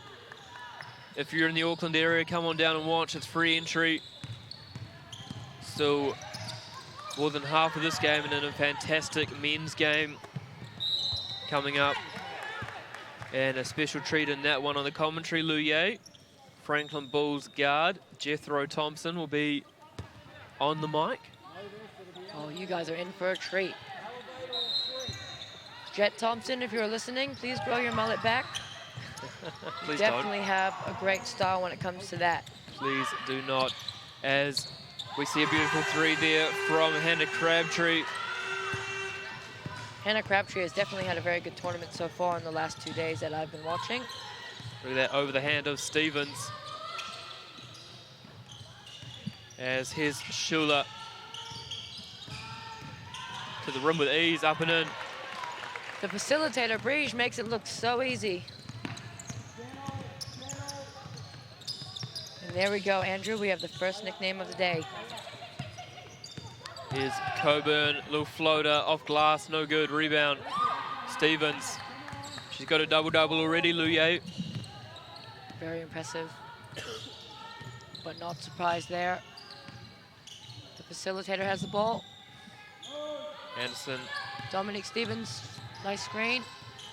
Waitakere kicks it on Anderson for 3. From deep. Oh. Yes. Buckets. I'll take it. It's not a step back 3, but I'll take it. And they've used one of their timeouts of Canterbury. Got to think Josh Thompson might be thinking about his second one pretty soon. Strawbridge, the rim spins, up and in, lovely from Ashley Strawbridge. The spin cycle is real. Chris Anderson kicks it over to Malika Samir. Stevens, Waitakere. And 3s are waning, and there we go. Joshua Thompson takes that second timeout. So Luye, what's he got to change here? His defensive strategy. I think he needs to switch either to a 3-2 because they're getting way too many 3s, or a man-to-man because there's a couple of shooters there on that team. So I would say a box and 1, but there's a couple of shooters from Waikato, more than one of them, so box and 1 will not work. Yeah, we've seen them in that woman-to-woman defense at the moment, getting shoot a little bit, so maybe just throwing a little zone for a bit, change up the looks from Waikato. And then if you're Anthony Corbin, Luye, what's he thinking? I think Anthony Corbin is actually, like I said before, quite happy with what Waikato's doing at the moment. You know, they have a big lead at the moment, 42-25. I think offensively, they're doing a great job. They're being very patient with the ball. Defensively, though, I think they might just need, you know, a little bit more intensity on the rebounding end. But we'll see if that happens in the next couple of minutes. Now, Andrew, if you had to pick a couple of girls from this tournament, in this game specifically, for a tournament team, who would they be? If you had 2 picks from each team, Waikato and Canterbury, who would they be? 2 picks from each team. I think for Canterbury, I'm going to go Ashley Strawbridge and Hannah Miszczewski. And a little bit tougher, I think, for Waikato. I think I'm going to go Bree Schuler, definitely. And then I think I might go Dominique Stevens. What about you? Cannot argue with that one. It's quite a tough one. Bree Schuler, definitely. And it's between Dominique Stevens and Malika Samia. But as we see this lovely rip and go there from Canterbury. Great finish. Back live, Bree Schuler. No good with the 3, away come at Canterbury. Here we go. Waikato a little bit more defensive pressure here. Up top is drive. Strawbridge. Gets their own rebound. Oh, lovely ball movement there, Canterbury. Tough shot though, and that's short. Rebound, Waitakere. The facilitator with the ball. Let's see what she does with it. Looks like another horns action from Waikato. Samia driving from the right wing over to Waitakere. Spins both ways, up and in. Spin cycle. Ended up spinning into the fenders, spun the other way. Found herself in some open pasture. And up and in for the layup. Strawbridge for 3. Off left iron. And it's well saved. Great hustle from Canterbury. Coburn up the top. Rips, goes to the rim. Over Schuler, yes. Lovely take there from Molly Coburn. Let's have another look at that one. Great pump Caught fake. Stevens on the closeout. Great pump Waitakere fake. again inside. Schuler, 3. Buckets. And a tough section here for Canterbury. Of course, no timeouts left. Strawbridge again for 3. Yes. Bit of a reprise there for Coach Joshua Thompson. It looks like a 3-point contest going on right now. Always a fan of those, aren't we, Luye? Sure are. As Schuler looks to find the cutting Stevens off the roll. No good. And Katie Van Bogart will re-enter the game for Canterbury. They have 3 minutes and 5 seconds to go to get a couple of step-back threes. I'm still waiting. Let's see if they can do it. Strawbridge through the middle. Bit of a hop, skip, and a gump to the rim, and leaves that one short. Good ball rotation there. And 3 on the way. That's long. Rebound, Malika Samia.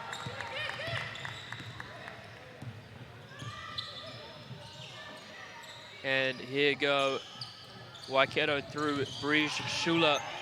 Finds Samia to the rim. Left-hand finish, up and in. Yes, beautifully. Happy feet. As we see the Wellington men entering the building. Looking forward to watching those. Of course, that men's grand final is going to tip off at 4:45. Great Here's kick. Strawbridge with the right hand on the left side and 1. Up and over Malika Samia. Let's have another look at that. Rip, go. Steps through. Beautiful stuff. Even Connor O'Fee was impressed with that one. Let's see if Ashley Strawbridge can make a 3-point play. Great drive. It's a good way to use your inside hand on that layup. No good rebound, Schuler. And here come Canterbury as we're just over 2 minutes to go here in this first half. The women's grand final of the 2021 Aon U19 Nationals. But a steal for Canterbury. Miszczewski short. But she's fouled by Anderson, so she'll go to the line for 2.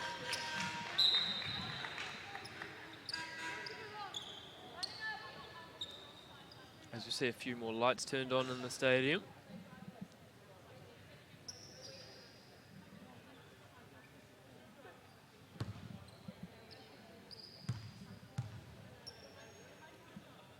Mischewski on the first one makes it.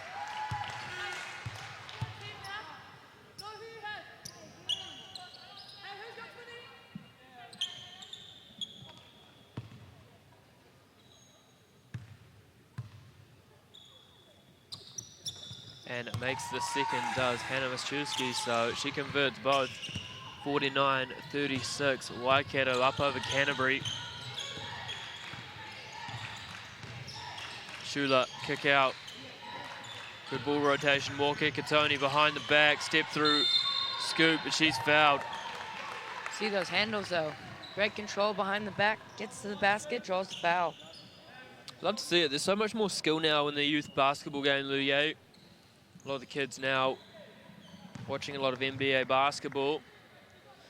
Got a bit of everything. For sure, but I definitely think the handles comes down to assistant coach Kayla Manu. I know she's doing a lot of the ball handling stuff for Waikato basketball at the moment.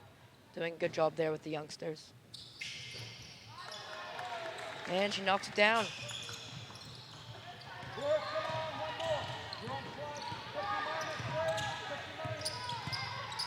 Good defensive pressure coming from Waikato at the moment.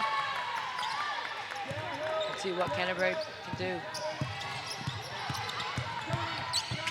Ashley Strawbridge. Oh, it looks like Ashley Strawbridge has drawn an offensive foul. The Waikato ball. Of course, speaking of the NBA, third quarter action in that one. Denver Nuggets up over the Phoenix Suns, 72-66. As we're back live through Walker Ekatoni. Nice and calm as we see a 2-3 zone from Canterbury. Just a little shift up gimmick from Joshua Thompson. And a great ball rotation to Anderson for three. Buckets, count it. And now Waikato up 53-36 over Canterbury. She said, I'm a shooter, come and guard me. Strawbridge. Spin cycle. Kick out, good ball rotation here from Canterbury. Mischewski for three, no good. Good hustle. Offensive rebound though from Hannah Crabtree, and it's tidied up by Ashley Strawbridge. Great kick. Good pump fake. Oh, step back three. Oh, close one. And that's going to come off Brige Shula, so it's going to stay Canterbury ball here. As Tarina Cooper checks back into the game for Strawbridge. 19 seconds to play in the first half. Oh, the little elevator play. Great little play there. Little hook shot short. Rebound, Walker Katoni. Here you go, Waikato. Final shot here of the game. Anderson for three again. Yes! And they open up a 20-point lead to Waikato, 56-36 over Canterbury. Let's have a look at that again. Lovely shot there from Reese Anderson. Definitely took her time on that one and knocked it down. Barely touches the rim. So halftime here, it'd have been fun to stadium. Waikato 56, Canterbury 36. We're going to take a quick commercial break and we'll be back with the second half.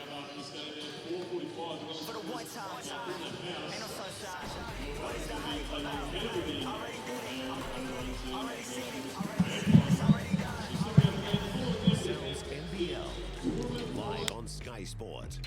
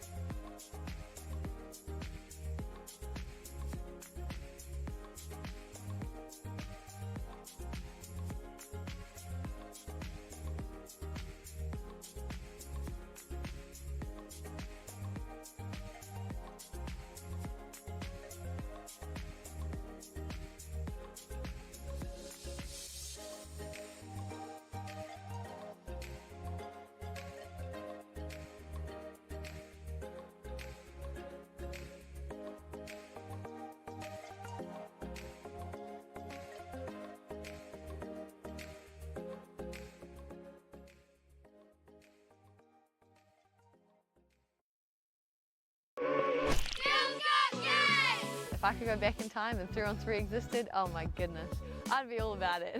My favourite thing about the basketball competition is that it's giving girls a chance to do it without all the boys. It's just us girls and we just have so much fun together. It was cool to get out and meet new people, see people we already know, and yeah, get out and kind of girl power sort of thing. I've not really played 3-on-3 before and it was cool and it was good that it was all girls. It's a perfect platform. 3-on-3 is a great way to build friendships. You know, it's not as intimidating as 5-on-5, especially when there's no boys around. I want them to be exposed to how much fun it is, and how you can learn things about yourself and how you can develop your own game and do things that you never thought you could do and just be challenged. And I think, yeah, basketball offers all of that. Girls Got Game!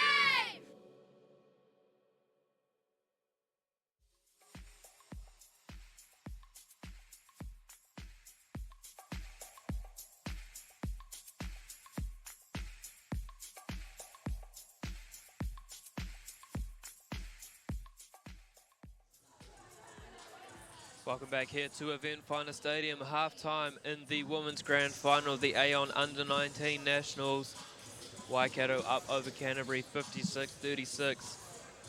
Visuals of Anthony Corbin as we take a look at the stats for Canterbury. Ashley Strawbridge leads them, 9 points, 6 rebounds. Molly Coburn, she's got 8 points. Tarina Cooper, 7 points, 4 rebounds. And Hannah Miszczewski, 6 points, 3 assists, 2 rebounds. Then looking at Waikato, and they've been led by their 2 stars, Bree Schuler, 15 points on 8 shots, 3 rebounds, 3 assists. Dominique Stevens, 12 points, 10 rebounds, 2 assists. Ki Wakekatoni, 6 points, 2 rebounds, 6 assists. And then Alika Samia, 7 points, only on 3 shots, 2 rebounds, 2 assists. So far in this one, Andrew Horrocks alongside Luye Murphy. Luye, what are your thoughts so far on what we've seen? Quite exciting at the moment. Obviously, Waikato have a pretty comfortable lead at the moment. I think Canterbury definitely need to make an adjustment somewhere on the defensive end. You know, I love their pace on O, but defensively, I think they might need to change to a 3-2 because Waikato just have so many shooters at the moment. Well, of course, they've mixed up to in a little bit of a 2-3, and then matching up a woman-to-woman have Canterbury. But for Anthony Corbin, Lou, you got to think it's business as usual for him. Sure is, he does this on the daily. I'm glad to see, Andrew, that you have women-to-women defense as opposed to man-to-man. 2021, Lou. It's great. Sometimes I forget because we're so used to calling it a man-to-man. And here we go, third quarter underway. Hannah Miszczewski gets a screen there from Strawbridge. Nice little rotation into on-ball screen there from Cooper. Kick across, looking for Strawbridge. Not sure what's happened really with the shot clock. Not on the screen, but lovely finish there from Canterbury. As referee Danielle Cooge just stops this one. Let's have a look at this basket. Beautiful stuff. Hannah Crabtree, I believe, on that one. As the shot clock's now displaying. Shout out Phil Henderson on the bench on the shot clock. One of the stalwarts of basketball in this country. Rip and go, Samir to the rim. Rebound, Cooper. And in the first 30 seconds, it's been Canterbury that started the brighter of the two. Despite that missed layup, they're going to keep the ball. It's great to see that we have 2 female refs on the court alongside of Tamatia Bennett. Tama Bennett in the mix.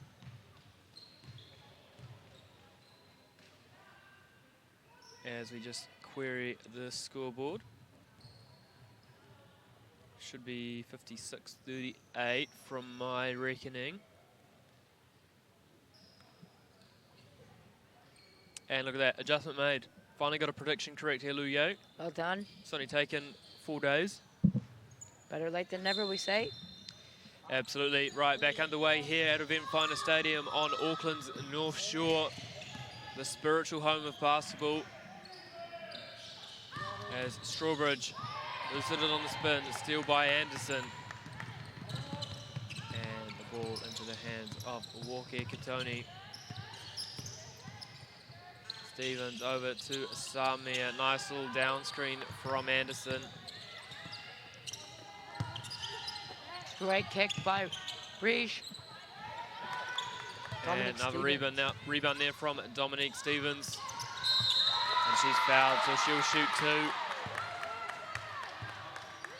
It's great to see Dominique Stevens using her body to draw some fouls to get to the line. Let's see if she can knock down these 2 free throws.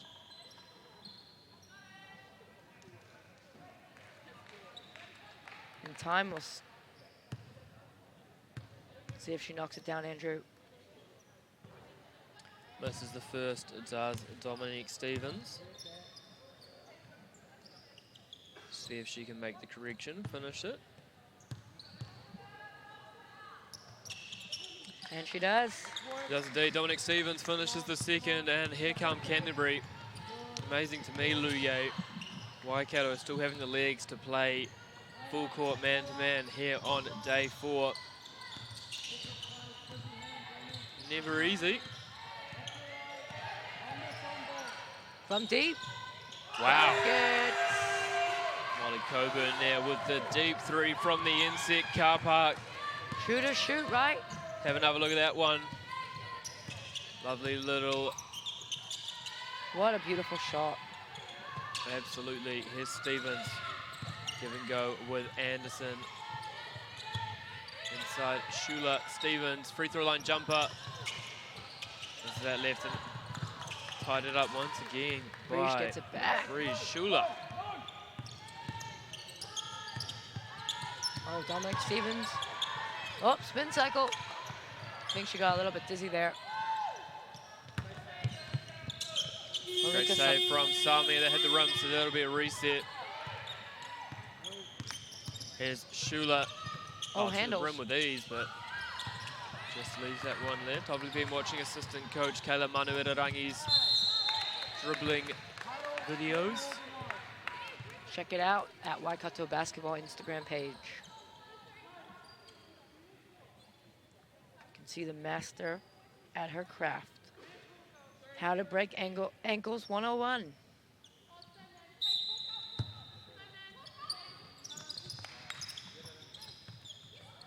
Dominique Stevens with the ball. Can't get it to go. Right, here's Canterbury. They've cut that 20-point halftime lead to 16, trying to make it 14 on this possession, but they travel. And so that's going to come back to Waikato basketball. Canterbury is putting on a little bit of pressure here.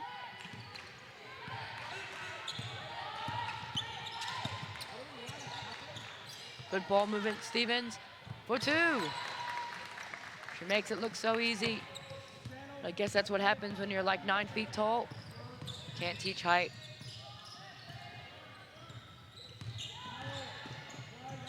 Great kick.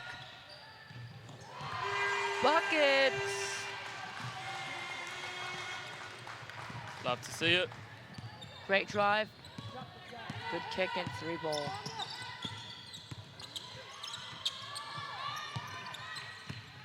Breach, good drive.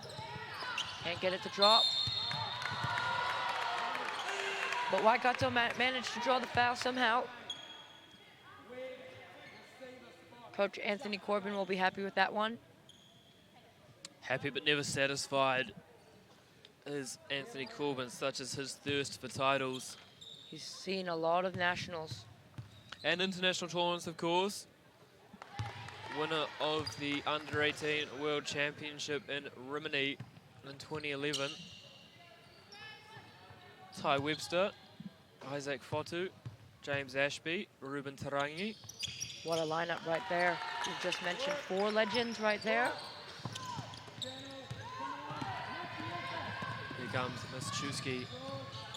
Oh, a lovely crossover. Just loses it on the drive, and away comes Reese Anderson. How quick is she? Stevens, though, always got to reward the Pigs whenever they get down the rim. As let's have a look at that.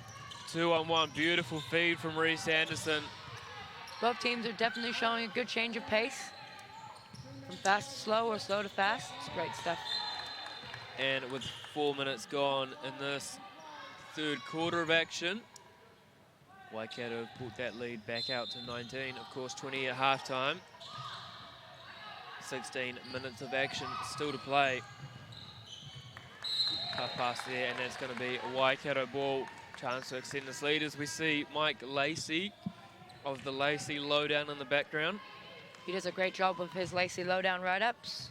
Absolutely, and how good's his family, of course. Matt Lacey, general manager of the Auckland Huskies. They've had a fantastic start to their Sal's NBL campaign. Sure does. He has a great family. You know, you've already mentioned one, Matt Lacey. Daughter Kate working for BBNZ. She's here at this tournament assisting Connor O'Fee. And then, of course, Anna Lacey, former Harbour Breeze guard. Still waiting for Anna Lacey to suit up for the Harbour Breeze. Sometime. As we see handoff 3 on the way, yes. Buckets. Beautiful shot there for Canterbury, much required. Molly Coburn. Need a few more of those to do Canterbury as Walker Katoni to the rim. Well, Canterbury, if they're going to keep making those threes, they've got to make sure they get some stops as well on the defensive end. 65-47 in favour of the Mid-North Highlanders. Miszczewski to the rim, and she's fouled. So a chance to cut into this Waikato lead here. Been a good pace so far to this third quarter, hasn't it, Luye? It sure has. It's great to see all these guards getting up and down the floor on day 4. Got to give them some kind of props. Tired legs, but they're pushing through. Next first does Anna Miszczewski. As I said before, Luye, hard to believe this is her first Aon Nationals. Yeah, I still can't believe that, based on the way she's playing. Definitely one of the key players for Canterbury at the moment. What a find she's been for Josh Thompson's team. Misses the second, rebound Stevens. And away come Waikato through Walker Katoni. Got some good on-ball pressure there, gets it back. And back out to Malika Samia, Breeze Shula. Good ball movement. Oh, lovely from Waikato. Just can't get it to drop, but lovely ball movement. Great kick ahead pass there from Miszczewski. Front Van der Bogart, who converts the nice layup. Oh, look at that pass, that's beautiful. Really thread the needle stuff. It's definitely textbook right there.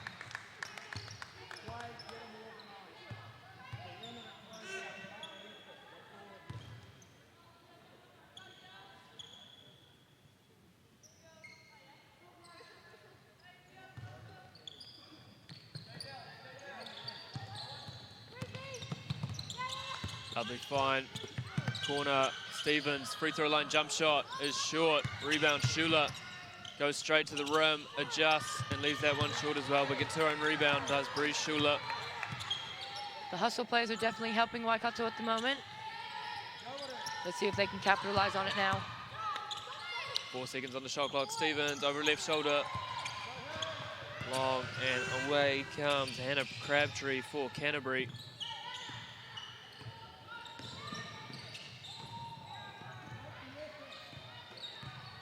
Miszczewski in the corner, Cooper sets the on-ball screen. Nice kick out there. Yes, bucket. Big bucket there for Canterbury. Let's have another look at that one, Luye. Maya Williamson it was from the corner. Great drive and kick action.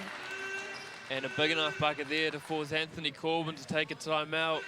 65-53 Canterbury. Luye, what changes is Anthony Corbin going to make here? I think Anthony Corbin's just going to make sure that they know where that shooter is in the corner, because she's hit a couple now. Offensively, I think they need to keep doing what they're doing. The on-ball seems to be working quite a bit. But like we said before, it's going to come down to the defensive end. No, I think Canterbury here is going to look to push the pace a bit because, you know, they're not down by much. Push the pace, get some easy baskets and easy stops.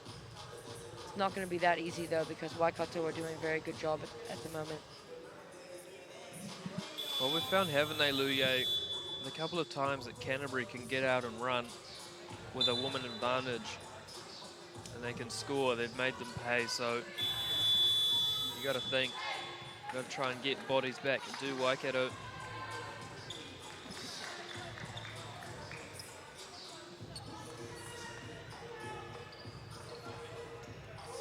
Here we go, 3 minutes and 14 seconds left in the third quarter. 65-53 to Waikato. Looks like some full court pressure here from Canterbury. Here's Shula. Tries to find cutting Stevens, but they're stolen by Cooper. Here we go again. Ooh, big kick out pass. Floater. No good, but rebounded off a miss by Van den Bogart. Let's see what they come up with here. Canterbury to the rim, scoop left, no, rebound Stevens. And she decides just to bring the ball up herself.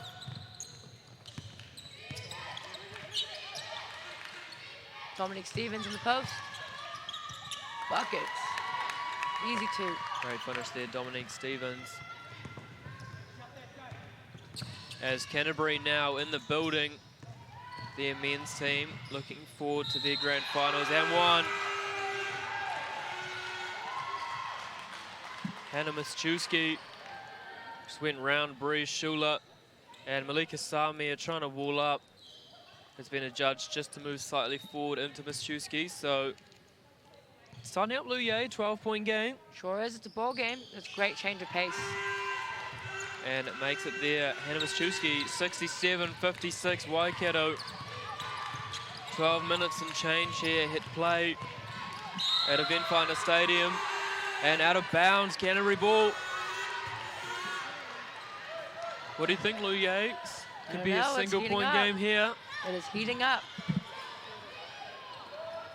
Inbound to Cooper for Canterbury. Full court pressure from Stevens. Mischewski. Cooper gets a step on Stevens, comes back the other side and is fouled. These are some crucial free throws right now for Canterbury. Let's see if she can knock it down. Just caught her on the arm, did Dominique Stevens. You can start seeing the tired legs on day 4. But look at that, Dominique Stevens gets a quick sub. As we see a reintroduction here of Amber Waratini. And Cooper misses the first. Let's see if Cooper can drain the second one. We will soon find out. Misses both, so a bit of an escape there for Waikato. And away comes Reese Anderson for Waikato. Shula up and in. Beautiful stuff, Bree Shula. Let's have another look at that. Look at the patience and composure that Bree Schuler shows to finish the 2.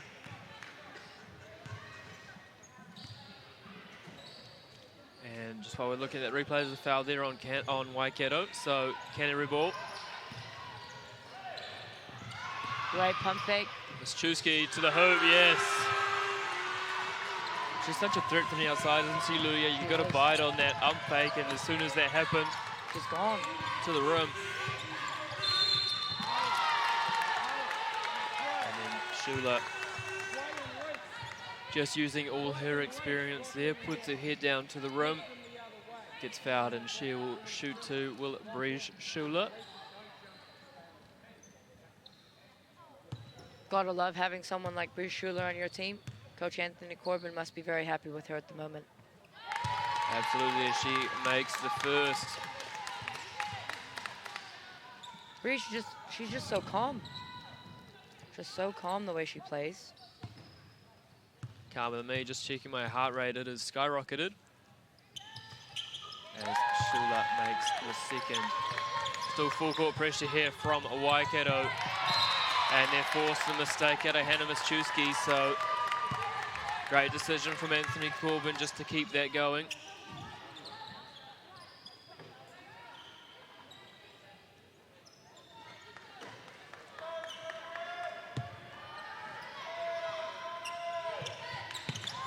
Little down screen action there. Walker Katoni up the top. Hand off Shula. Driving left, loses the handle. Stolen by Williamson. Hands it off to Cooper. Miszczewski behind the back spin, left-hand side. No good with the right-hand finish. And you got to think, Luye, this last minute is going to be key, isn't it? Just who can make this little run as we set up for the fourth quarter. Oh, lovely cut, Andrew Bontini. Great basketball happening right now down in Event Finder Stadium. Look at this, just lovely cut, bang, great ball movement, up and in. Great stride stop, ball movement and finish. Here's Canterbury, potentially their final shot of this quarter. Williamson, handoff. Miszczewski, left hand, no good. Rebound, yes. And that's going to be a big basket for them. Of course, a 20-point deficit at three-quarter. And got away with one there, did Canterbury. So a chance here.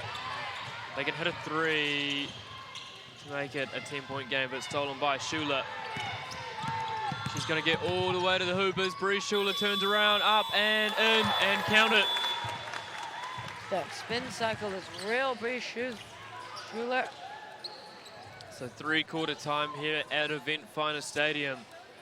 Waikato 75, Canterbury 60. Of course, these are the Aon U19 Nationals being broadcast on Stuff. Big thank you to Harbour Basketball for helping put this on alongside Basketball New Zealand at Event Finder Stadium and AUT.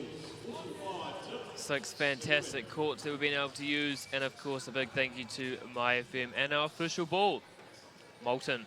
For more information on the Aon U19 Nationals, visit the Basketball New Zealand website, www.nz.basketball. And across all the socials, Facebook, Instagram, and Twitter at Basketball NZ. You can find tournament information, up-to-date results, and photos. Tag us in your posts and use the hashtag Aon U19 Nats. This, of course, being live streamed across nz.basketball/TV and on Stuff. Of course, in this break, Luye, 2 more tournaments coming up in the holidays, 17s and 15s. You'll be at both of those.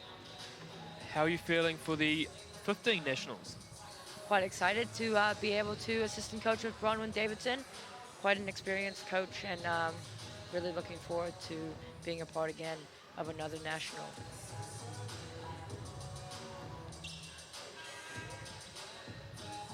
Absolutely, of course, Bronwyn's daughter, Penina, Davidson, yep. had a full ride scholarship at Cal Berkeley. She sure did.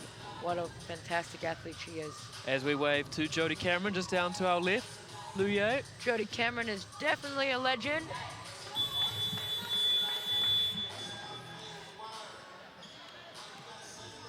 It's been great being on the bench with Jody Cameron as well. As both teams just getting ready here for the third quarter. It'll be Waikato ball, apologies. 2 inbound, just having a look at the live stats for Canterbury. Hannah Miszczewski, 12 points, 4 rebounds, 5 assists. Hannah Crabtree, 8 points, 8 rebounds, and then 4 Waikato. Reese Anderson, 14 points. Malika Samia, 9 points, 5 rebounds. Bree Shula, 21, 6 and 3. And of course, the double-double from Dominique Stevens, 19 points. She's got 10 rebounds as well, 2 steals, 2 assists. Dominique Stevens with a 2. Great ball. 21 points now for Stevens. Great ball movement coming from Waikato. Here we go, Canterbury. Great ball movement as well. Oh, crossover. Miszczewski, great kick out. Crabtree finds Miszczewski again.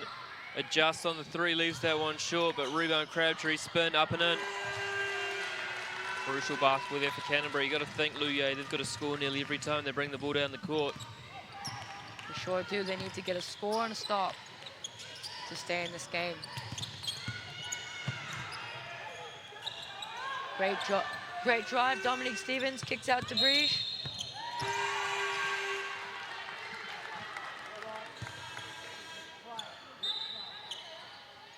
You gotta love watching all these young athletes play the game that we all love so much. True, a word never told, Luye.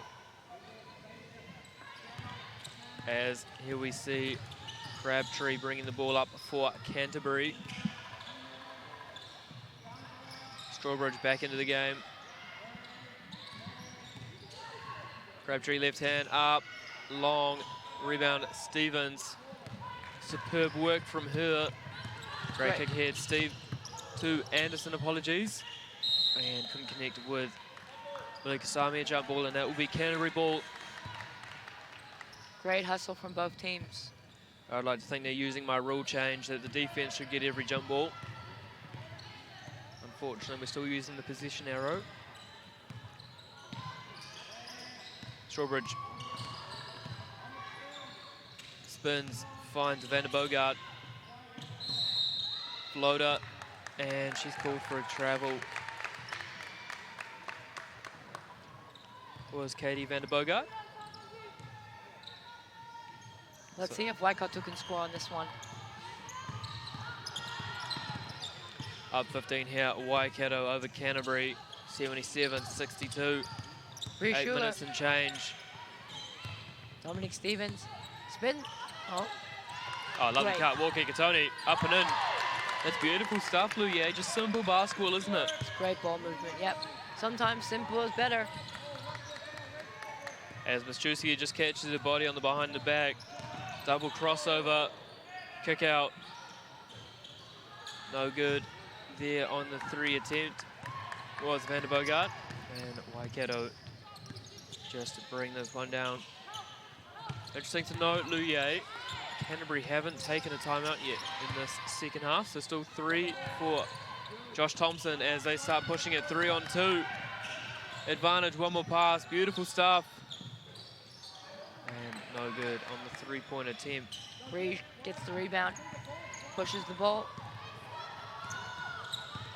Well, I don't look too far ahead, Luye, but I think if Waikato hold on to this one, it's going to be a tough decision, isn't it? If it's going to be Bree Schuler, as we see her shoot a three.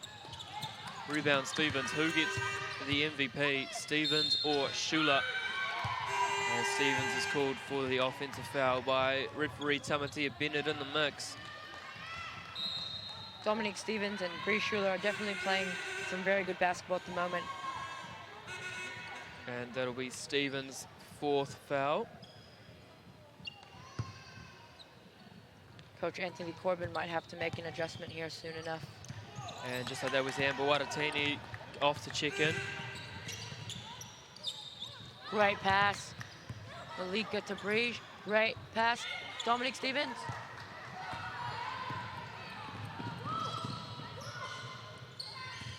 And Canterbury here down 17.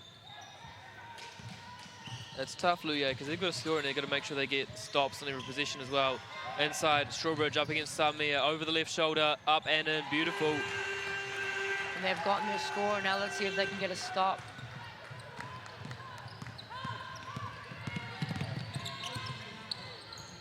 These will be some pretty crucial moments going into the 4th quarter with only 6 minutes to go in this game. Looks like we have a trap going on right now. Great ball movement. Breach with the steal. As Breach pushes it up the court to have a 3-on-2 advantage play. Breach Schuler, oh, too short, unlucky.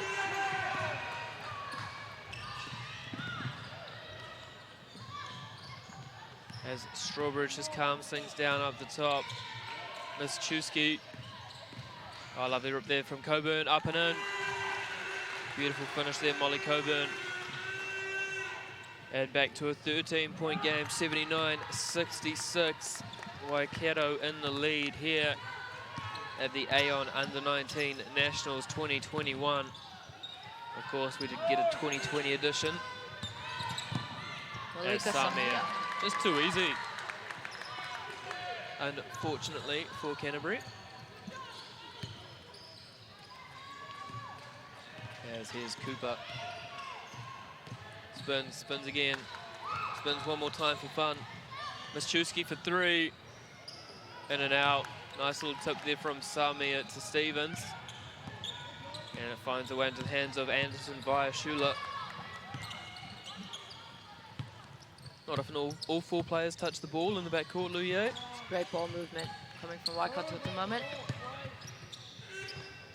And Stevens, beautiful finish, and that's going to be the first timeout of the second half for Joshua Thompson. I think Joshua Thompson is definitely going to need to make some adjustments on defense. Maybe even going to a man-to-man full court at this point.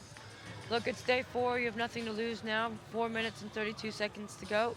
Why not pull out a full court press to make Waikato maybe make a bad decision? We'll see here.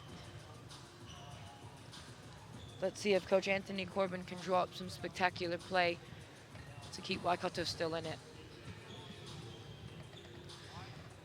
What do you think Coach Anthony Corbin is telling his Waikato players at the moment, Andrew Horrocks? I think he's talking about space and Luye. What do you think? Yes, I agree with that one. But how about defensively? What do you think defensively for both teams? I would deny Ashley Strawbridge and make sure you've got a hand up on Hannah Mischewski at all times. She's definitely a shooter. That Hannah. Hannah is the definition right now of shooter shoot.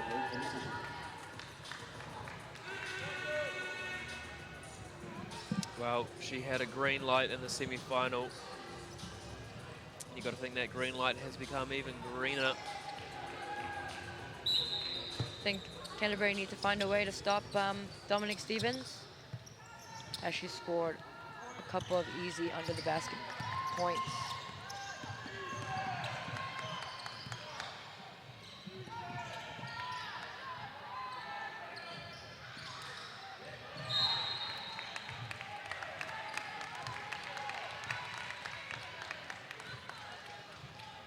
And here we go, Waikato get the ball back.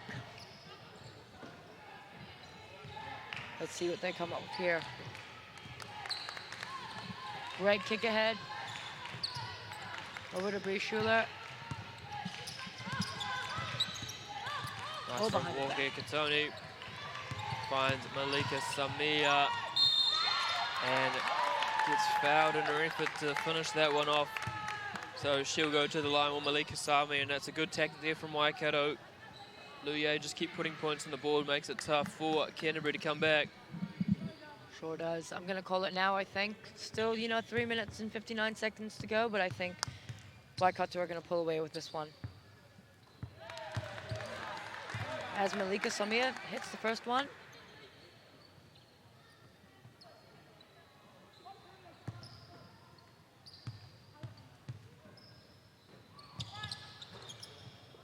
And this is the second one. But Waikato seem to get the ball back, so let's see if they can capitalize on this one and put it in the basket. Bit of a killer there for Canterbury. As we see the ball inbounded to Amber Waitatini. Reese Anderson up the top. Nice little bit of off-ball action as well for Waikato. And Bree Schuler finishes that one off. So here come Waikato. Oh, behind the back, that's nice. Mischewski. Got a bit of skill, doesn't she, Luye? She does. That behind the back looks good on her. 3-ball buckets. Big 3 there from Molly Coburn. Let's have another look at that. Step back. Oh. That's what Luye Murthy loves to see. Sure do. Step back game is real. Waitatini. No good. Away comes Coburn. Canterbury, if they can get a score here, there's a glimmer of hope for them. Strawbridge with the ball. Handoff. Little shovel pass. Van den Bogart, beautiful spin moves, but short on that. And it comes off the foot of Reese Anderson. Not a kick ball, though, because she didn't actively try and do that. And it's going to say a Waikato ball. Shula. Great pass. Waratini. And again, another big stop there for Way to use that Canterbury. stride stop. That stride stop is very effective if we use it correctly.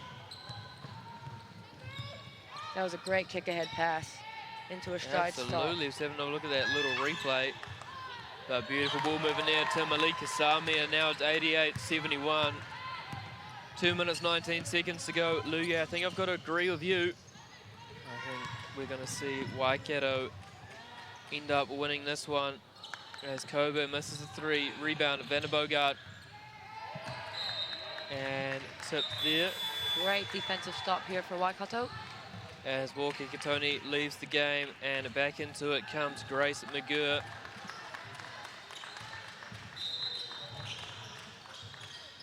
Oh, there's that elevator play again. It's a great little play. It's tough to help off of because if you do, they can just slip a player. Maschewski 3, no good. And foul there by Canterbury, only their second of the quarter.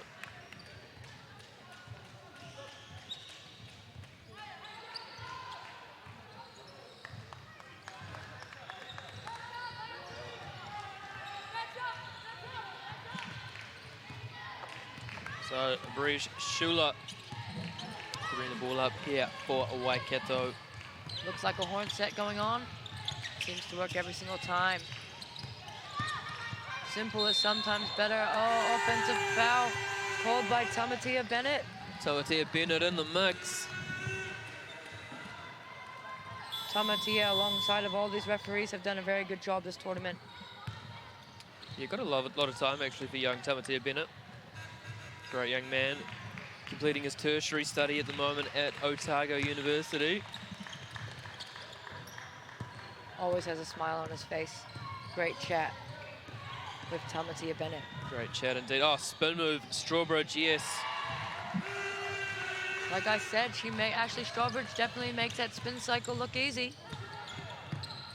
And we see our first introduction in the game for Yamaya Eastwood for Waikato. Shula. Shula to the hoop, no good. And away comes Molly Coburn. Spins and blocked. And back to Shula, just slows this one down. 1 minute to go. It's good to see a lot of DHOs happening at the moment. As indeed, I'd like to see a score here as we see a foul. And that means we'll get to see Kaharangi Raharui and as well as Sophie Andrews get their first piece of action in this game as Reese Anderson and Breeze Shula deservedly take a seat. These are going to be some pretty crucial free throws for Kahurangi at the moment. Let's see if she can knock them down. And she does. The first one is good. Great shot there from Yamaya Eastwood. And misses the second. Rebound, Kaharangi. And just looking for a cutter. 3 on the way, and that's good from Grace McGurr. Waikato now up 92-73. And I think this is the final offensive possession we're going to see from Canterbury. And they get the offensive rebound. Here's Coburn to the rim, and she gets fouled. And would you look at that, Lu Yang? Shot clock's 24 seconds, we've got 23.9. So I think we're more than likely just going to see Waikato just dribble this one out to finish. Both teams have done a very good job getting all the way to the finals on day 4. What a great accomplishment that is. Let's see if Coburn can knock this one down.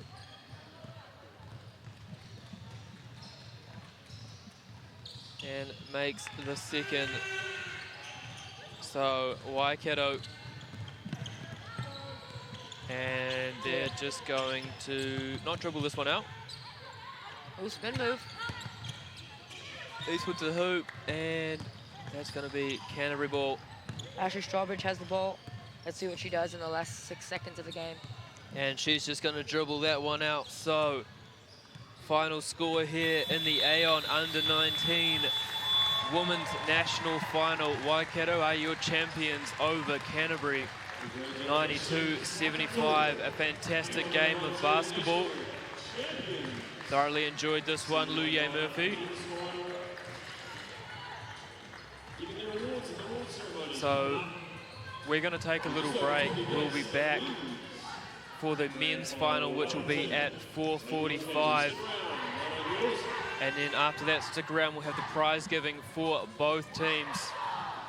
Congratulations, Waikato, your 2021 Women's Champions. I'm Andrew Horrocks alongside Luye Murphy. Hope you're having a lovely afternoon, and we will see you shortly for the men's final, coming right up at 4:45.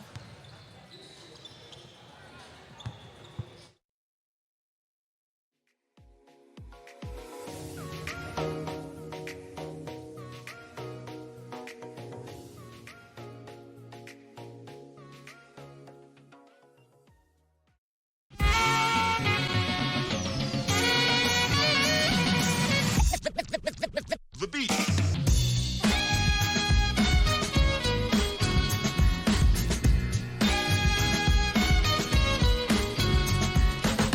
Hoops in Schools continues to be such an empowering initiative for our Taranaki and wider communities. It's our goal to have a hoop in the heart of every community across New Zealand.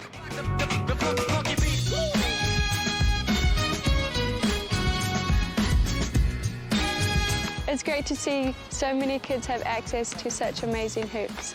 It's not just about the sport of basketball, but getting these kids physically active. Hoops in Schools is targeting schools and communities which don't usually have the funding or access to equipment, facilities just like this, and it's amazing to be able to introduce and give them access to this, and we can see the results here today. A facility like this can bring a whole community together.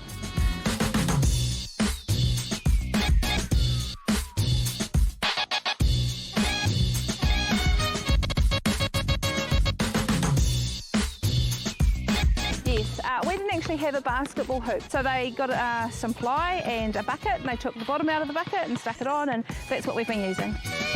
So I have noticed lunchtimes, children are a lot more settled because they're playing, they're engaged, they're active.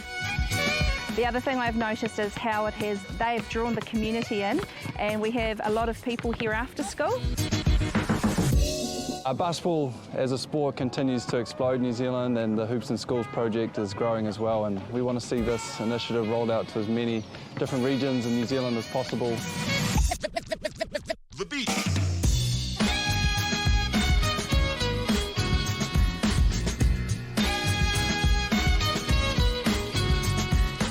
Hoops are pretty good. It's a good way to keep you fit and playing with your friends.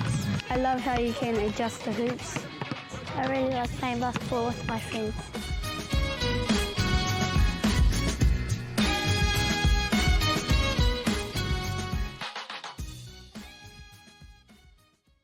For the one time, ain't no sunshine. What is the hype about?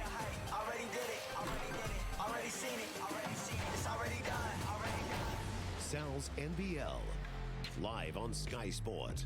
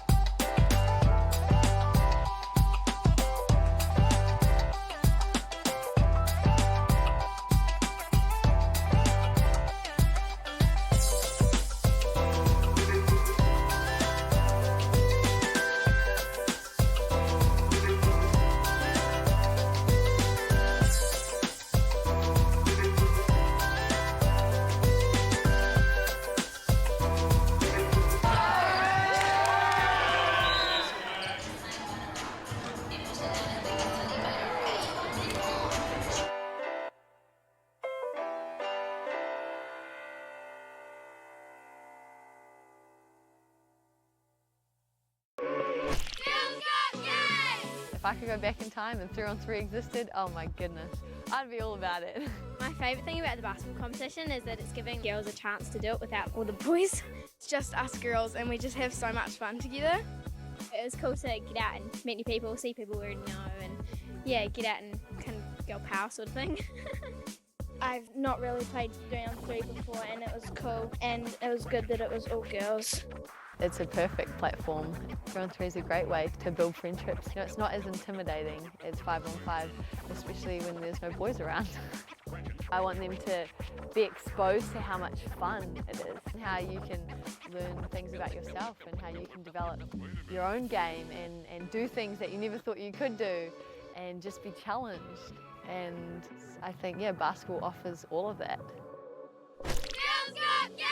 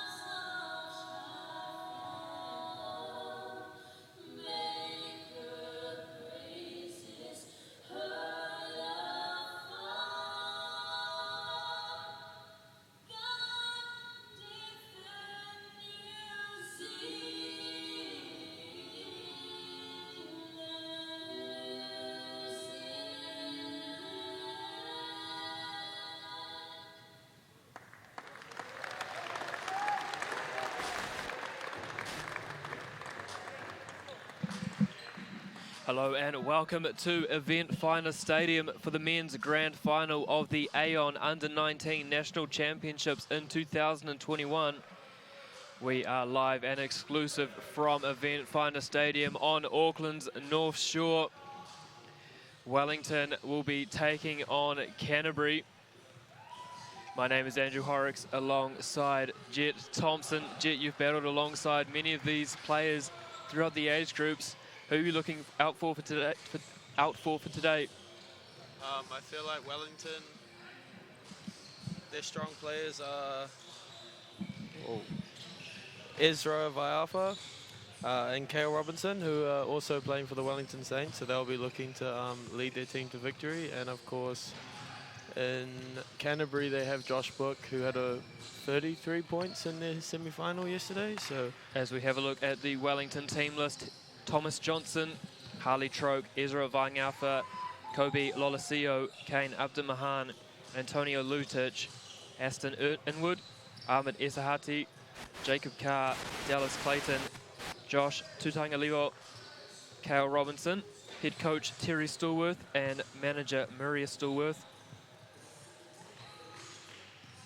And then for Canterbury, Zachary Hannon, Tane Lavery, Joshua Book, Jackson Rhodes, Flynn McGuinness, Aidan Tonge, Walter Brown, Benjamin Freeman, Max Patterson, Mason Whitaker, head coach Liam Connolly, assistant coach Ed Book, and of course the officials for this one, Tony Smith-Hewitt, Regan Ashley, and Amy Jo Clark.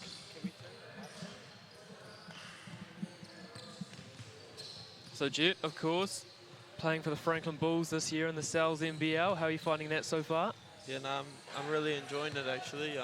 We just got back from Palmy yesterday after the long drive, which was a bit hard on the body after having a game on Friday and then traveling straight to Palmy on the Saturday morning. But no, I'm really enjoying it. We're like halfway through the season now, so we've had a couple tough losses, lost some players to injuries, but we're still improving and getting better each week, which is the main goal. And of course, you spoke before about Ezra Vaiafa playing for the Wellington Saints. What's it like sitting up at the professional level against players your own age? It's always good fun. Me and Ezra are good mates, so it's always good to battle against your mates. Guarding him's easier than guarding Dion Brewster and players at that caliber, so guarding Ezra is a little easier, but definitely not easy. I look forward to him finding a little bit of motivation when he hears that little snippet from you, Jet. So we spoke off here a little bit about the keys to the game for each team. What do you think the key is for Wellington? I think they need to limit Josh Book to open looks. I think Harbour did a good job on him in the first half yesterday in the semi-final, but they let him catch fire in the second half, which punished them as when he got hot. That's when Canterbury took over and ended up winning the game. And then for Canterbury, what do you think they need to do to stop this Wellington side? Well, I think Ezra's really good at using on-balls and penetrating to the rim and dishing out to open players and finding open shooters. So if they can make other players beat them, and instead of just letting Ezra do what he does best, then I feel like they'll give themselves a good chance to win this game. Absolutely. So a lot of people that we need to thank, otherwise this tournament wouldn't happen. Of course, our naming rights sponsor Aon, this broadcast live on stuff. And a big thank you to Harbour Basketball Association, and in particular Sue Woods, for helping to put this on, of course, helping with school benches, first round and last round, helping to set up this finals day as well. So a spectacular job done by the Harbour staff. Event Finder Stadium and AUT, of course. These beautiful new floors put in 3 years ago, and of course our sponsors MyFM and the official ball Molten. Jet, how are you finding those new Moltens? Oh, I love them. Shooter's balls, mate. Just repeating the statement made by Josh Davis many times over the last couple of days. Of course, for more information on the Aon U19 Nationals, visit the Basketball New Zealand website, www.nz.basketball. And of course, across all the socials, Facebook, Instagram, and Twitter, follow them at BasketballNZ, apologies. Tag us in your post and use the hashtag Aon U19 Nats. Join the conversation. Of course, this is streamed across nz.basketball/TV and on Stuff. And Jet, of course, after this as well, still 17s and 15 nationals in the July school holidays. You'll have fond memories of those tournaments, both in Dunedin and in Auckland. Never won though, so it's not that good of memories, is it? Good to see positivity flowing through on the live stream. As we take a quick look at the last team talks, Terry Stallworth not even needing the clipboard at this rate. Just talking through what he needs out of his charges. And then Leon Connolly ably assisted by Ed Book on the Canterbury side as we take a quick sweeping view across Event Finder Stadium. As we take a look at the medals. And wouldn't it be lovely to win one of those, Jet? Maybe next year, mate. Of course, Jet still has one more year of eligibility in this age group with the change that came in next year. So Andrew, who you got winning this game? Putting me on the spot there a little bit, Jet. I think I'm going to go Canterbury by 4. But it's going to come down to how Wellington defend Josh Book. What about you? I got Wellington by 4. So we've split it. Maybe off air we might need to put a little wager on this game potentially. Yeah, whoever loses got dinner. Dinner, he reckons. All right. We'll shake. As we get underway with the ball game. And Dallas Clayton wins the jump ball over to Ezra Vaiangapa. Goes straight into a pick and roll through Clayton, dives beautifully. And Robinson on the left-hand side just gets into a handoff. Another on-ball screen there from Clayton. Roll, they find him on the short roll. Beautiful find, and we've got a dunk early. Aston Inwood, positive start there, Jet Thompson. Way to open the ball game. As we have a look at that on the replay. Gets up nice and easily off the springy Event Finder Stadium floors. And both teams in man-to-man as Freeman to the rim. Leaves that one short. Rebound Inwood. Wellington off to the races. As defended by Hannon. Kale Robinson to the rim. Rebound by Tonge. Over to the very impressive Walter Brown. And here's your key man, Jet Thompson. Josh Book. Back up to Book. Gets the on-ball from Tonge. Rises up and misses that one. And here comes Isahati, sorry. Just dancing, lovely kick out, and 3 on the way, yes. So perfect start for Wellington on their first 2 trips. As we just look at that replay to the corner 3. And rejects the on-ball. It looks like Wellington are bluing their side on-balls. So you use the term blue there, Jet. What do you mean by that? Well, blue ice, instead of making the ball handler use a screen, you're forcing him to reject the screen, making him go sideline. Oh, great pass by Ezra there. Great, ooh. Beautiful ball movement from Wellington, cleaned up by Dallas Clayton. Spins into the double team, and just like a little bit better spacing. There we go from Wellington. Vaiangapa rejects the on-ball. Back out again. Inwood, no good. Great rebound there from Aiden. Aiden Tonge getting up and giving it to Josh Book. All the way to the hoop, kick out beautifully. Freeman up fake, spins.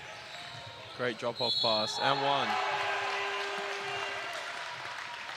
And that's what's so hard to defend about Canterbury, isn't it, Jet? Is that they're driving to dish rather than driving to score. It's a little bit different to other associations. Their bigs wheel so well around the rim, making the drop-off passes so much easier than the paint's not so congested. And Tonge is short on that one. Rebound, Kale Robinson. Defended by Walter Brown. Sees a lane, up over Brown, no good. And again, rebound by Tonge. Remember, live stats are available for this game through the BBNZ website. And we'll be giving you updates each quarter as it goes along. As Hannon just short on that layup attempt, but Wellington couldn't corral it, and we'll get to see what Canterbury run from the baseline here, Jet. What's some of your favourite moves out of this? Ooh. Inbound it, nice little pin down to the corner for Josh. That's a good look for Josh. And you wouldn't expect him to miss too many of those if he keeps getting that look inward to the rim. Short, well walled up there from Brown. And nice to see both teams getting out in transition, even though it's day 4, tired legs, as Book for 3. And he's long on that one. Rebound, Isahati. Vaiangapa for 3. That's short, but it's going to be Canterbury ball. Initial thoughts here, Jet? I think Wellington are pushing the ball like and getting out early in transition. Canterbury haven't really got too many good looks in this first quarter, so here's a great chance to, you know, set up a half-court offense and get a good look out of it. Here's Brown to the rim, up off glass beautifully from Walter Brown. He's been a bit of a standout for me, Jet. Not one of the bigger names that I'd heard of before this tournament, but... He's actually part of the Canterbury Rams. Walter is. Thank you for that correction. As and one from Zachary Hannon. As let's have another look at that. Just gets out ahead. And beautiful finish there from him. So, Jet, we mentioned that Walter Brown and the Canterbury Rams. Which other Canterbury team players in this team are part of the Rams? I believe Aiden is also a part of them, and Zachary Hannon, I think. As Hannon connects there. And Mason Whitaker.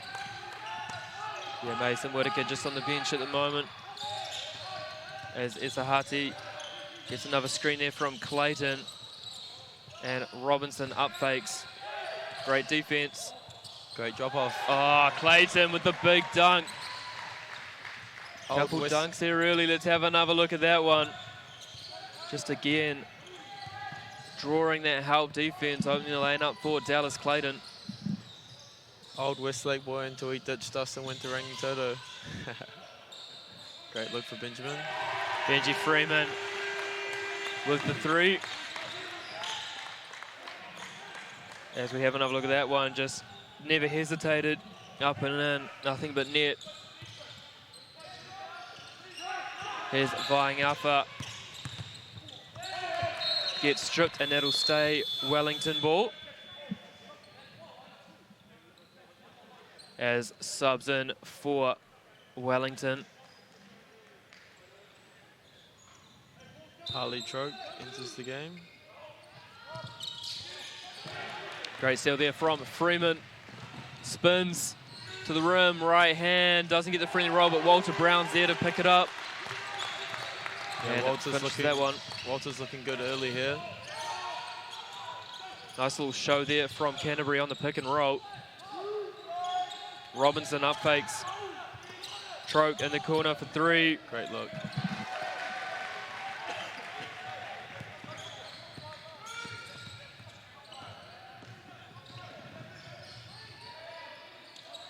As Book finds Freeman. Left wing, rises up again, feeling himself. Rebound at Vaiangapa. Over to Kale Robinson.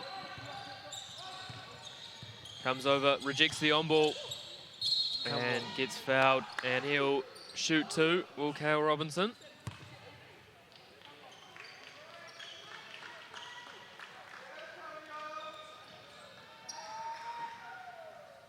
As subs both sides, and your former Westlake boys teammate Antonio Lutic enters the game, Jet. Yeah, haven't really seen much of him as he's moved down to Wellington for university. Good to see him still playing basketball though.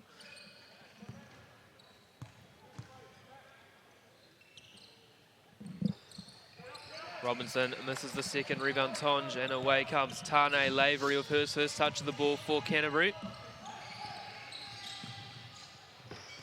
Back to Tonge, finds a little seam and he's fouled and will go to the line for 2. Impressive start for him, Jet.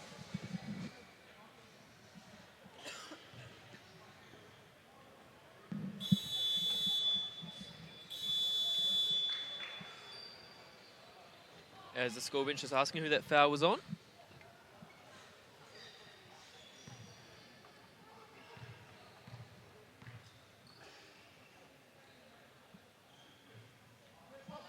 So we saw Auckland Huskies General Manager Matt Lacey just before Jet, and a big Battle of the North coming up for you guys on Saturday, I believe. Yep. Will that be at Event Finder Stadium or the Stockyard? That's at the Event Finder Stadium. Maybe see a few decals on the floor for that one. Horn set here for Wellington. Kale Robinson likes the matchup. And he'll go to line for 2.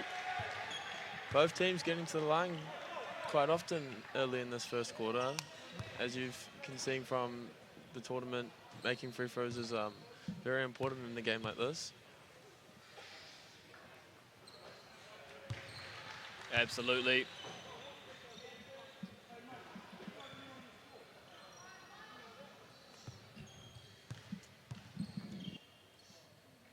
As Robinson makes the second.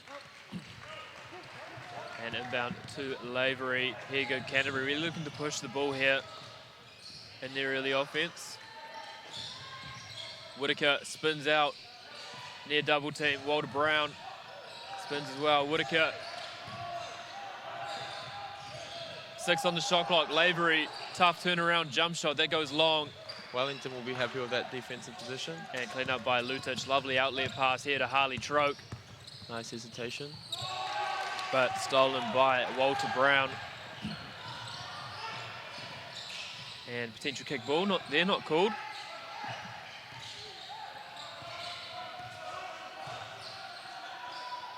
Oh, lovely ball movement there from Canterbury. Tonge. Brown left all alone on the weak side. Makes them pay. He's been very versatile this game, showing some inside and outside. Well, I always find it interesting, the guys who have played that semi-professional NBL basketball learn from older guys and then come back into age groups. Chance to showcase what they've learned against their own age group. As great ball movement there from Wellington, but Harley Troke can't finish. Rebound, Aiden Tonge. Here comes Walter Brown. Lavery up top.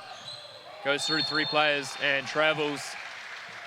Fair call there on Lavery.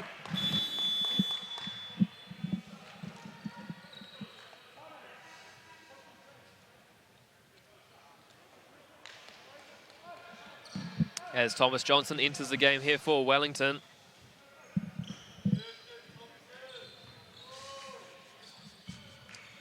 As we say hello to Josh Koyman.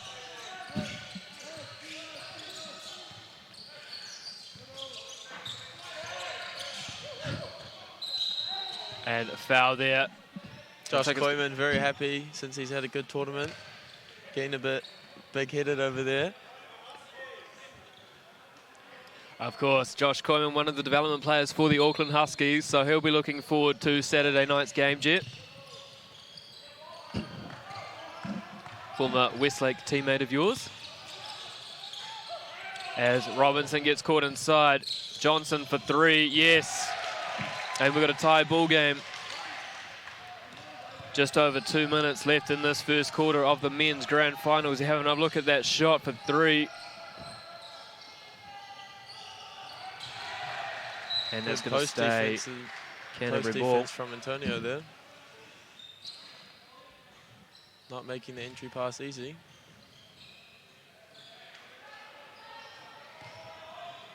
Yeah, G, you could argue almost slightly more traditional setups here from both teams, isn't it? We see a lot more 5 out of Walter Brown with a lovely little hook shot. And again, look at that, just, whoa, Ty Johnson. That was a beautiful little spin move, but can't finish, and away comes. Walter Brown gets caught in traffic, but is fouled. Interesting to see who they call this on. It's going to be 45, Thomas Johnson, as we have another look at that little hook shot. Here is Canterbury through Lavery. Tonge finding a Whitaker behind the back. First bit of action for Max Patterson. Nice little flare screen for him for 3, short. And Whitaker thought there was a player in the corner, taps it out, but no one's there, and it's going to be Wellington ball. into the very safe hands of Ezra Vaingafa.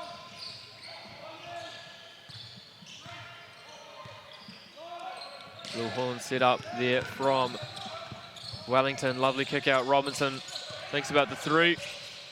Finds Johnson. And you can't call his team selfish, can you? No, you cannot. 2 seconds left in the shot clock. Let's see what Wellington can get out of this baseline position.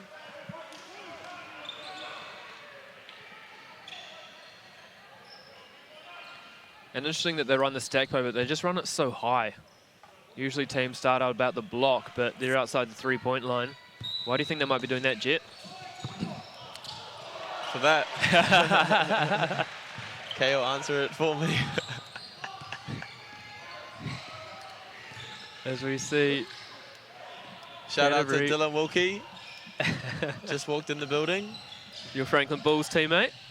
Tonge, layup, 2, yes. Nice and easy there from Canterbury. And away comes Vaingafa for Wellington. Asking for that on-ball screen there from Lutic.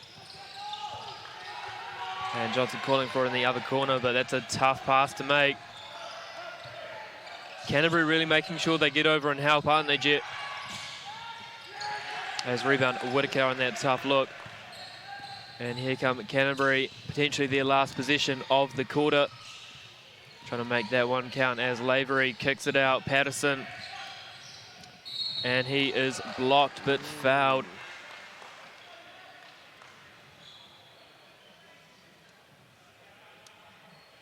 And looks like it was on Tutunga leave out for Wellington.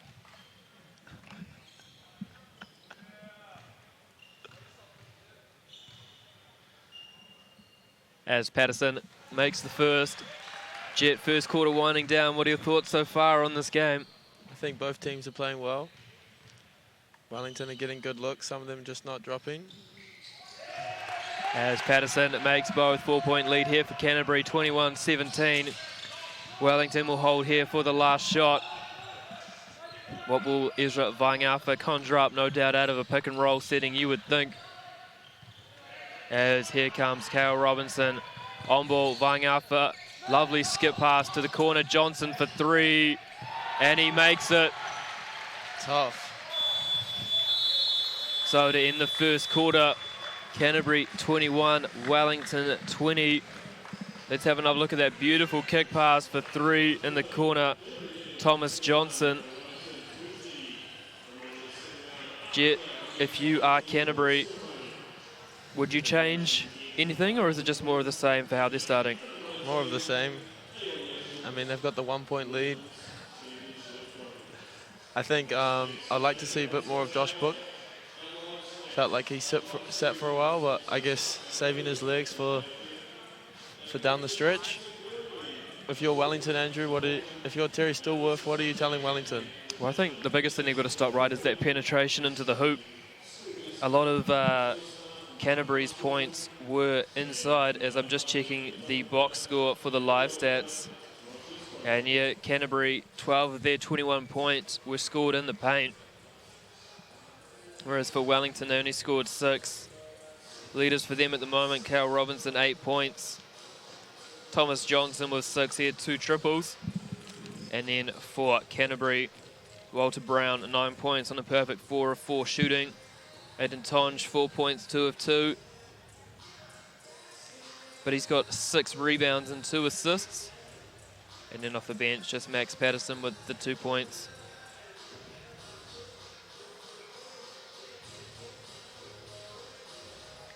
Jet, Canterbury have got 4 assists on 8 shots. So you've got to think that they're pretty happy as we just have a look at Amy Jo Clark. Just giving that little warning for Canterbury.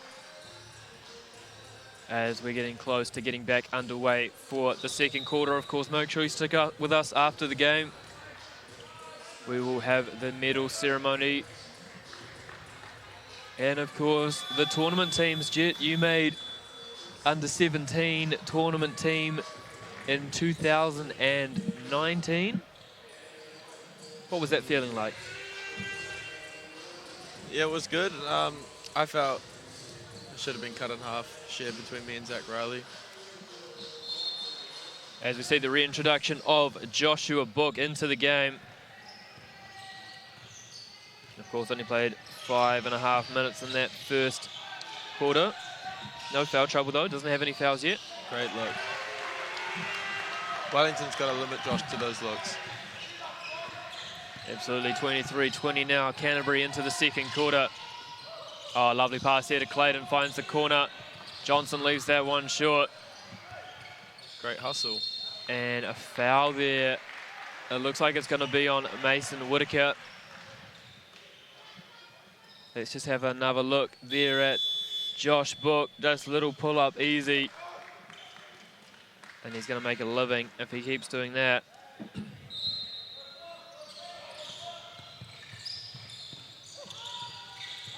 Inbound here for Wellington, straight into Clayton. Spins, left hook, no good. Goes after his own miss, but can't get it. Away comes Patterson for Canterbury.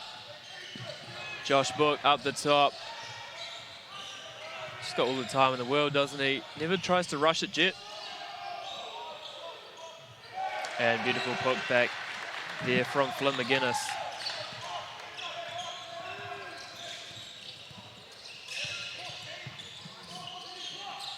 Again, corner Johnson, no good. Rebound Joshua Book.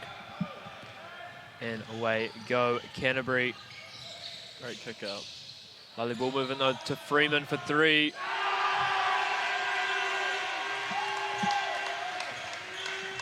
Very impressive for me so far this tournament has been Benji Freeman.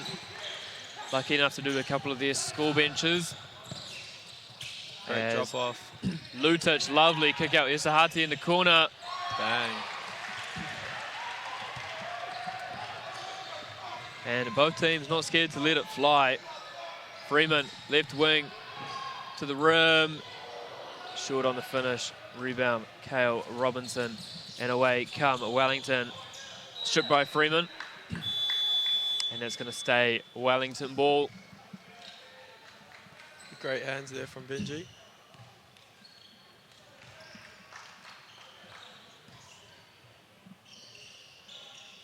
So Wellington through Isahati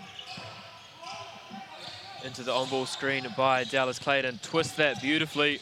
Very shifty guard, great pass. And how good was that look? Just drew the help defender. Lovely string cut from the corner. And a nice easy look for Wellington as we see a steal here from Lutic. And beautifully stripped from Flynn McGuinness. As we see another look at that little backdoor cut from the corner. Shout out to Dylan Wilkie again. Great to see NBL players coming down to support the next stars. Of course, Dylan, a former champion actually in 2019 with the Harbour A team. And here's Clayton. Lovely find there to Lutic. Great and move. finishes with the right hand on the left-hand side. He learned that at Westlake.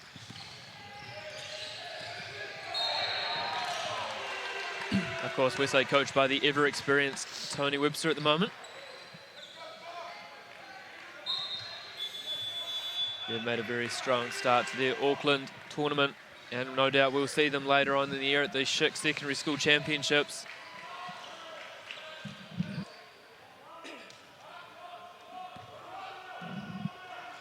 As Lavery will bring the ball up here for Canterbury. Here's McGuinness. Spins, finds Brown. That's going to be close to 3 seconds, not called. Freeman up the top, thinks about it. Ooh, little pump fake. Beautiful stuff there from Benji Freeman. Nice little show there on the pick and roll, but dissected beautifully there from Wellington. That weak side back door is getting open as we see a timeout from Canterbury. What do you think he's going to be saying to his team in this Well, they've got to timeout? find a way, don't they, to make an adjustment on that pick and roll. They keep showing they've got to bring that help defender in from low. So I don't know, Jet, do they just trust the two-man game and try and keep that guy holding on the help, or do you think they make another adjustment off of that and stop showing?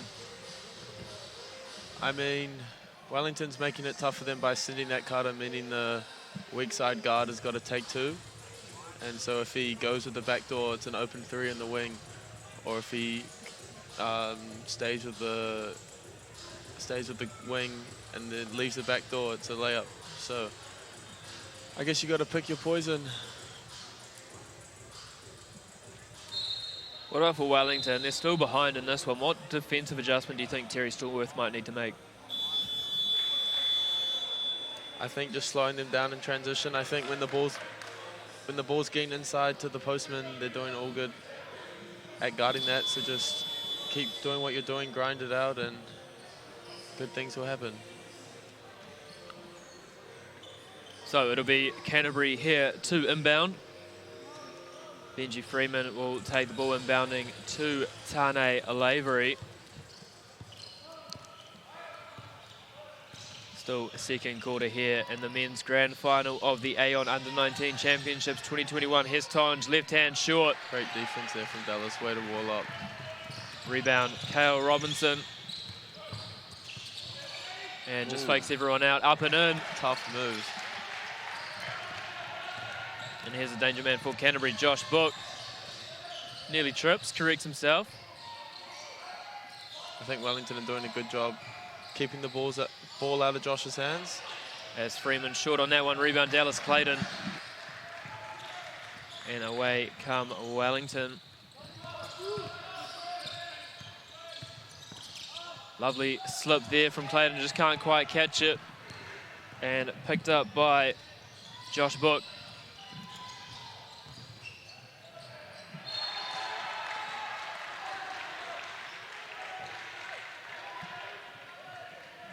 And away come Wellington with the ball now with a slim 1-point lead nearly halfway through the second quarter. It's been an enthralling contest so far. Lovely skip pass over to the corner. And a little floater, no good. And so that's come off Aidan Tonge. So it'll stay a Wellington ball. So Jed asked you about this little high stack before. They got a little layup. What are you thinking they could run here? I feel like they should mix it up a little bit. I mean, they got a nice lob out of it the last time, so I guess Terry wants to stick with what's working. Don't fix something that's not broken.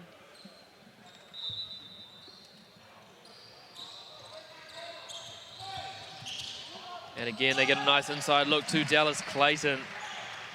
X&O master Terry Stallworth.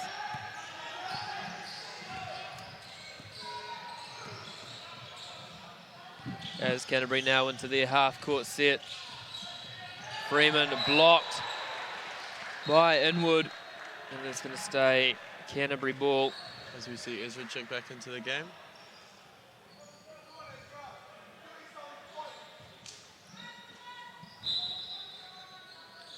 As we see Ezra's biggest fan in the crowd, Robbie Coleman. Of course, those two would have competed against each other many times at these championships. As Robinson just loses the ball there on his way to the hoop.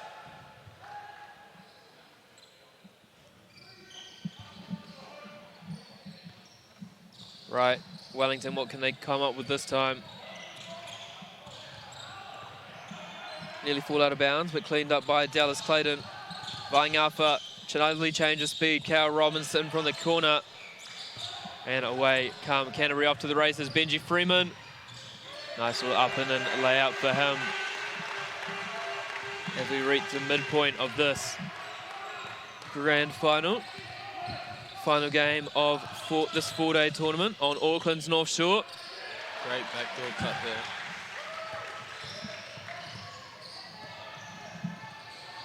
Here's Book. Skips through, and that comes off Cal Robinson's foot. Gonna stay Wellington ball.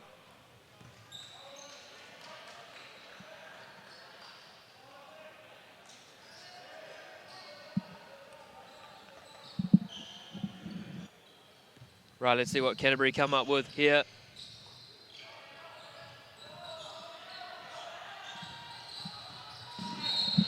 as he stripped Josh Book, but there's a foul in there. Only the second team foul on Wellington. Reaching foul called by referee Tony Smith-Hewick.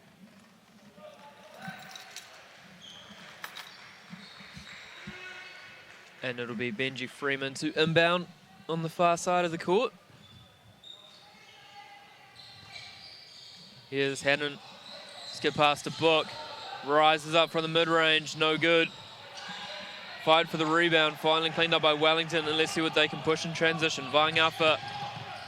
And a good job by Canterbury just slowing it down. Mid-range jump shot. Yes, good. Little James Harden step back there. Robbie Coleman's a happy man in the stand seeing that play. Book for three. No good. Back to Vaingawha. Of course, the champion at under 15s, champion at under 17s. They're going to become a champion here at under 19s. Tutanga Levi, that's a tough look. And cleaned up by Benji Freeman. Here's Book again, goes behind the back. Hannon. Zach Brown.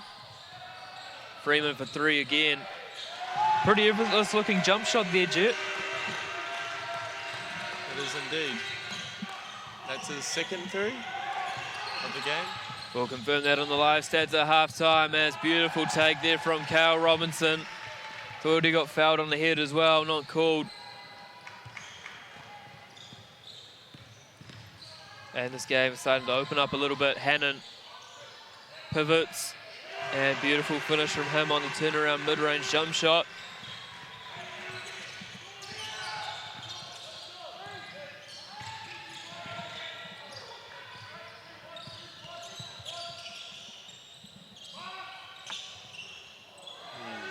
They're doing a good job, aren't they, Jed, of if their help defenders there. As what a block from Tutanga Levi.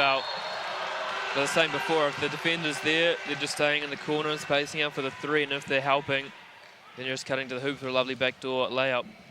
Yeah, Wellington are playing very unselfishly.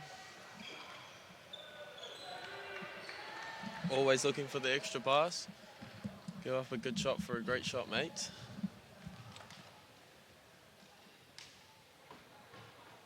Absolutely. As we see Tonge make the first.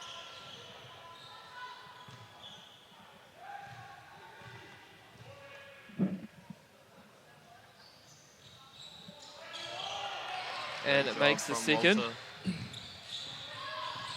Here's Josh Book, Hannon, Benji Freeman, and to Tonge.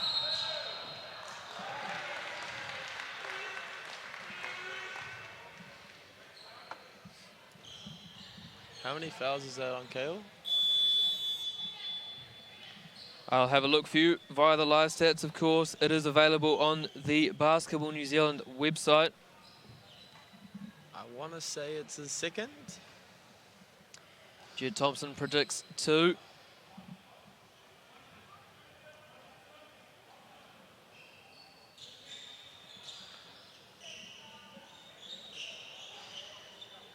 And yes, I believe you're right, Jet. That is his second. Terry's leaving him out there. What would you do in that situation? One of your stars picking up 2 fouls. I think at this stage, you've got to leave him in. Of course, I made that mistake with you in the Super City Final 2018. You picked up your third on the very first possession of the final. And from a 2-point game, we got blown out by 30. So, yeah, I'd probably keep him in at this stage. He's been such a key player as well for Wellington that I think you've just got to trust in your star player to keep it going. What about yourself? Yeah, I'd leave him out there. Here's Tonge up the top to Freeman. Oh, lovely work there from Benji Freeman. And Canterbury retake the lead here, 40-39.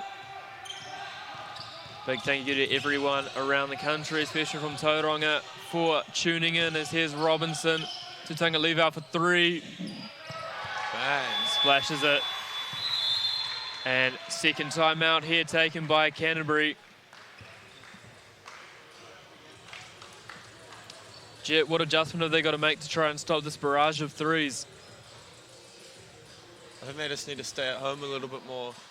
Wellington are just driving, not really looking to score, and just kicking out to the open shooter. So I feel like if Canterbury make Wellington score around the rim more and make them take those tough layups one-on-one, then it will limit their wide open threes on the perimeter. You talked about their unselfishness before, Jet.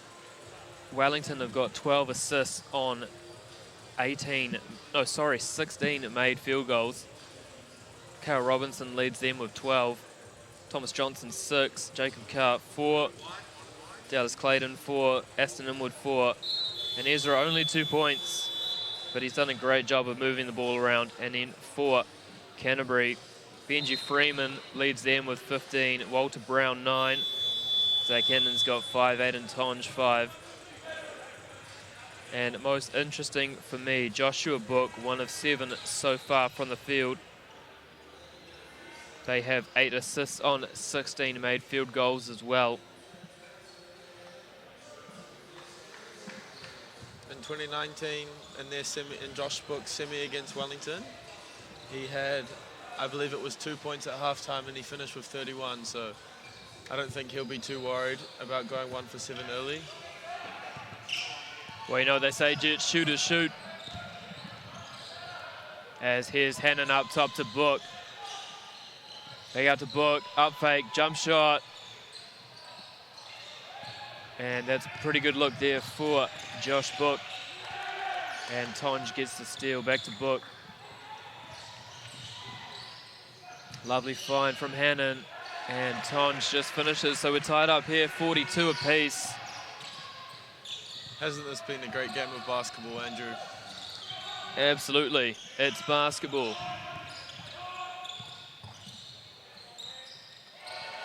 Lovely 3 there for Wellington, building up that 3-point lead again. Canterbury need to slow down Kyle Robinson.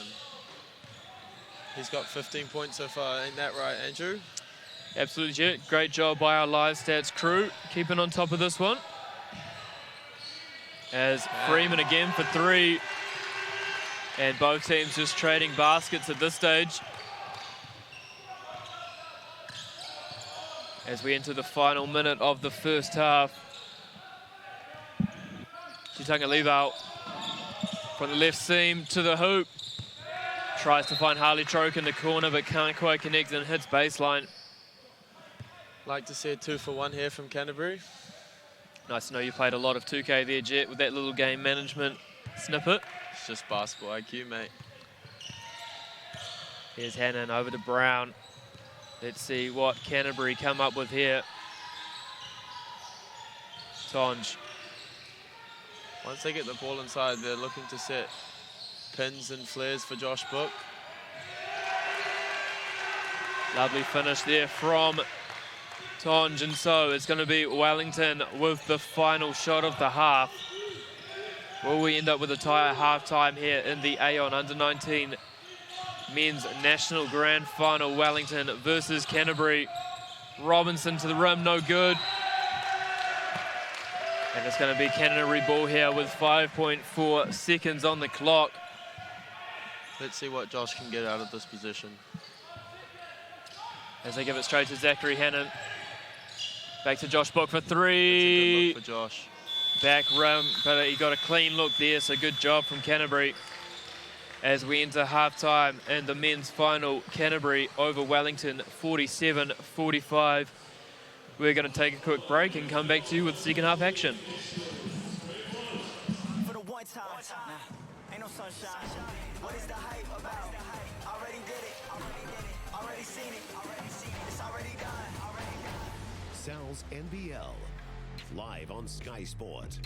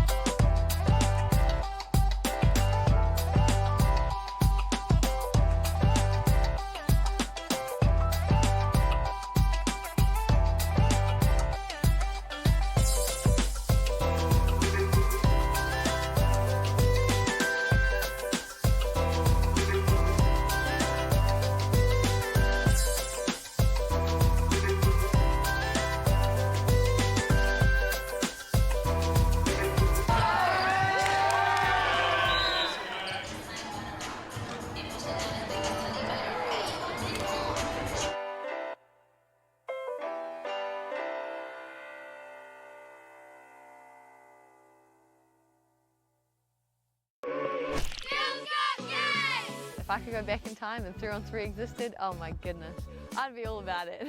My favourite thing about the basketball competition is that it's giving girls a chance to do it without all the boys. It's just us girls and we just have so much fun together. It was cool to get out and meet new people, see people we already know, and yeah, get out and kind of girl power sort of thing. I've not really played 3-on-3 before and it was cool, and it was good that it was all girls. It's a perfect platform. 3-on-3 is a great way to build friendships. You know, it's not as intimidating as 5-on-5, especially when there's no boys around. I want them to be exposed to how much fun it is, and how you can learn things about yourself and how you can develop your own game and do things that you never thought you could do and just be challenged. And I think, yeah, basketball offers all of that. Girls Got Game!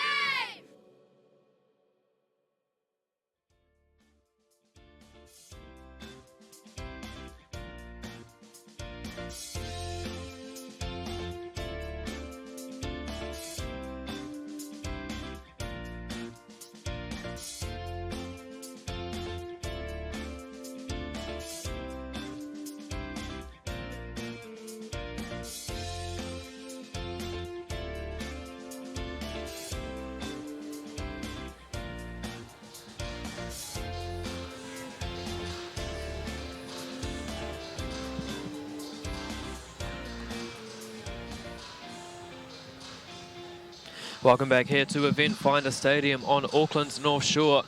Aon Under-19 Men's Grand Final. Wellington versus Canterbury as we take a quick look at the stats. Leading scorer for Wellington, Kale Robinson. He has 15 points and 5 of 12 shooting, 4 rebounds, 4 assists. Dallas Clayton and Aston Inwood with 4 apiece. Thomas Johnson with 6 off the bench. And then for Canterbury, Benji Freeman is pacing them with 18 on 7 of 14 shots. Walter Brown, 9 points. Zachary Hannon, 5. Aiden Tonge, 9.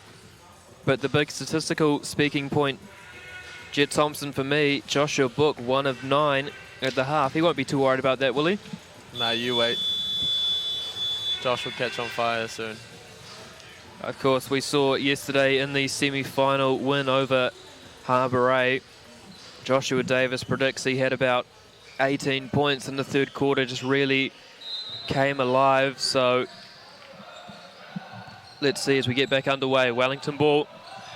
They're in the grey and black. Canterbury in the straight black. Robinson, right wing. Lovely rip through to the rim. But good help D, forcing the bad pass there from Canterbury. And here's Brown to the hoop. And Canterbury get us underway in this second half. As Issa Haiti, right wing with the screen from Clayton. Tough. And you said it, Jet. Tough little finish, but gets the friendly roll on these most forgiving rims in the South Pacific. The N-Seeker lives on. Tonge. There's lovely little screen there to get him to the other block as Brown going out. Robinson, beautifully defended. Cleaned up by Robinson, and here comes Issa Haiti. Vaingafa for 3. And leaves that one short. Rebounded by Benji Freeman and Hannon to the rim. Canterbury won't be too happy with that. Not at all. Bit of a momentum killer. Got out in transition beautifully and then just threw that to where he thought the teammate was, but he wasn't. And it'll be a Wellington ball with 14 on the clock. Ezra. Lovely pass to Robinson. Beautiful, unselfish ball from Wellington. Had a wide open layup, but didn't have the ball. And Robinson misses that one long. Benji I'd like Freeman to see again. Ezra look for himself a little bit more. Always the facilitator is Ezra Vaingafa. And here we go. Josh Book to the rim. Terry's not happy with that one as he calls his first time out of the game. Well, interestingly enough, Terry Stallworth, I don't believe, called a timeout the entire first half. So for him to call one within a minute 45 of the second, Obviously, the adjustment that he made at half-time, he wasn't seeing on the court. What do you think he's looking at here, Jet? I think he's a bit annoyed at how easily Josh Book just got that look there on offense. I think he knows from, obviously, when he was doing scout, watching the semi-final from last night, that in the third quarter, just like then, Josh getting to his right hand really worked for him, and he caught on fire. And as Josh Davis said, 18 straight points in the, not straight points, but 18 points in the third quarter. Well, I'll tell you what, I would not be surprised if that was 18 straight points. It felt like it definitely here in the commentary box. Harbour were throwing all these different looks at Joshua Book and couldn't do anything to stop him. Don't forget, of course, this is on live stats, so you can find that on the nz.basketball website. Big thank you to MyFM, the official ball, Moulton, Aon, our broadcasting partner staff, and of course Harbour Basketball. Done a great job putting this tournament on.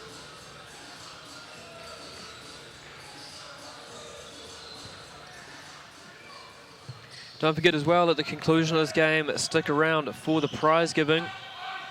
Both men's and women's, of course. The women's winners were Waikato. Great hands there from Kale. Robinson. As he gets into a high middle pick and roll. Vaitakere. Oh, beautiful spin back.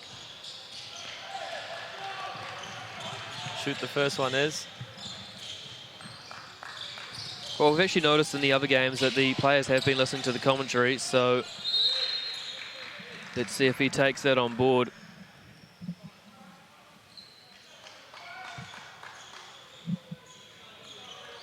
As the ball touches the back of the backboard, so it'll be Wellington ball here. Bit of full court pressure and an early on ball for Ezra Vaitakere. Great kick out. Kale Robinson from three in the corner. Great look. And I know you want him to shoot a little bit more, Jeb, but when he's triple teamed like that, it's a beautiful kick out as we have another look at it on the replay. Never looked like missing, did he, Kale Robinson? Nice little screen there for Josh Book, sorry. Great job off. It's been a while since Ed's played. Of course, a member of that 2002 team that finished fourth in Indianapolis.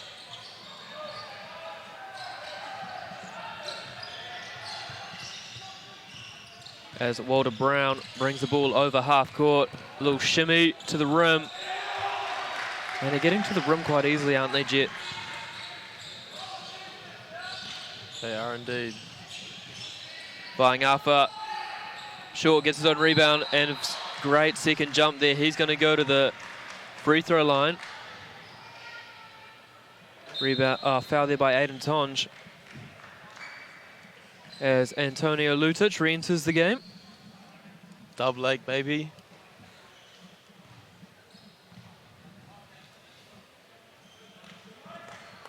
As Ezra knocks down the first. Then we're going to see Mason Whitaker re-enter the game here for Canterbury. Should Ezra Vaitakere make this second free throw?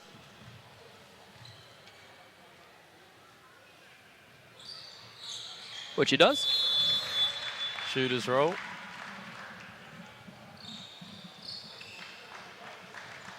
As we see Mason Whitaker into the game.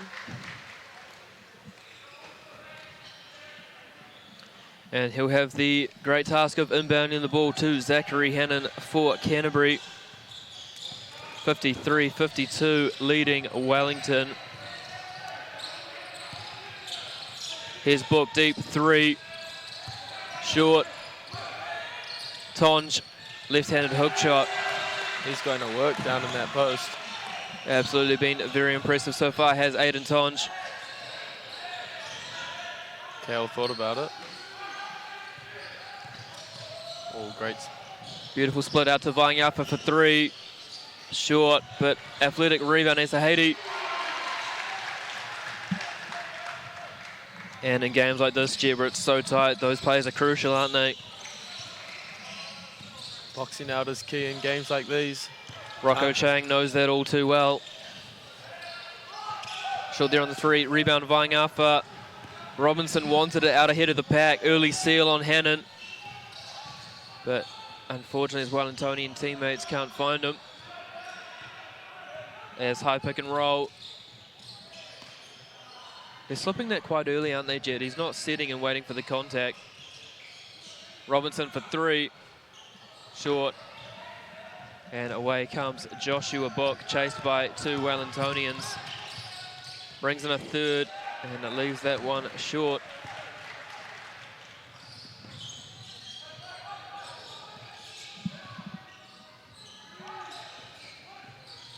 Again, Wellington, lovely extra pass. Robinson crosses over. Lutic with the right hand. Not his favoured hand. And it's just a bit long there on that effort. Beautiful cut to the hoop. No foul called on that one. And here come Wellington through Kale Robinson. Kale will be happy that he didn't pick up his third there. Great extra pass. Vaiangapa thinks about it. Little floater, long. Gets his own rebound. Tough again. Clayton. And on his second attempt, does enough there to force a timeout from Liam Connolly. 4:28 to play here in the third quarter. Canterbury 55, Wellington 56. They take their first lead of the second half. Jet, what do you think Canterbury's not happy with at the moment? Rebounding, they're not boxing out right now, so I think Liam will be big on that. Stop Wellington from getting second chance points. I mean, that's really where all their points have come from in the second half so far. You got to think both teams are pretty happy with their offensive output. They're both going to be over 20 points a quarter at this rate. So it's got to be all on the defensive end, right? Who can put the clamps on and get some stops? Exactly.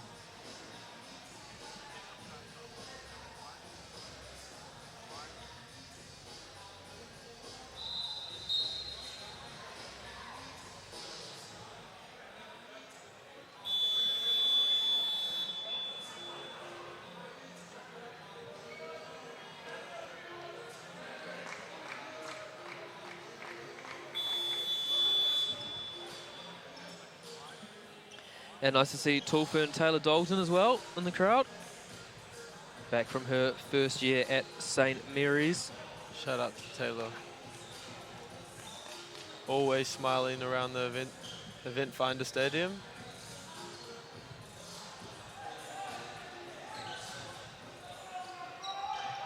Canterbury getting us back here underway. And Hannon just thought that McGuinness was going to keep coming out a little bit more on that, but he decided to stop his run. And Blair won't be too happy with that look fresh out of the timeout. Bit of a coach killer, that one. Vaiangapa just skipping around everyone. Johnson. Tutunga leave out. Oh, great relocation there from Johnson for 3. Great box out there from Mason Whitaker. Right, Juan, only the first team foul on Wellington in this quarter. So Coach Terry won't be too worried about that.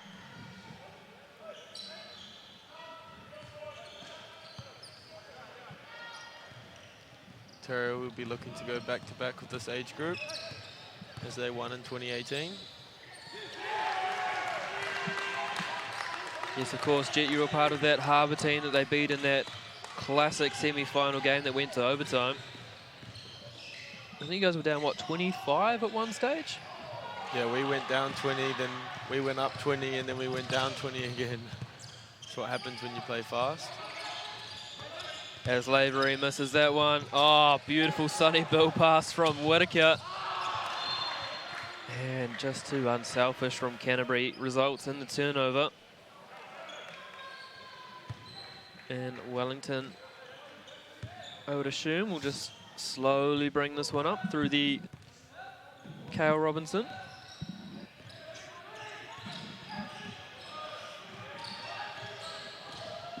Oh my goodness, tries to go up and over, but is rejected, and it's going to be Canterbury ball. Thought he might have tried to dunk that one, but again, just tried to shift a little bit with the layup. no good, and Canterbury will come away up 57-56.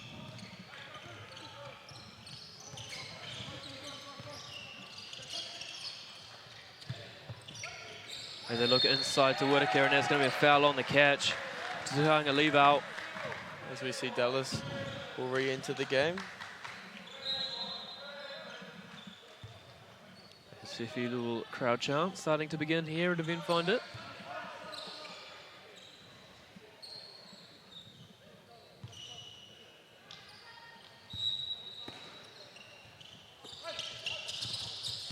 Lavery, and that's just tipped by Johnson. Great hands by Johnson. As he tried to find Waitakere inside.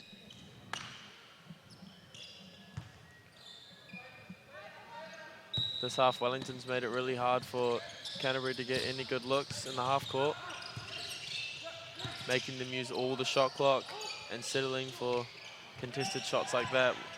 Terry will be happy with their defense so far this half.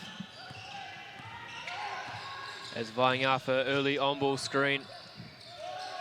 Just works that on to Kale Robinson. And offensive foul. Just saw him extend those arms a little bit there, Jet.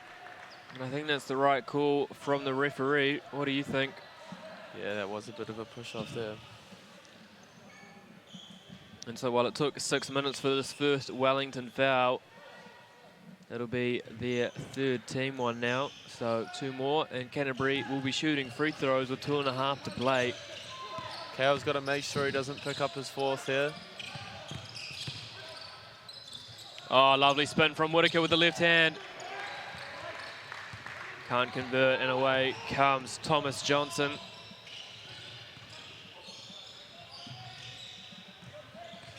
Kale Robinson. Oh, lovely find, vying up for 3. Short. It almost came off Waitakere and went out. As Zach Hannon was trying to dribble that, but safely into his hands. And it's a tough shot, and he's going to go to the line.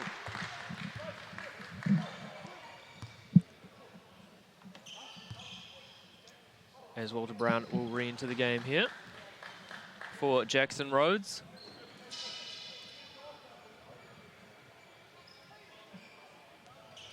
Still waiting for that Josh Book offensive explosion, Jet. Maybe when he gets back into the game, as he's currently sitting down, we might see it. But Canterbury doing a great job, even without that, of just maintaining the slender 1-point lead as the third quarter winds down. Make that a 2-point lead thanks to Zachary Hannon. Here's Robinson. Handoff flying up straight into a pick and roll as Clayton falls over. Oh, what a skip pass. Johnson in the corner. But great chase from Kale Robinson, and he's fouled. Effort plays like that should always be rewarded, shouldn't they? Exactly. Should we just put a point on for Wellington for that one?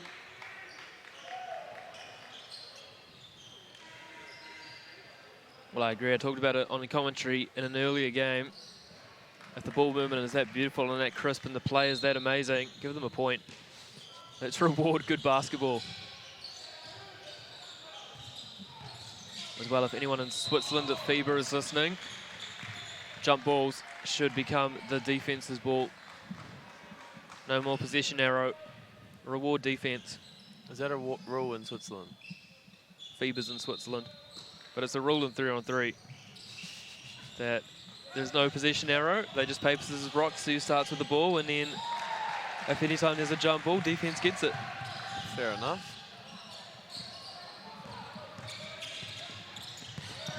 Obviously, an active defender like yourself, Jet, would be a big fan of that rule. I feel like that's fair enough. As long as you're the team on defense. Well, it goes both ways, doesn't it? As Robinson puts his head down to the rim, up, over, tipped in, I believe, Dallas Clayton. And those are valuable second chance points, especially in this tie ball game. Great hustle there from Thomas. Couldn't come up with it, but you love the hustle.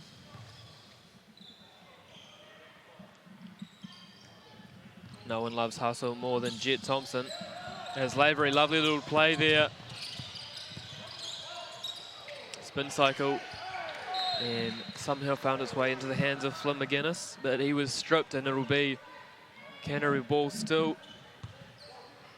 36.5 seconds to play in this third quarter. Third and final quarter of the tournament. Lavery up top, 15 on the shot clock. Plenty of time, tries to create great defense. How he found Walter Brown there, though, I'm not too sure, but Brown finishes it off, and Canterbury take the lead here, 62-60.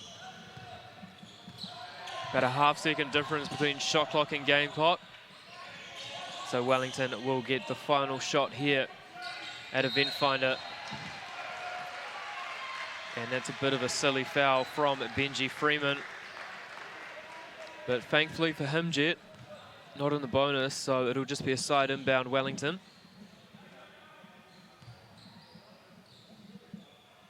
Let's see what they can conjure up from the sideline, from the mind of Terry Stallworth. Vaiangapa turns the corner. Robinson, step backs again. Short on that one, and that's going to do us. Three-quarter time here at Event Finder Stadium. Canterbury 62, Wellington 60.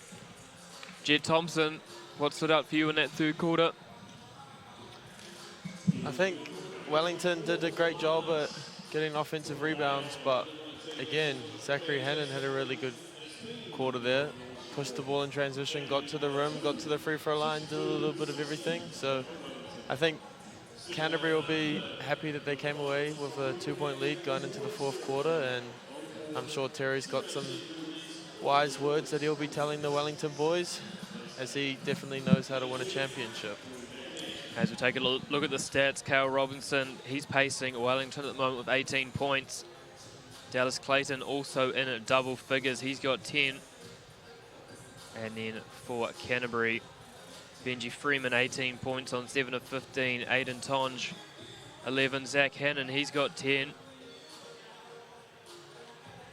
But the big talking point, the two big stars, Jet, Joshua Book, 2 of 12 shooting, and Ezra Vaiangapa, 1 of 9. So you've got to feel if one of those two can catch a light, it could just break this deadlock that the two teams have been in this whole game. Well, I mean, as we get further in the game, big-time players make big-time plays, so I'm sure we'll see both of those players stand out in the stretch of this ball game.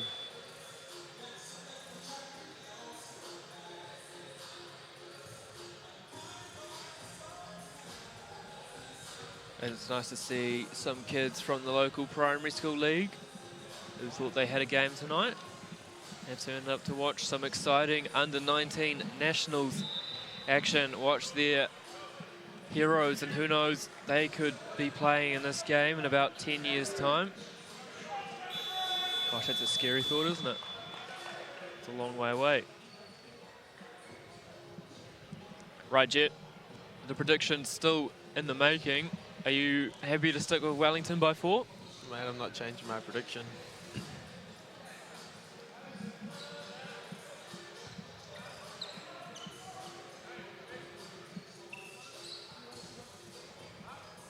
And both teams are set here. So Canterbury's going to get us underway in the fourth quarter. As we see Kane check into the ball game for the first time. Phil Henderson pressed the shot clock button. That's going to put the shot clock up on the board. Short on that one into the advertising hoardings. Perfect start for Wellington in this quarter. Robinson for 3, short. Rebound Patterson, and away comes Joshua Book. Kale won't miss too many of those. Book again, misses that. Robinson tidies it up.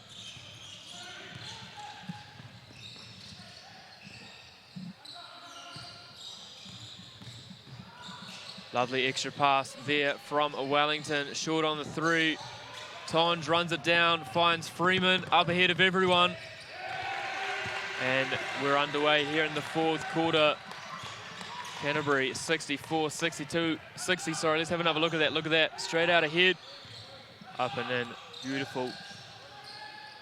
Just run out ahead. As Abdul Mahan's in the game. for Wellington. As Kale likes to match up.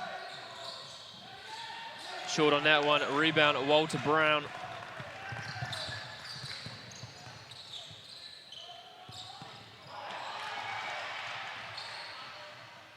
And lovely finish there, Wellington, their first point of the quarter. So both teams on the board in the fourth.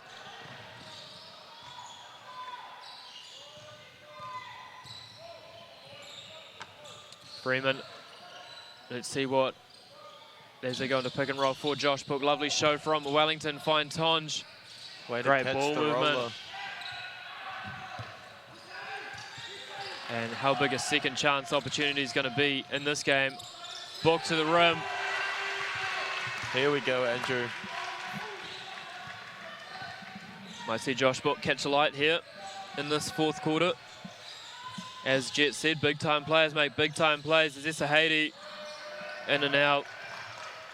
And Tonge in no rush. Potential backcourt there, not called on Walter Brown, and he's to the rim and in.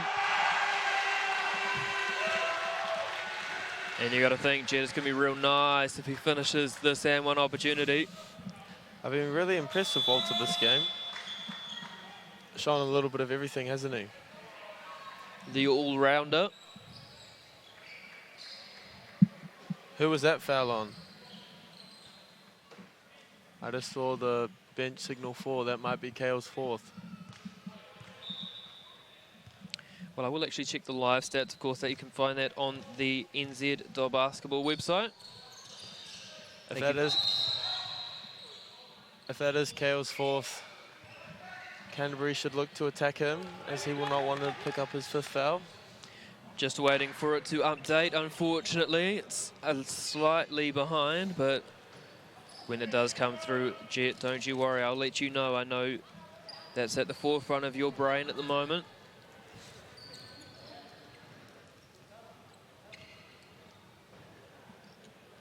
Maybe the referees have stopped this game as well because they want to know. But there's just a bit of sweat. Okay, here we go. The foul, you were correct, is on Kale Robinson. So that will be Kale's potentially fourth. Yes, 4 personal fouls on Kale Robinson. One more and he's out. Golly, wouldn't that be a game changer, Jet? As Vaiangapa steps back, decides not to shoot it. Into Dallas Clayton. Oh, what great defense, but cutting Vaiangapa. Passing and moving, Jet. It's a beautiful thing, isn't it? Wall up here. And wall up they do. I thought Terry Swords was coaching Wellington, but it appears that it's Jet Thompson. As Vaiangapa left corner, defended by Patterson into Dallas Clayton again. They're getting some nice cuts. If you saw that backdoor one, doesn't, leaves it short on the hook shot. Rebound Tonge. And this one's going to go down all the way to the wire, I think. Here is Benji Freeman. Just a bit strong off the glass there, can't finish. Away comes Kale Robinson for Wellington. Interesting, Jet, no one's played zone yet in this game. Not even just as a gimmicky position. Because zone's boring, Andrew. Zone is boring. It is, but everyone seems to sit in it in these tournaments.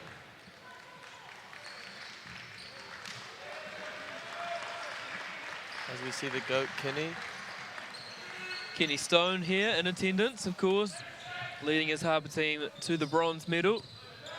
Winner of a few national championships, both through Rangitoto College and Harbour basketball. Right, his book. And called for double dribble. Possibly thought that maybe that first one was just him trying to catch it, and then he took up his dribble, but that's why I'm not a referee. Neither. I mean, we'd love to criticise the referees, but wouldn't want to be them, would we, Andrew? No, and I think they've actually done quite a good job this tournament, to be honest. A few tough calls that I feel like they've got right. Oh, lovely up fake and finish. Robinson, but he doesn't finish it. I thought he was going to. As Jacob Carr was that cleaned that one up. Vaiangawha pulls up for 3. Short. Rebound at Walter Brown. And you got to think Terry Stallworth's going to want a better look than that. His book. Loses it, tips it to Brown. Too easy. Great finish, Walter Brown. That's going to be such a key position as this game moves on. Canterbury up 70-64 over Wellington. Robinson. Feel like he's going to have to take a couple big more shots for Wellington to get up in this one. Vaiangawha gets a double screen. Robinson. 4 seconds on the shot clock. And let off the hook there at Wellington. Bit of a silly foul from Canterbury with 2.3 seconds on the shot clock. That's going to get reset to 14. And a chance for Wellington here to reset things. And we'll see that high stack look from them again. Of course, as we said before, Ezra Vaiangawha won Nationals, top age 15s, top age 17s. Now top age 19s, can he complete the hat trick? Lovely little hesitation there. And no good on the 3. Rebound from Mason Whitaker. Jet, what changes would you make for Wellington at the moment if you were coaching them? They're getting good looks, so I'd keep going to it, you know. The shots will fall. Just keep doing what you're doing. Just make sure that you're...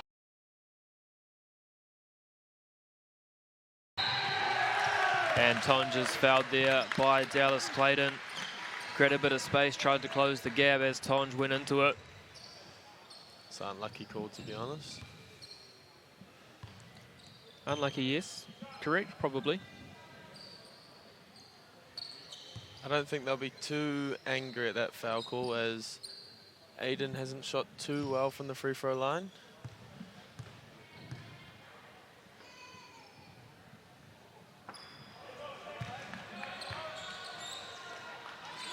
As he misses the first. Yes, of course, Aiden Tonge now 1 for 6 from the free throw line. 2 for 7 now. 71-64, Canterbury over Wellington, coming into the final 4 minutes and 24 seconds of this game.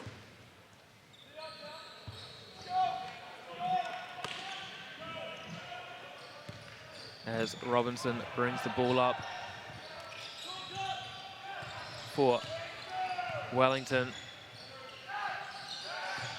Rejects the on-ball, does Ezra Vaiangawha. Kale Robinson makes the extra pass. And offensive foul.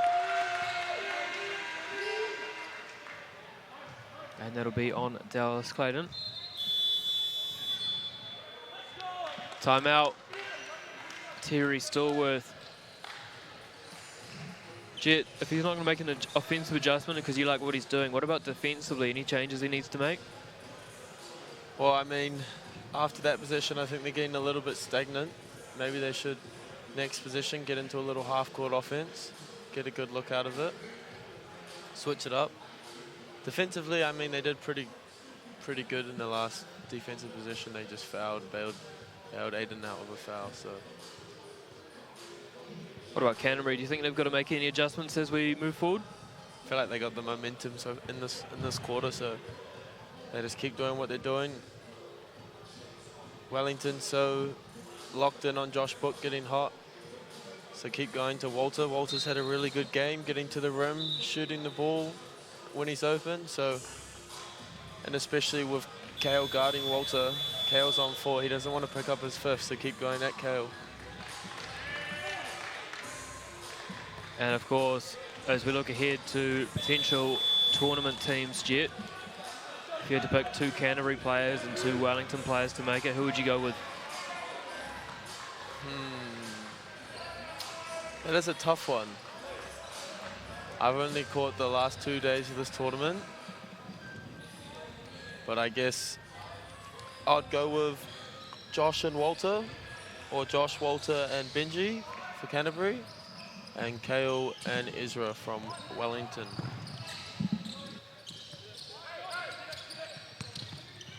Yeah, cool. I think Benji Freeman's going to make it as well, so maybe Canterbury get 3 if they can win this. Here's Cal Robinson going at the defender, gets tipped. Put back is good. Cal Robinson breaks the deadlock for Wellington. Felt like he had a few unlucky possessions, the last few, so he'll feel a bit of confidence with the ball going through the hoop. As Josh Book on the right side just watches things as Walter Brown with the back cut. Back to Book. Step through, beautiful find to Brown in the dunker spot. See, even when Josh isn't scoring the ball, he can make plays like that. The man Basketball has isn't all vision. about scoring. And, ooh, that could have been bad. Lucky there that Ezra Vai'afa's still got his left ankle. Bit of an ankle tap there. Shout out to the Vodafone Warriors.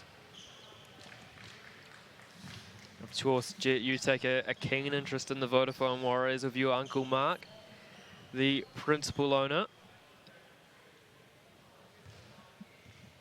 How are you finding Reece Walsh so far this season? Oh, mate, he's talented. He's beautiful. Beautiful to watch. No doubt they'll be looking to keep hold of him for many seasons to come. Add one or two more pieces. And I have a feeling that next season's going to be their season. Don't we all, Andrew? Don't we all? As here's Vai'afa to the line. Goes rim, backboard, rim and in.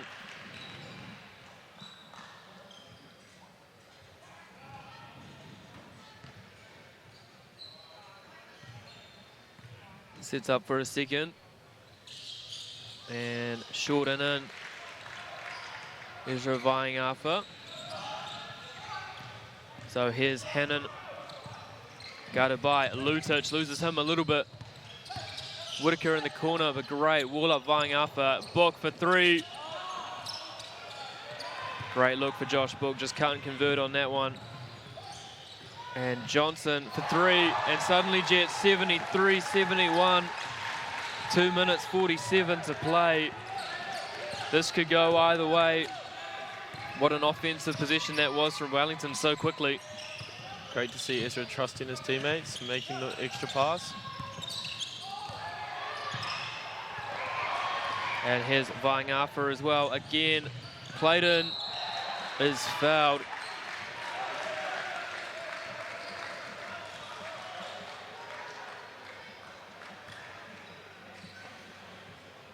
As we celebrate Waitakere Golf Club being open again tomorrow after it was closed today, thanks to a bit of weather in Auckland. Come on, Andrew. We're talking about basketball here, not golf. Well, funnily enough, Jet, I was coaching with Phil Jones at the BBNZ Under 14 camp earlier this year, and he reckons he played over 100 rounds last year off a 3 handicap as Dallas Clayton banks in. Bank is open on Tuesday following the bank holiday Monday.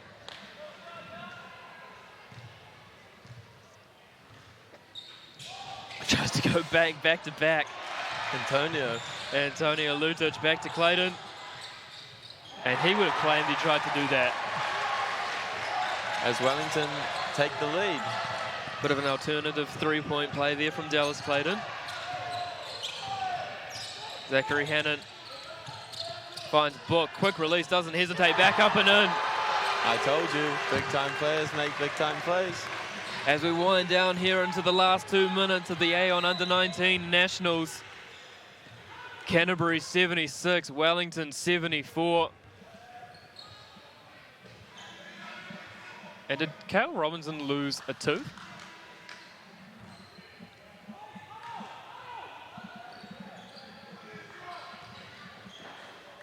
Yum. If that's the case, I hope not.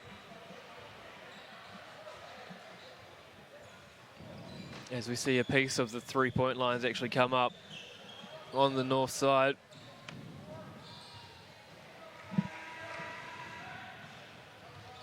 Let me get back to these live stats as we take another look at this Josh Book 3. Look how quick that releases, bang.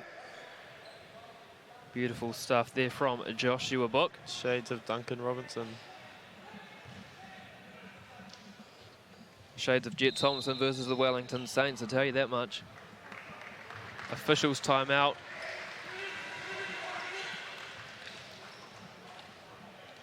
As we look at the scorers for Wellington, Ezra, 8 points, 6 rebounds, 5 assists. Kale Robinson, 20 points on 7 of 24 shooting, 10 rebounds, 4 assists. Dallas Clayton, 13 points. Thomas Johnson, 9 points. And then for Canterbury, Zachary Hannon, 10 points. Joshua Book, 9 points, but he's going to start coming alive in this fourth quarter. Walter Brown, 21. Benji Freeman, 20. Aiden Tonge, 12 points, has been the scorers doing most of the scoring there for Canterbury. So Jet, 1 minute 57 to play. What are you looking for here? I mean, defense wins championships, so both teams need to lock up on the defensive end and get good looks on the offensive end, and good things will happen. Like to give a little quick shout out to Basketball Contact New Zealand, Stevie.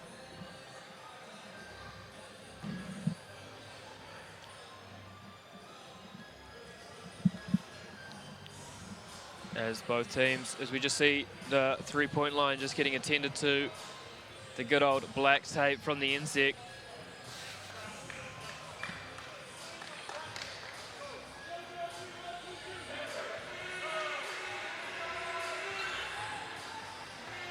It's beautiful stuff, really. The attention to detail on that.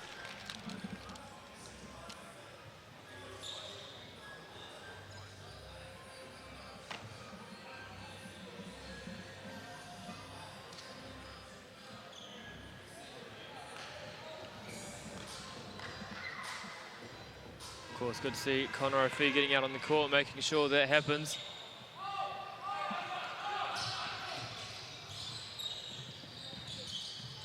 Kale loves the ump fake.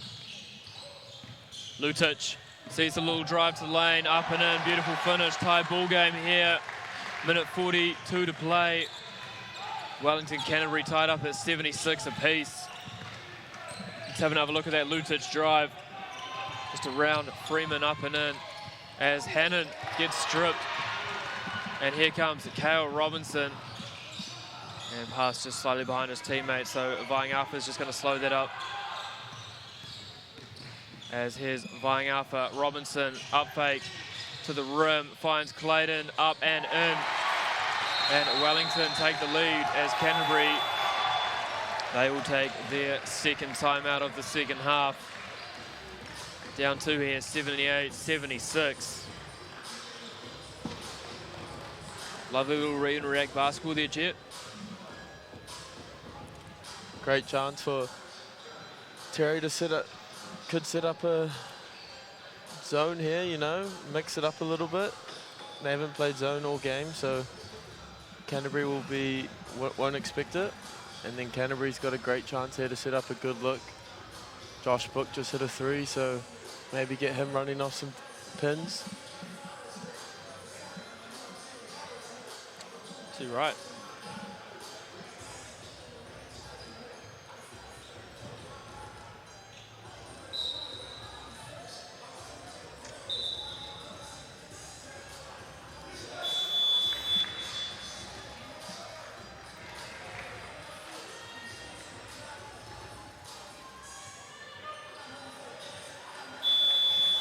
So the big question is, Jet, do you advance the ball or do you not advance the ball here?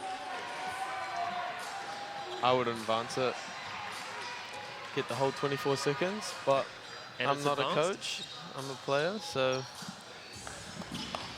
what do I know? You know more than you think.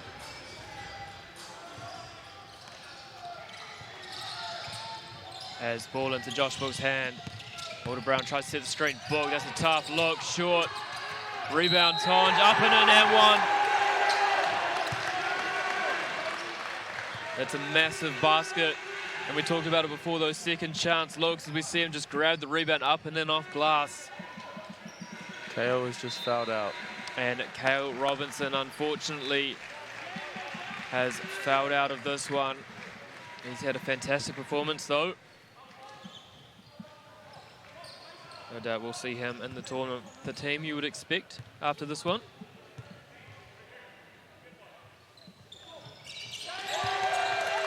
And Tonge converts. Canterbury 1 point lead here over Wellington. 79-78 into the final minute at Event Finder Stadium on Auckland's North Shore.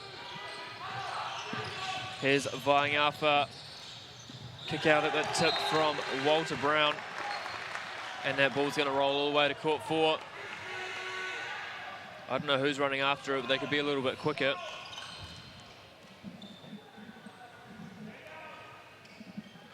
Don't be sad. Appreciate the mahi from the lad for going to get the basketball. I tell you what, the great pass back.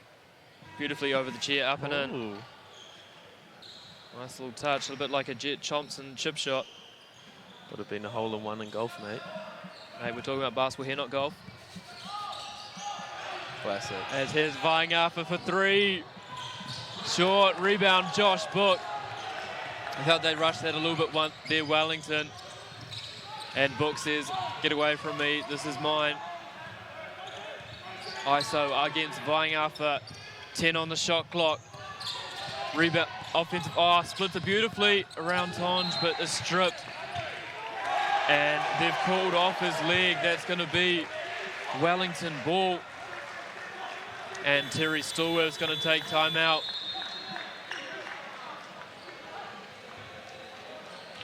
Kay will be itching from the bench that he's not on for the last 25 seconds.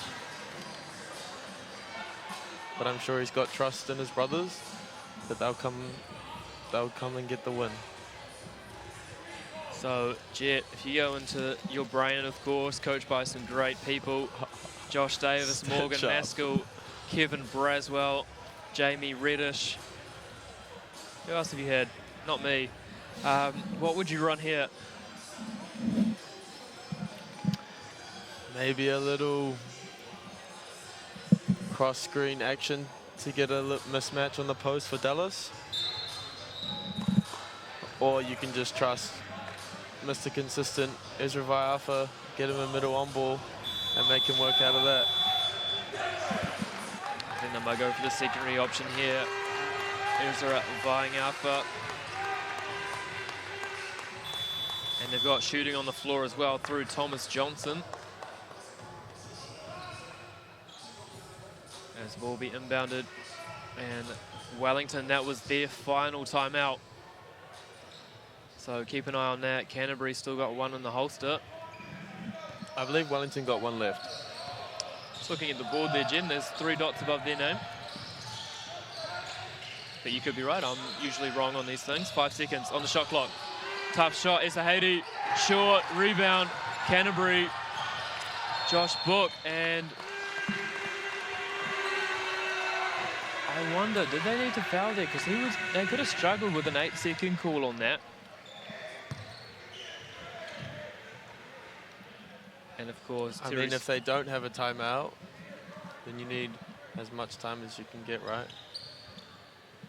Push a couple more seconds and they've got around 4-6 seconds left. I mean, that's plenty of time, but Josh misses the first. So huge shot here from Josh Book. If he makes this one, Wellington take a 2 to tie, 3 to 1. If he misses it, any field goal wins it for Wellington. And Book makes it.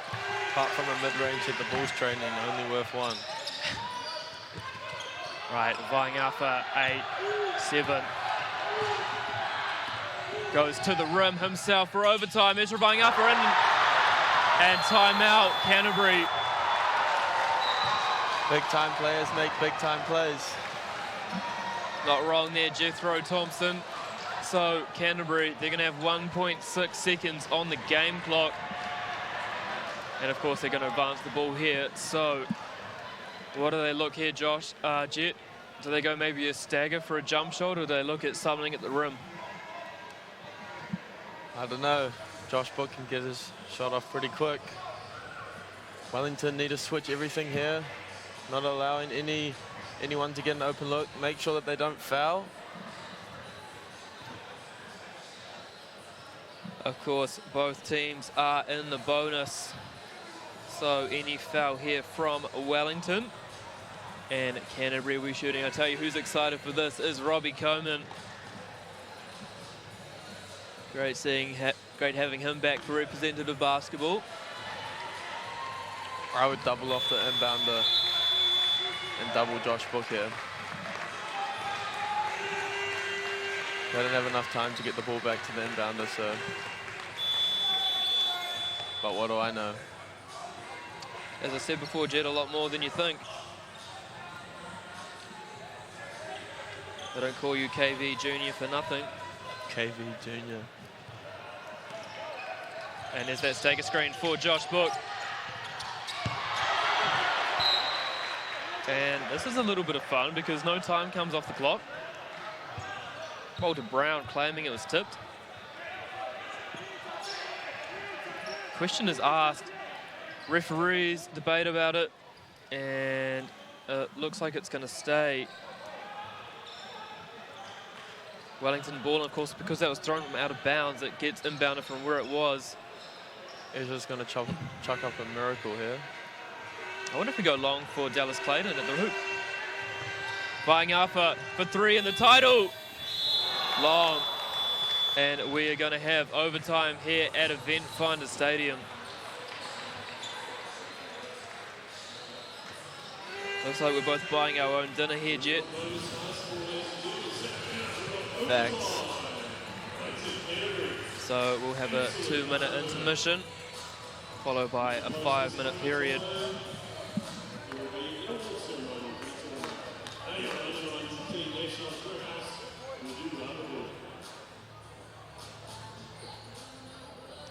As we bring up the live stats, so the leaders for Wellington, Vaiangafa, 10 points, 6 rebounds, 5 assists.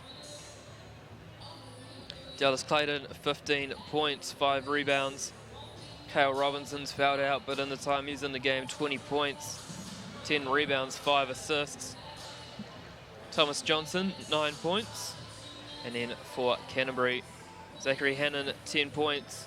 Joshua Book, 10 points, 6 rebounds, 3 assists. Walter Brown, 21 points on an immense 10 of 11 shooting. 5 rebounds, 2 assists. Benji Freeman, 20 points, 3 rebounds, and Aiden Tonge, 15 points, 16 rebounds, 4 assists. Do we get paid overtime for this, Andrew? Do we get paid?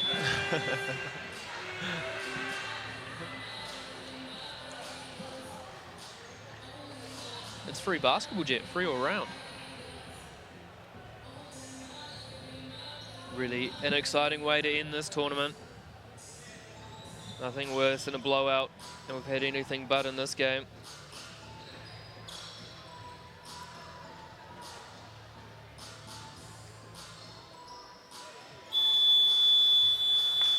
So we'll stick with our calls here in the commentary box. I've still got Canterbury, Jets got Wellington. A little bit tougher for them though without the immense Kyle Robinson. Oh, lovely skip pass there. But off the foot, and here goes Zachary Hannon. But he's just going to slow it up, finds Josh Book. Oh, lovely drive, up and in.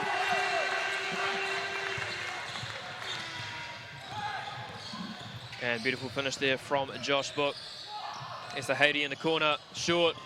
Ezra Vaiangafa hits rim before backboard, rebound Aiden Tonge. And away comes Zachary Hannon. And he's going to slow it up as they look to get to Josh Book. But Walter Brown, oh, lovely pass to Whitaker. Up and out. Rebound again, Walter Brown. And he's going to go to the free throw line. Yet I'm telling you, if Walter Brown's not in the tournament team, it's a robbery, absolute robbery.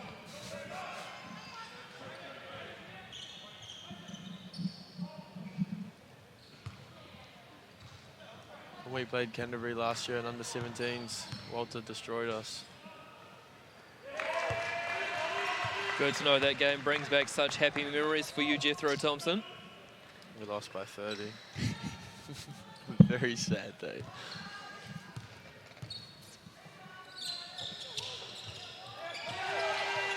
As I can confirm to you viewers at home that a tear has just entered Jet Thompson's eye.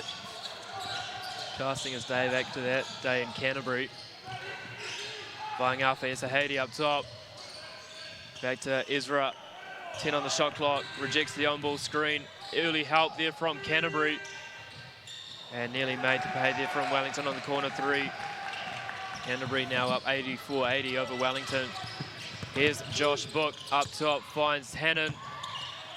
And there was a tough look, cleaned up by Dallas Clayton. And here's Ezra Vaiangafa. Tough left-hand finish, up in it and one. Beautiful move, Ezra Vaiangafa. I mean, I can only ever think of one instance, Jet Thompson, that Ezra, his footwork's let him down. It was a wet evening in the Kristen School gym. But other than that, a wonderful athlete, great body balance. And a towel is required for the basketball, that new Moulton. As you said, Jet, shooters know it's a good ball.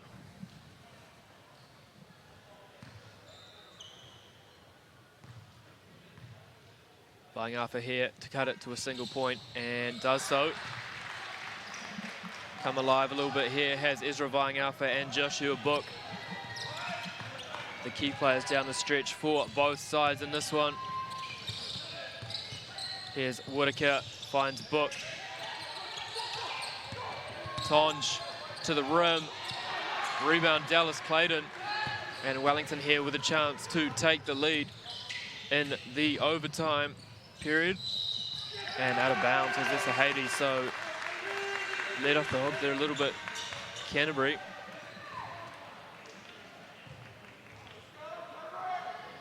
Let's see what they draw up here out of the half court.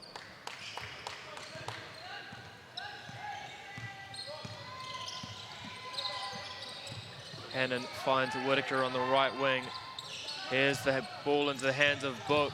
Rips through, rises up. That's a tough shot from the mid-range, but Tonge is there. And reverse layup up and in. Those second chance opportunities, Jet Thompson, so crucial. As we see the three-point line again, rip at Event Finder. Hayden's been big for them in this final stretch. Absolutely, he's got 17 rebounds, I believe, in this one. Damn. That's some given Zane Waterman stat line. How was Zane Waterman going, Jet? Yeah, he's good. Is he back from injury yet? Not yet. He'll be back soon. Yeah, big addition for the Franklin Bulls. Of course, the Battle of the Bridge coming up on Saturday at Event Finder Stadium. Auckland Huskies winning the opening game of the season over the Franklin Bulls. Who you got winning that game, Andrew? Remember who you're sitting next to. Remember who I was doing video for at the start of the season? No. Yeah. As it'll be Ezra Vaiangafa. I've got Huskies by 10 in that one, Jet. Vaiangafa, tough. Floater, gets his own rebound. Kick out, short, and rebound again, Josh Book. And you got to wonder how many seconds of this possession the ball won't be in his hands. He's currently got it for 9 of 9, 10 of 10. And he comes off the on-ball screen, met by the double. And was almost open there for a second. Walter Brown. And a foul is called, so he's going to go to the line. And a bit of a reprieve there for Canterbury, you'd have to think. Walter Brown will go to the line for 2 shots here for Canterbury. A chance here to extend it past a single possession scoreline. This is the first.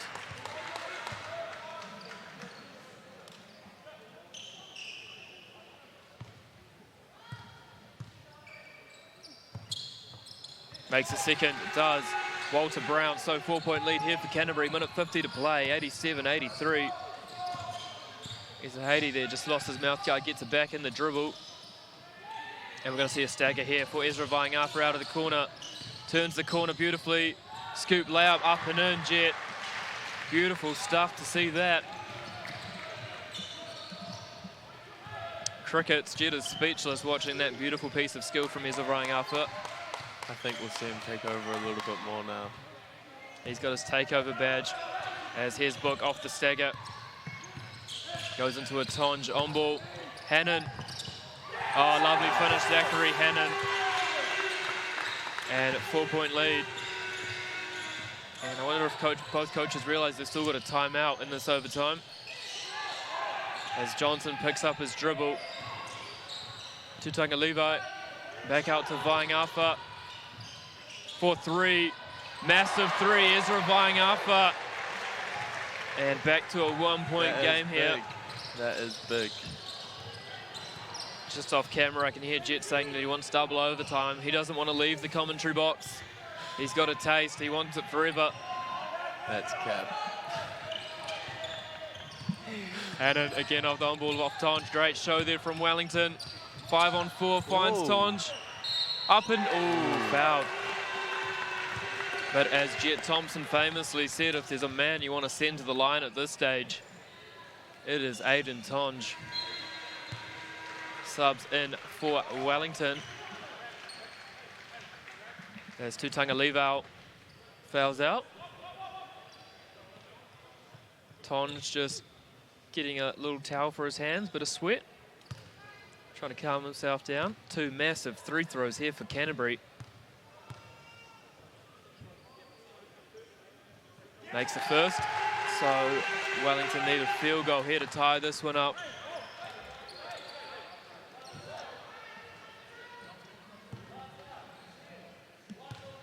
Here's the second on its way from Tonge. Converts, so 3-point game. 31.1 seconds to play here at Event Finder Stadium of the Aon U19 Nationals. That's the men's grand final. Waikato won earlier. Played into the rim, short. Rebound Tonge. And is that unsportsmanlike? No. The referee's understanding the context. And it's just a regular foul. So Tonge.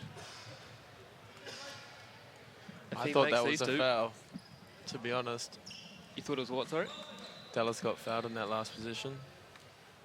With the fouls Canterbury have been getting in this overtime period. J. Thompson claiming referee bias is going towards Canterbury. Tonge makes the first.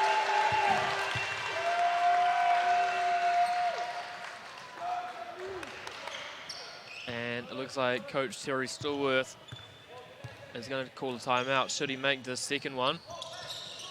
And he doesn't, so no timeout opportunity, of course, in FIBA rules for live turnovers, or timeout, sorry, is Vaiangafa long on that one. Rebound, Canterbury. And it's going to be Josh Book that's going to go to the line. And you'd have to think Jet Thompson. That's the ball game.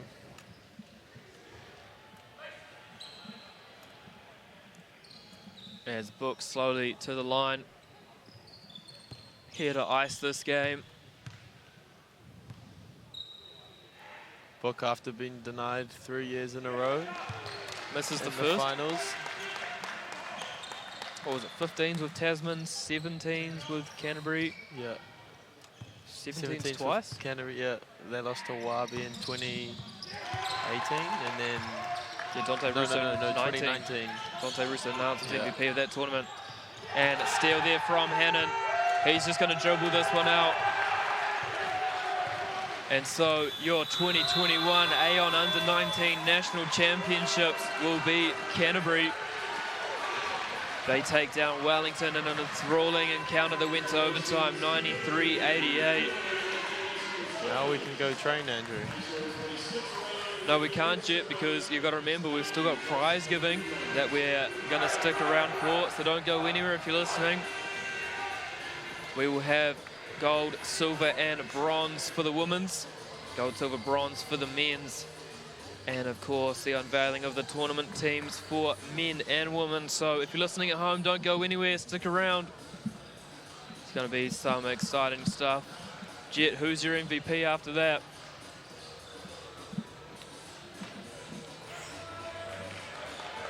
I mean, Walter or Josh Book? Tonge doesn't get a look in?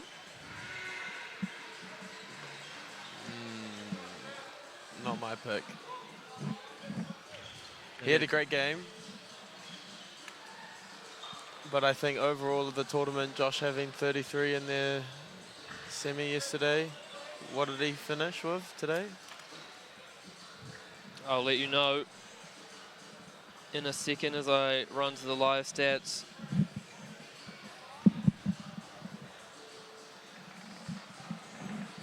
Josh Book, 13, 8 and 3 in that one. Walter Brown, 24 and 6, and Aiden Tonge, 2020. Paul, 2020. Not a number I wanted to remember, but it'll be memorable for him.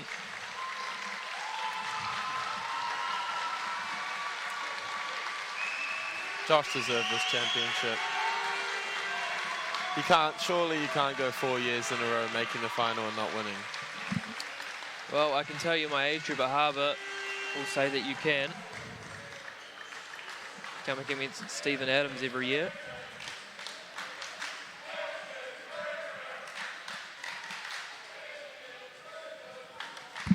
As the Benji Freeman fan club making a bit of noise.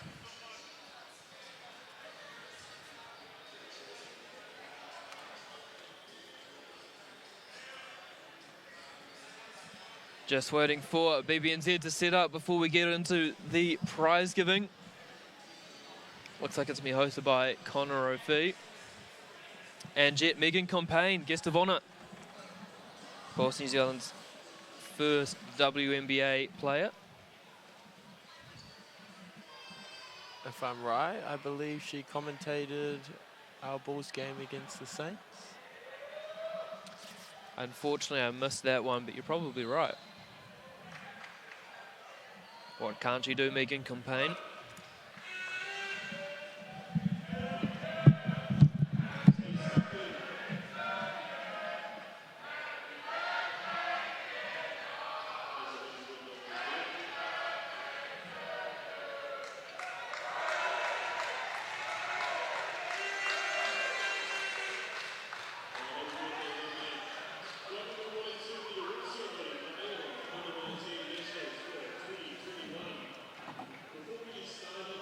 I would like to call on a couple of people that want to say a few words. So, for starters, can I please have the CEO of Harbour Basketball, John Hunt, out here to say a few words.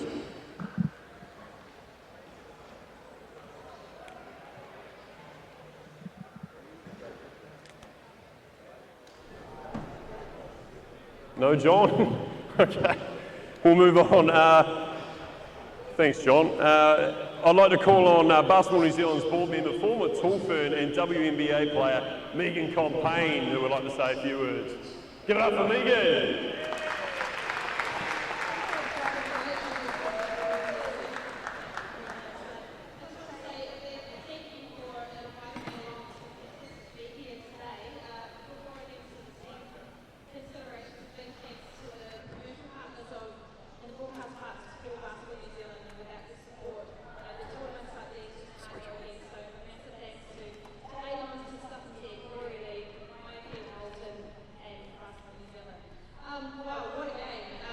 Go back about a couple of hours and say a big congratulations also to the Waikato women's team. What a game that was as well. The scoreline probably didn't really show how hard of a battle that was with the Canterbury team showing up as well. It could have very easily gone either way. So big congratulations to Waikato.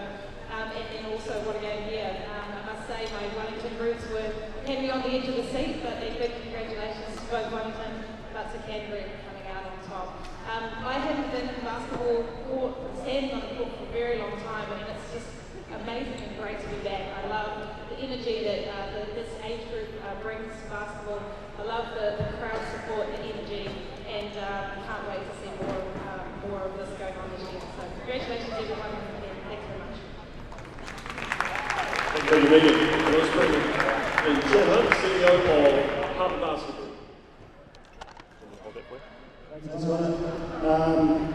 Look, fabulous tournament.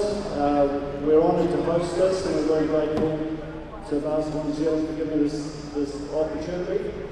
I want to thank all the teams and the managers and coaches for coming here. We're very grateful that you've supported this tournament, and we've had 2 fantastic finals and some remarkably good basketball's been on display for the last 4 days.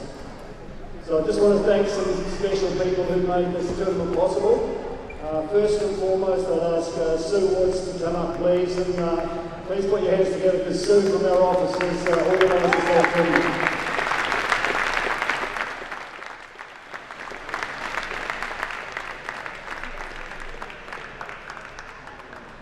And behind Sue, there's a fabulous team from Harbour Basketball, so thank you guys, you put on a really good show. Thanks, Sue. Also want to thank the team from Basketball New Zealand and a remarkable officiating team. And I'd like John Bartlett to please come up and accept a small gift from us.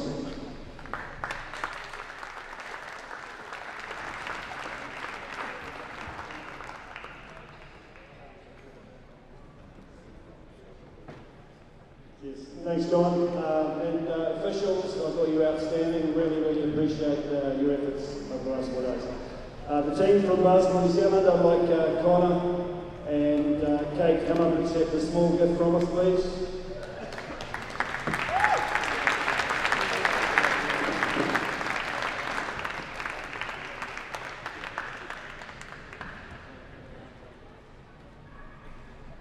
And finally, just to all the parents who made the effort to come, I've got something for the bench later on, so please don't race away.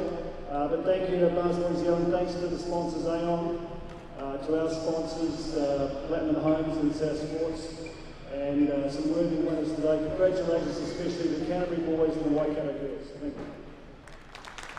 Thank you.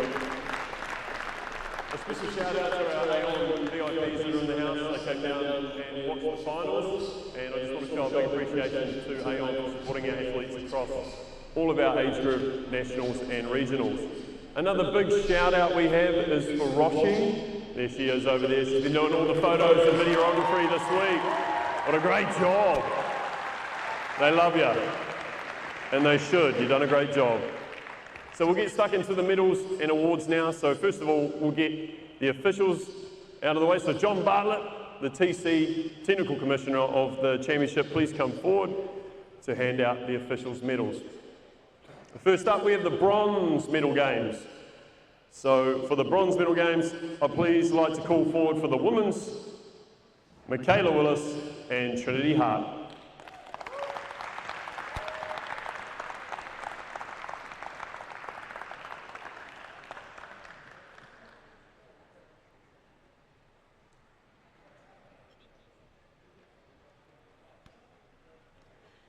And for the men's bronze match, I call on Brendan Douglas and Logan Start.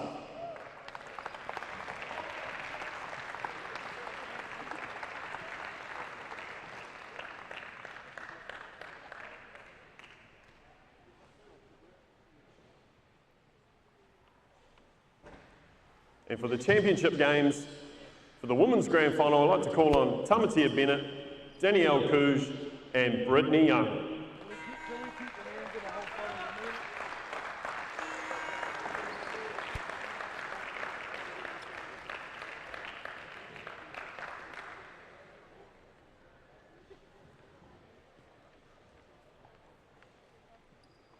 And for the men's championship final, I'd like to call on Tony Smith-Hunwick, Regan Ashley, and Amy Jo Clark.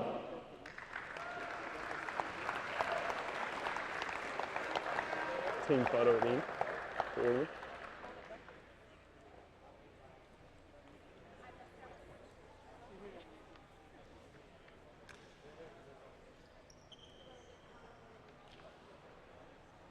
All right, a massive round of applause for all of our officials this week at the Aon U19 Nationals. What a fantastic job they have done all week.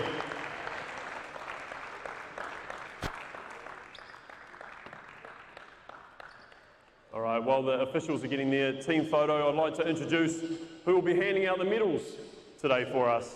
And it's the New Zealand Under-17 Women's head coach, Laurie McDaniel. Big hand for Laurie. Laurie. Big hand for Laurie. So women's first, so that side. That side, women's first, Jordy. All right, first awards for the women's side for the Aon U19 Nationals bronze medalist. Congratulations to Waitakere West. Please come forward, grab your medals.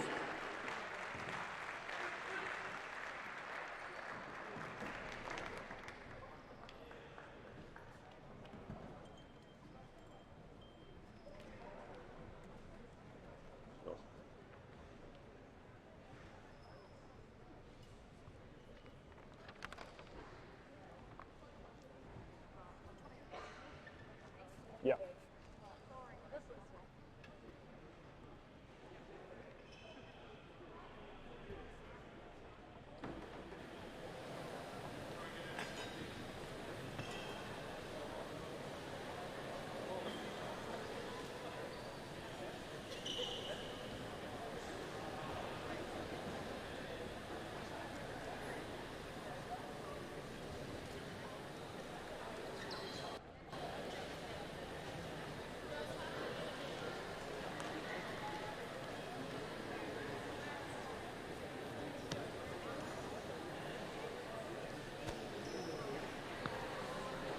Huge round of applause for our bronze medalist in the women's side, Waitakere West. And while they're getting their photo, I'd like to call upon the Aon U19 Nationals women's runner-up captain, Canterbury. Please come forward. The captain or captains?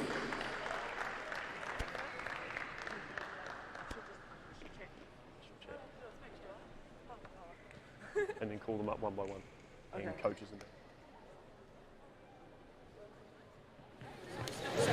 Okay, I'd just like to thank the supporters that came up from Canterbury.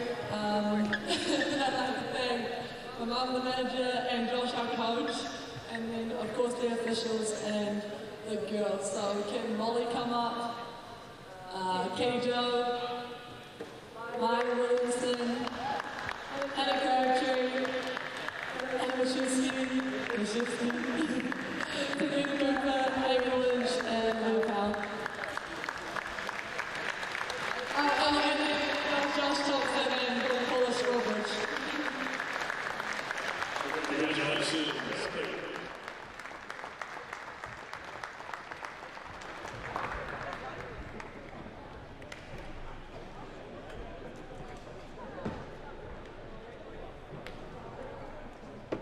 Ashley, go to the end, get the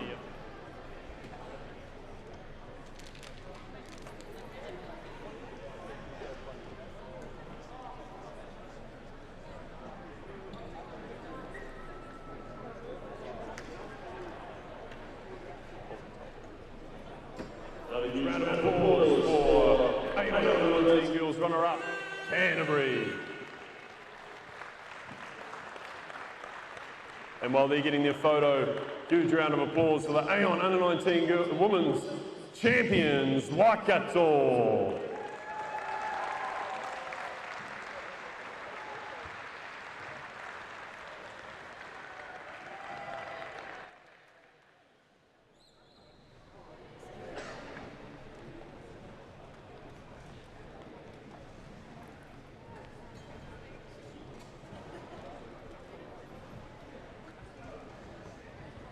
On behalf of the Waikato U19 girls, I'd just like to thank BBNZ for hosting another great tournament, and of course North Harbour for hosting a great venue.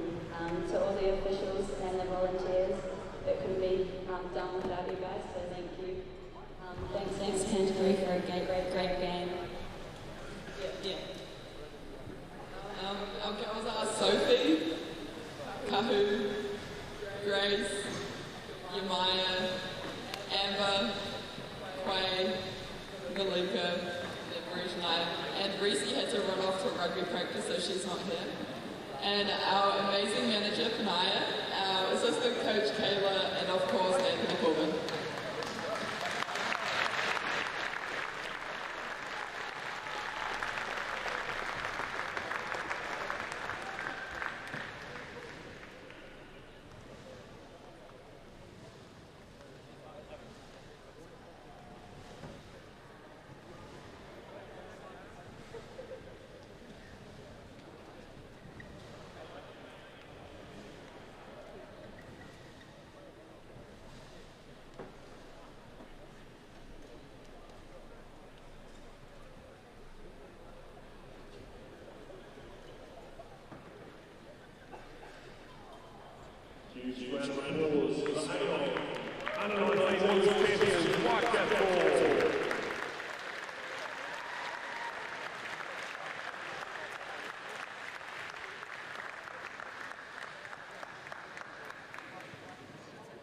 While we get a photo, we'll get into the tournament team and MVP for the women's side.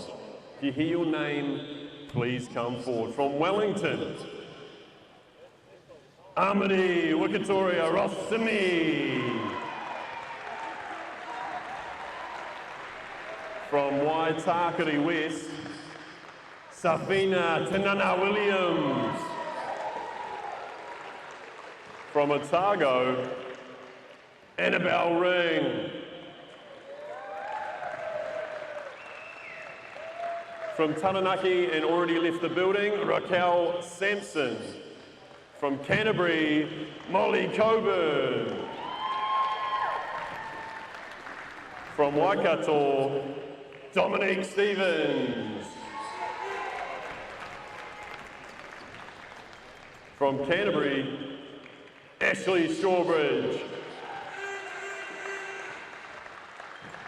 From Waikato, Malika Samia. From Canterbury, Hannah Mistuski. And last not least, an MVP from Waikato, Bree Shula.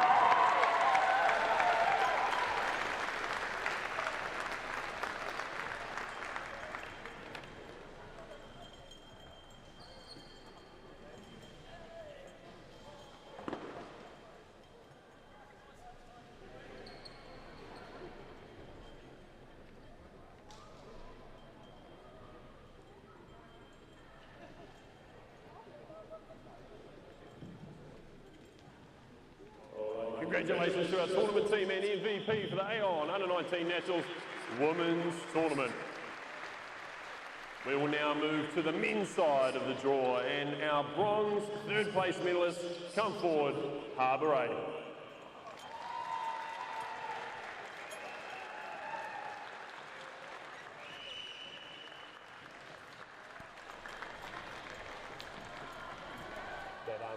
That last.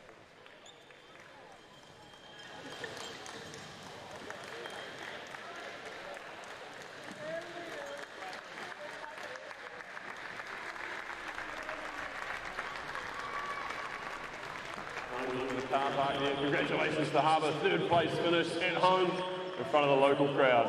What a fantastic week the team at Harbour Basketball have done, and their team showed out for them as well.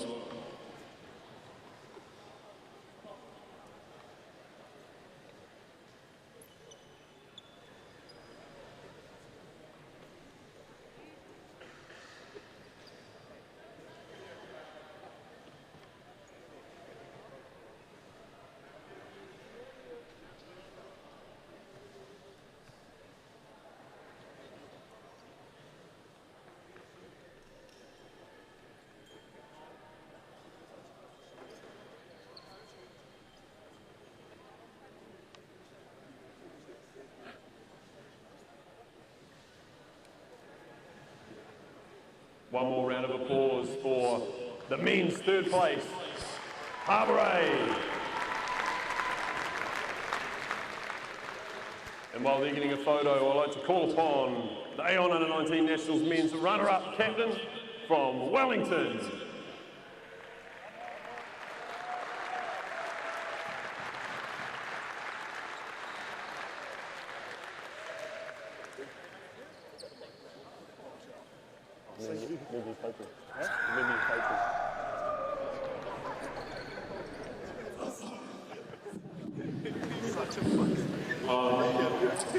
First off, I'd like to say thank you to Coach Terry and Sammy Capital for making us necessary for the competitions. I also like to thank Basketball New Zealand for hosting this event. It's Canterbury for switches. But yeah, thank you to all the supporters and all the parents and stuff that came. Yeah. So thank you.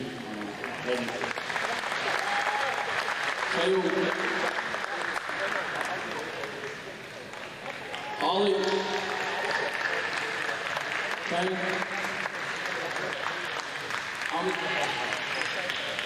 Kobe, TJ, Dallas, Jay, Aston, Antonio,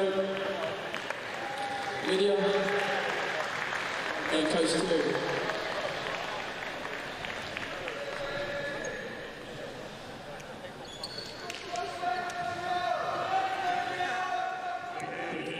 Aon U19 Nationals men's runners-up, Wellington.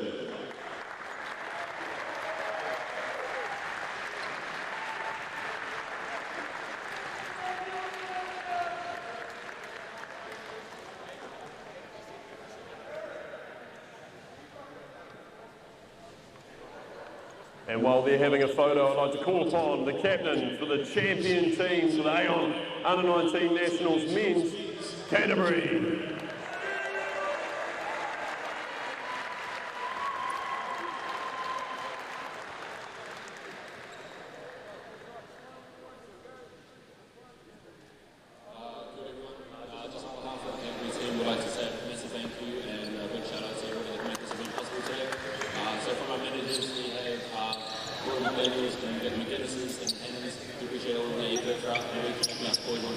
Keeping us in track, so we really appreciate that. And into the Harbour, as tournament, we really appreciate the venue and all the hard work you guys go through. And into the rest of the officials, we appreciate that too. And then I'm going to miss Jackson Rhodes.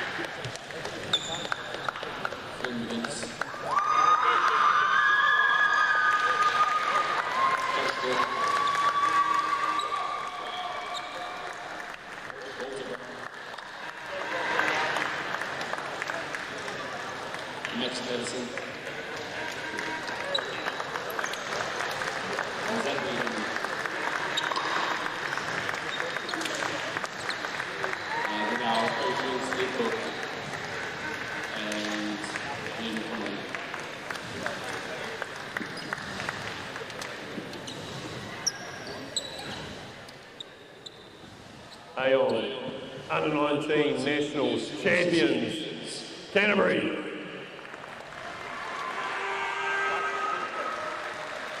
Is it? Oh, we found out who they were singing happy birthday, Josh Book. Happy birthday, mate. What a nice little present.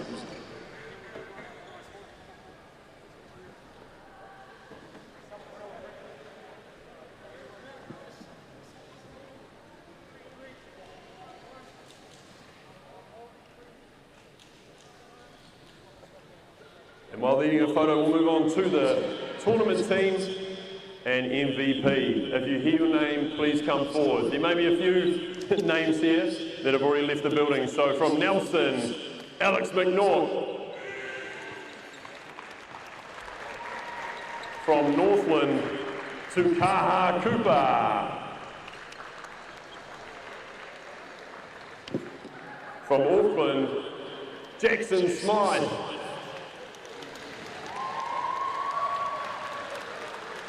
From Wellington, Cale Robertson.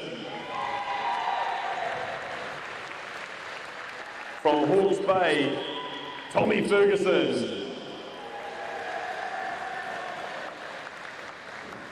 From Otago, Michael Rust.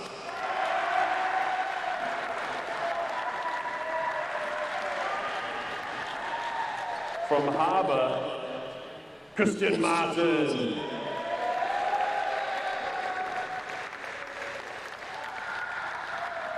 From Canterbury, Aidan Tong.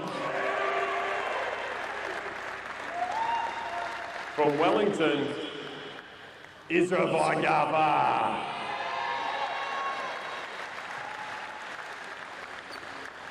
And last but not least, an MVP birthday boy, Josh Book.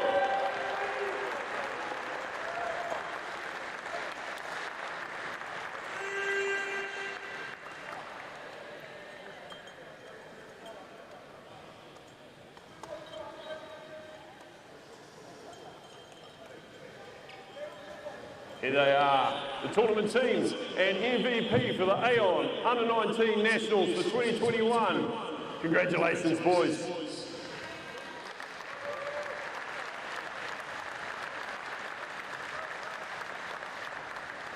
Thank you, ladies and gentlemen. That concludes the awards ceremony. The safe travels home. Thank you very much for coming. We appreciate all your support and the work that you give to the game of basketball. We will see you next year.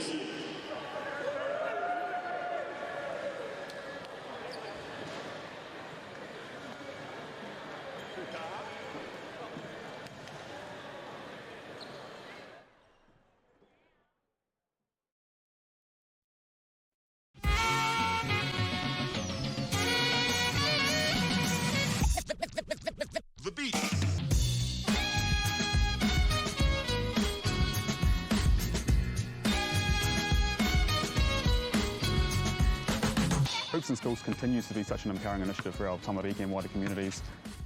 It's our goal to have a hoop in the heart of every community across New Zealand.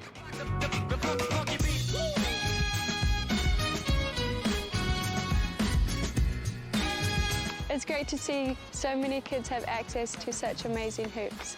It's not just about the sport of basketball, but getting these kids physically active. Hoops in Schools is targeting schools and communities which don't usually have the funding or access to equipment, facilities just like this, and it's amazing to be able to introduce and give them access to this, and we can see the results here today. A facility like this can bring a whole community together.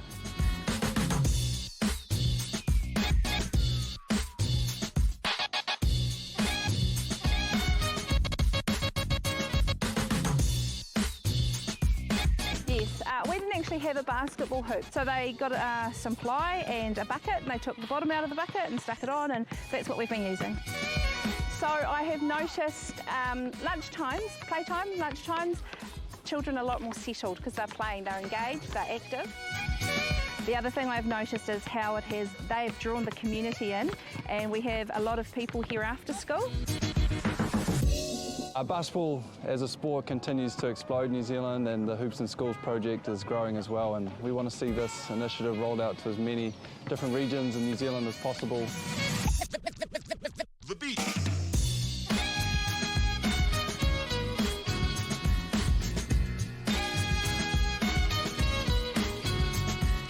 These hoops are pretty good. It's a good way to keep you fit and playing with your friends. I love how you can adjust the hoops. I really like playing basketball with my friends.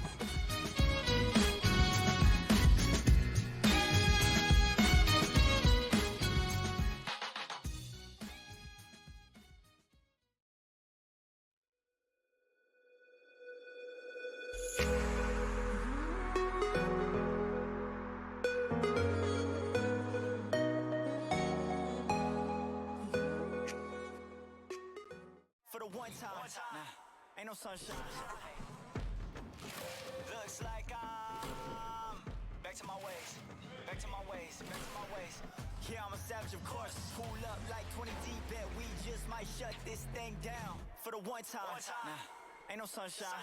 What is the hype about?